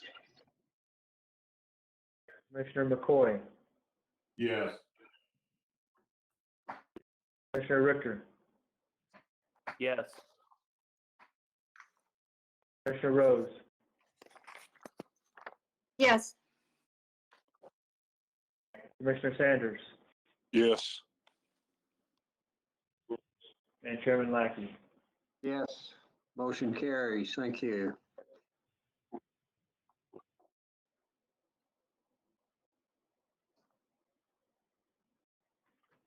Agenda item 40, amendments to Articles 11 and 23 of the Williamson County zoning ordinance regarding family subdivisions. Staff? The recently adopted comprehensive land use plan recommends reducing rural densities outside of urban growth boundaries and villages to 1 unit per 5 acres. This reduction in density was addressed with the map amendment in item 36 on this agenda.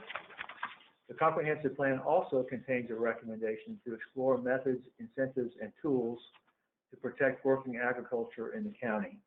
The plan emphasized the desire to maintain the rural character of the unincorporated county, including the preservation of open space and agricultural lands, especially multi-generational family farms.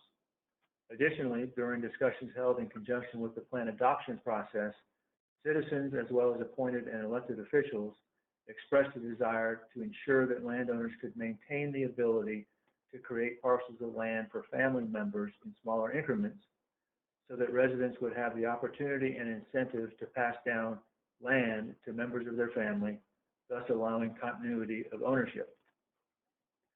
The proposed text amendment addresses this circumstance by creating a family subdivision use, which permits the creation of lots smaller than 5 acres in size in the 1 unit per 5 acre zoning districts for immediate family members of the property owner. The number of such family subdivision lots ranges from 1 to 5 based on the size of the parcel to be divided. Both the property owner and the owner of the newly created lot must sign affidavits certifying that family subdivision criteria are met, and the property owner must record a restrictive covenant prohibiting transfer of the lot to a non-family member for a period of 15 years. Staff believes that the proposed text amendment will further the goals and recommendations of the comprehensive plan. Therefore, staff recommends approval of the text amendment and that the attached resolution be forwarded to the County Commission for adoption.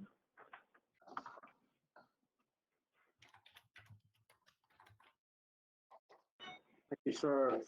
This also was a public hearing, and I've got 2 people signed up, but I don't know whether they're still here or not. Mike, how do I contact them down in auditorium? Mr. Chairman, it's my understanding that the 2 people who had signed up have left and they've shut down the auditorium. Oh, well, that solves that problem. Thank you, ma'am. We will not have a public hearing. All right, questions of staff, comments, etc.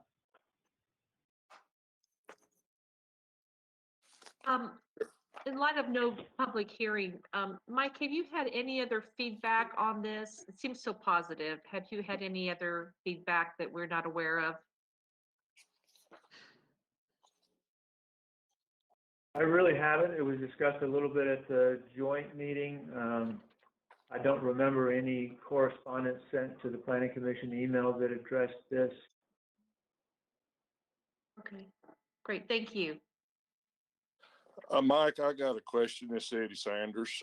I guess my concern is when you are putting a restriction of 15 years on it, if you was to even sell or give a child or a family member a piece of property and they were to build on it, I don't know whether the financing, whether your bank or whatever would even finance a house on it with those restrictions would be my concern, and I don't know how to address that, but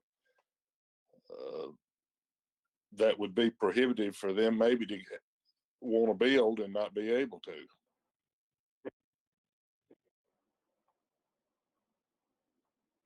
Hey, Mike, it's Robin. I've never heard of anyone looking at anything like that, where they're looking at deed restrictions or restrictions at all about how long you need to keep something. I don't know if that helps or not, but that's never been an issue in my experience in real estate. I don't know if that helps the question or not, but it's never been a question that came up. I'm sure it's designed to keep people from abusing it. I'm sure that's why it's put in there, so that you don't give it to somebody or sell it to them and they build a 1 acre lot house and then turn around and sell it. And I could see where you have to have some protection there.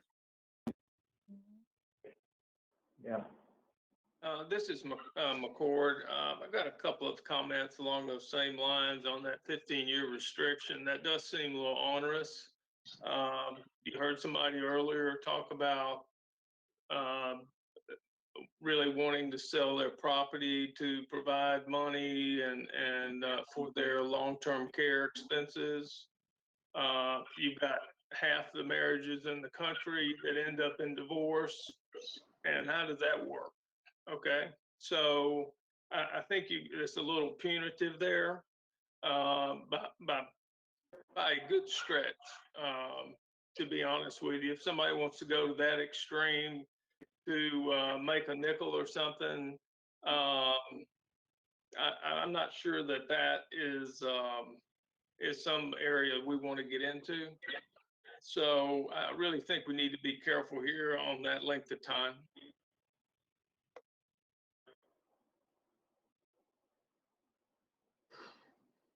Christie? Yes, sir. Christie, is this legal? Yes, it's a restrictive covenant.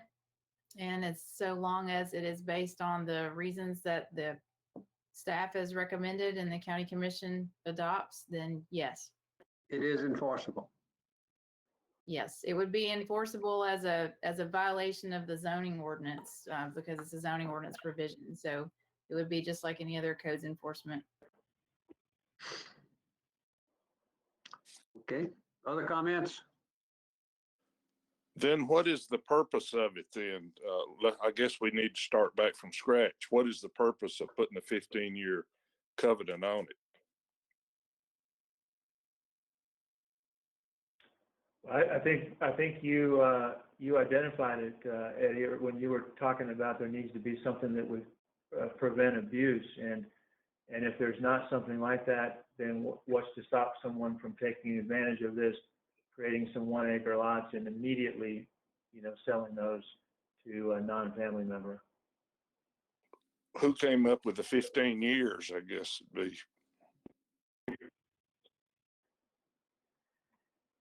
Well, there's nothing magic about 15 years. We did some research in terms of what some other communities that have agricultural subdivisions or family subdivisions, and that came up in that research. And like I said, there's nothing magical about it, but what we're trying to do is accomplish the goal and prevent it from being abused. Commissioner McCord, would you be more comfortable with 12 or 10? I think there needs to be something in there to combat people taking advantage, as Mike has stated.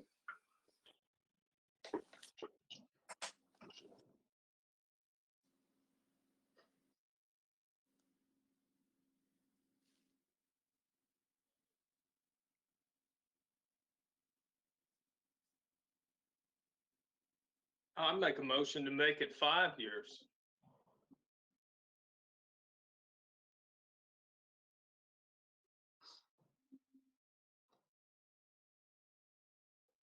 Is there a second to the motion? Second. Motion made and seconded. We'll test that out. Mike, call the roll. I think, can we have discussion on the motion, Commissioner please? Baldry. Somebody. I'm Who is sorry, can speaking? we have discussion on the motion? Who is speaking? Order. This is Commissioner Lathers. Wondering if we could have discussion on the motion. Commissioner Lathers. Now I know who's talking. Yes, Yeah, ma'am. I don't think we opened it up for discussion on the motion. We got a motion and a second, and we went right to the vote. I would like to hear staff feedback on that, what the pros and cons would be, changing that from 15 to 5.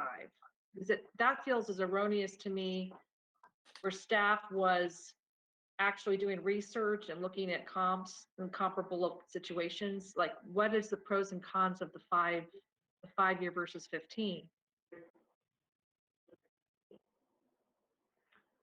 Well, from my perspective, the con is that it would make it much easier for people to take advantage of this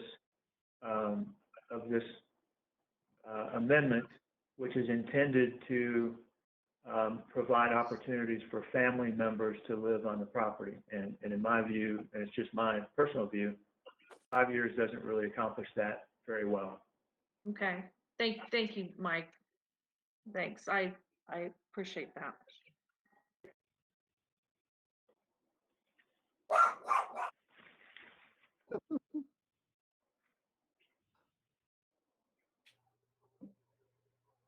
Any other discussion? Are we prepared to vote this time? Mike, call the roll. Yes, sir. Commissioner Baldry, No. Commissioner Crohan, No. Commissioner Hatcher, No. Commissioner Lathers, No. Commissioner Lucian, No. Commissioner McCord, Yes. Commissioner McCoy, No. Commissioner Richter, No. Commissioner Rose, No. Commissioner Sanders, Yes. Chairman Lackey. No. Motion fails. Want to continue the discussion, folks? This is McCoy. I move for approval per staff's recommendation. I second it. It's Robin. Motion made and seconded. Prepare to vote. Mike, call the roll. Commissioner Baldry, Yes. Commissioner Crohan, Yes. Commissioner Hatcher, Yes. Commissioner Lathers, Yes. Commissioner Lucian, Yes. Commissioner McCord, No. Commissioner McCoy, Yes. Commissioner Richter, Yes. Commissioner Rose, Yes. Commissioner Sanders, No. and Chairman Lackey. Yes. Motion carries. Thank you. Agenda item 41, non-residential site plan review for the Grove Green Cottages on 208 acres located off Wildings Boulevard in the second voting district. Staff?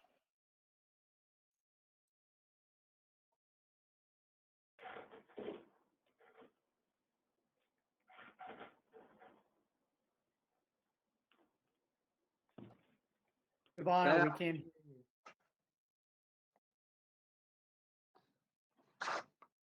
Sorry about that. Thank you, Mr. Chairman. This is Giovanna. The applicant is requesting approval of 5 cottages as part of the amenity center for the exclusive use of the residents of the Grove development and associated parking. Pursuant to section 1103D8 of the zoning ordinance, this site plan must be reviewed by the Planning Commission at a public meeting. The facility, which is located in open space, will consist of 5 cottages, each totaling 2,100 square feet for a total of 10,500 square feet for the exclusive use of the residents of the development. Ordinance standards have been met, as have the requirements of section 1103D8. A landscaping plan has been submitted and approved by staff. The site plan is in order and staff recommends approval for with the following conditions. Number 1, posting of a performance bond for water improvements in favor of Mill Crofton Utility District in the amount of $40,000.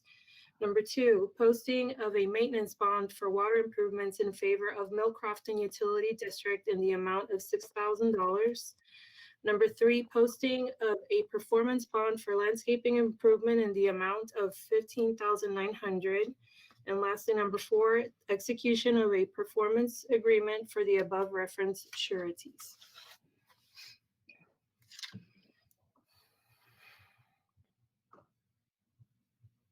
Thank you, ma'am. Lecky. Questions of staff? Comments? I have a question. Mr. Chairman, Go ahead. Mr. Chairman, this is Sharon Hatcher. I've just got one quick question. The question to staff is, what type of exclusive use by the residents will this be for? The 5 cottages are going to be places for, I guess, when they have a golf tournament or a short stay. They're going to be using those for the residents' guests.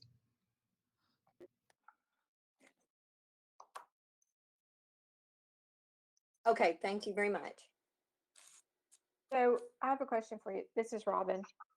So would they rent them out to individuals then that would come in, that would be visitors of the residents out there, almost like a Airbnb or a hotel type thing? No, I don't believe so. I think it's for the exclusive use of the residents. I don't believe it's going to be for public. Whether there's a term stay or a payment, that was not discussed, but I don't believe that's the case for this, for these cottages. They're just proposing like an extra area for guests to stay as an amenity, and add an amenity of the development.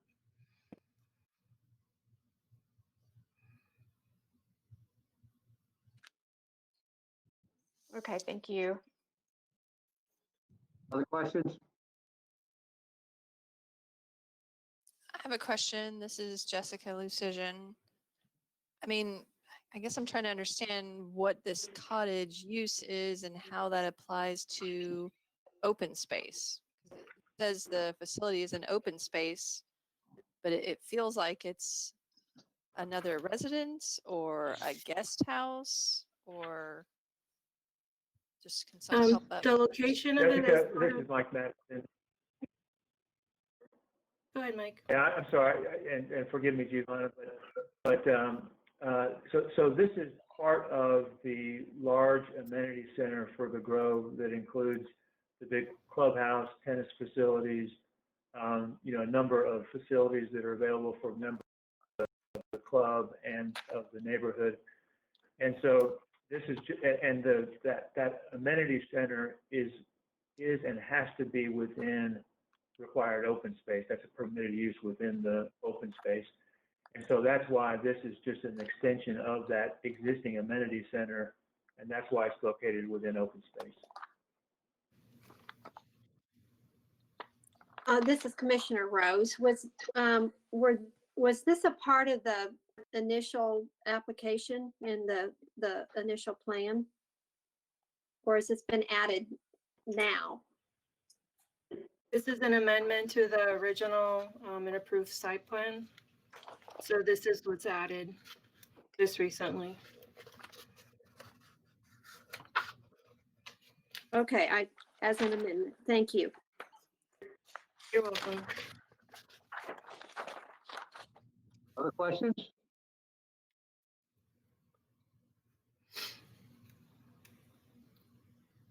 You ready to vote? Need a motion? So McCoy move for approval per staff recommendations. Richter second. Motion made and seconded. Prepare to vote. Mike, call the roll. Commissioner Baldry, Yes. Commissioner Crohan, Yes. Commissioner Hatcher, Yes. Commissioner Lathers, Yes. Commissioner Lucision, Yes.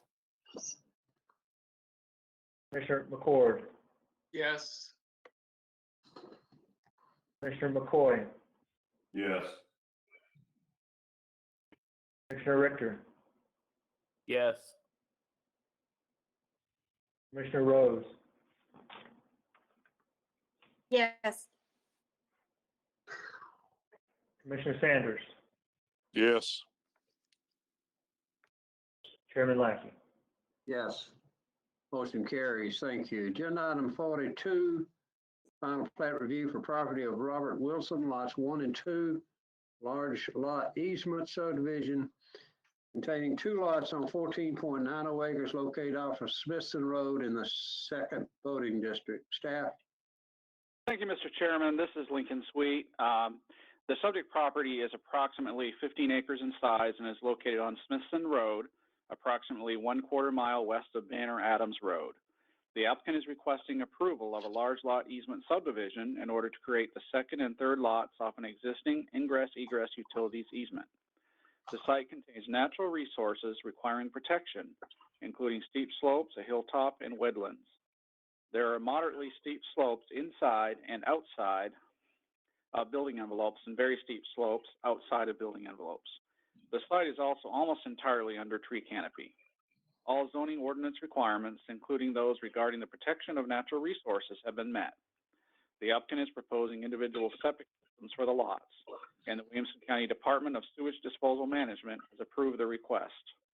Water will be provided by the HB and TS utility district. As no fire hydrants are proposed, and as none are currently located within 500 feet of the building envelopes have been separated by 200 feet. The plat is in order, and staff recommends approval. Thank you, sir. Questions of staff?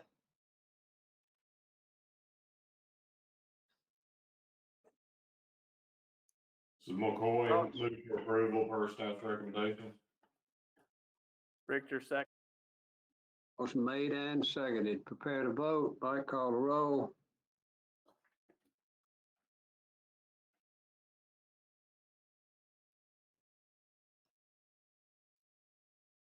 Mike? I'm sorry, I was muted. Commissioner Baldry, Yes. Commissioner Crohan, Yes. Commissioner Hatcher, Yes. Commissioner Lathers, Yes. Commissioner Lucian, Yes. Commissioner McCord, Yes. Commissioner McCoy, Yes. Commissioner Richter, Yes. Commissioner Rose, Yes. Commissioner Sanders, Yes. Chairman Lackey. Yes. Motion carries. Thank you.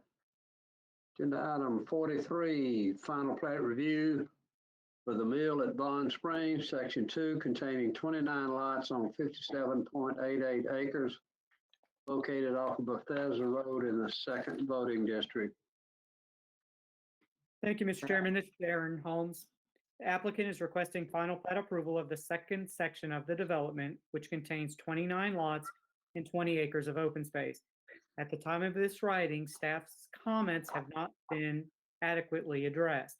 Accordingly, staff recommends deferral until the November 2020 meeting in order to allow additional time for the applicant to address staff's comments. Defer. Move for deferral. Second, McCoy. Motion made and seconded. Prepare to vote. Mike, call the roll. Commissioner Baldry, Yes. Commissioner Crohan, Yes. Commissioner Hatcher, Yes. Commissioner Lathers, Yes. Commissioner Lucian, Yes. Commissioner McCord, Yes. Commissioner McCoy, Yeah. Commissioner Richter, Yes. Commissioner Rose, Yes. Commissioner Sanders, Yes. and Chairman Lackey. Yes. Motion carries.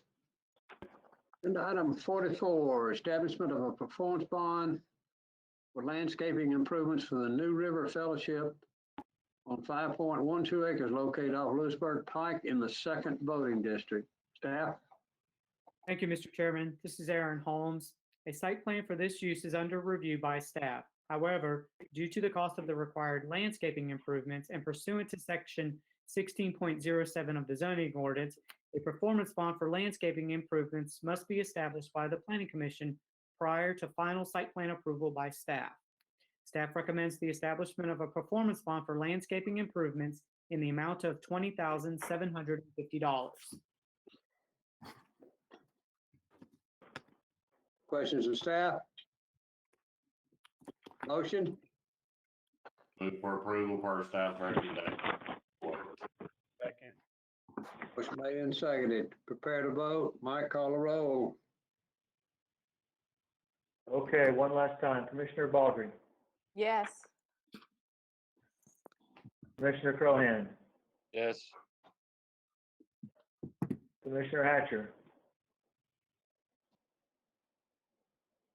Yes. Commissioner Lathers, Yes. Commissioner Lucian, Yes. Commissioner McCord, Yes. Commissioner McCoy, Yes.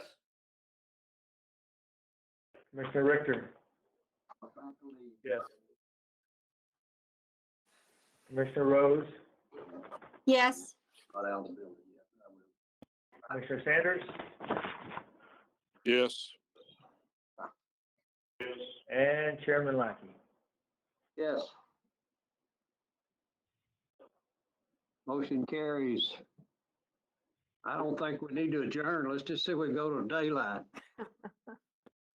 I say we adjourn. Motion to Second. adjourn. Second. We are adjourned. Thank you, folks, for your This patience. conference is no longer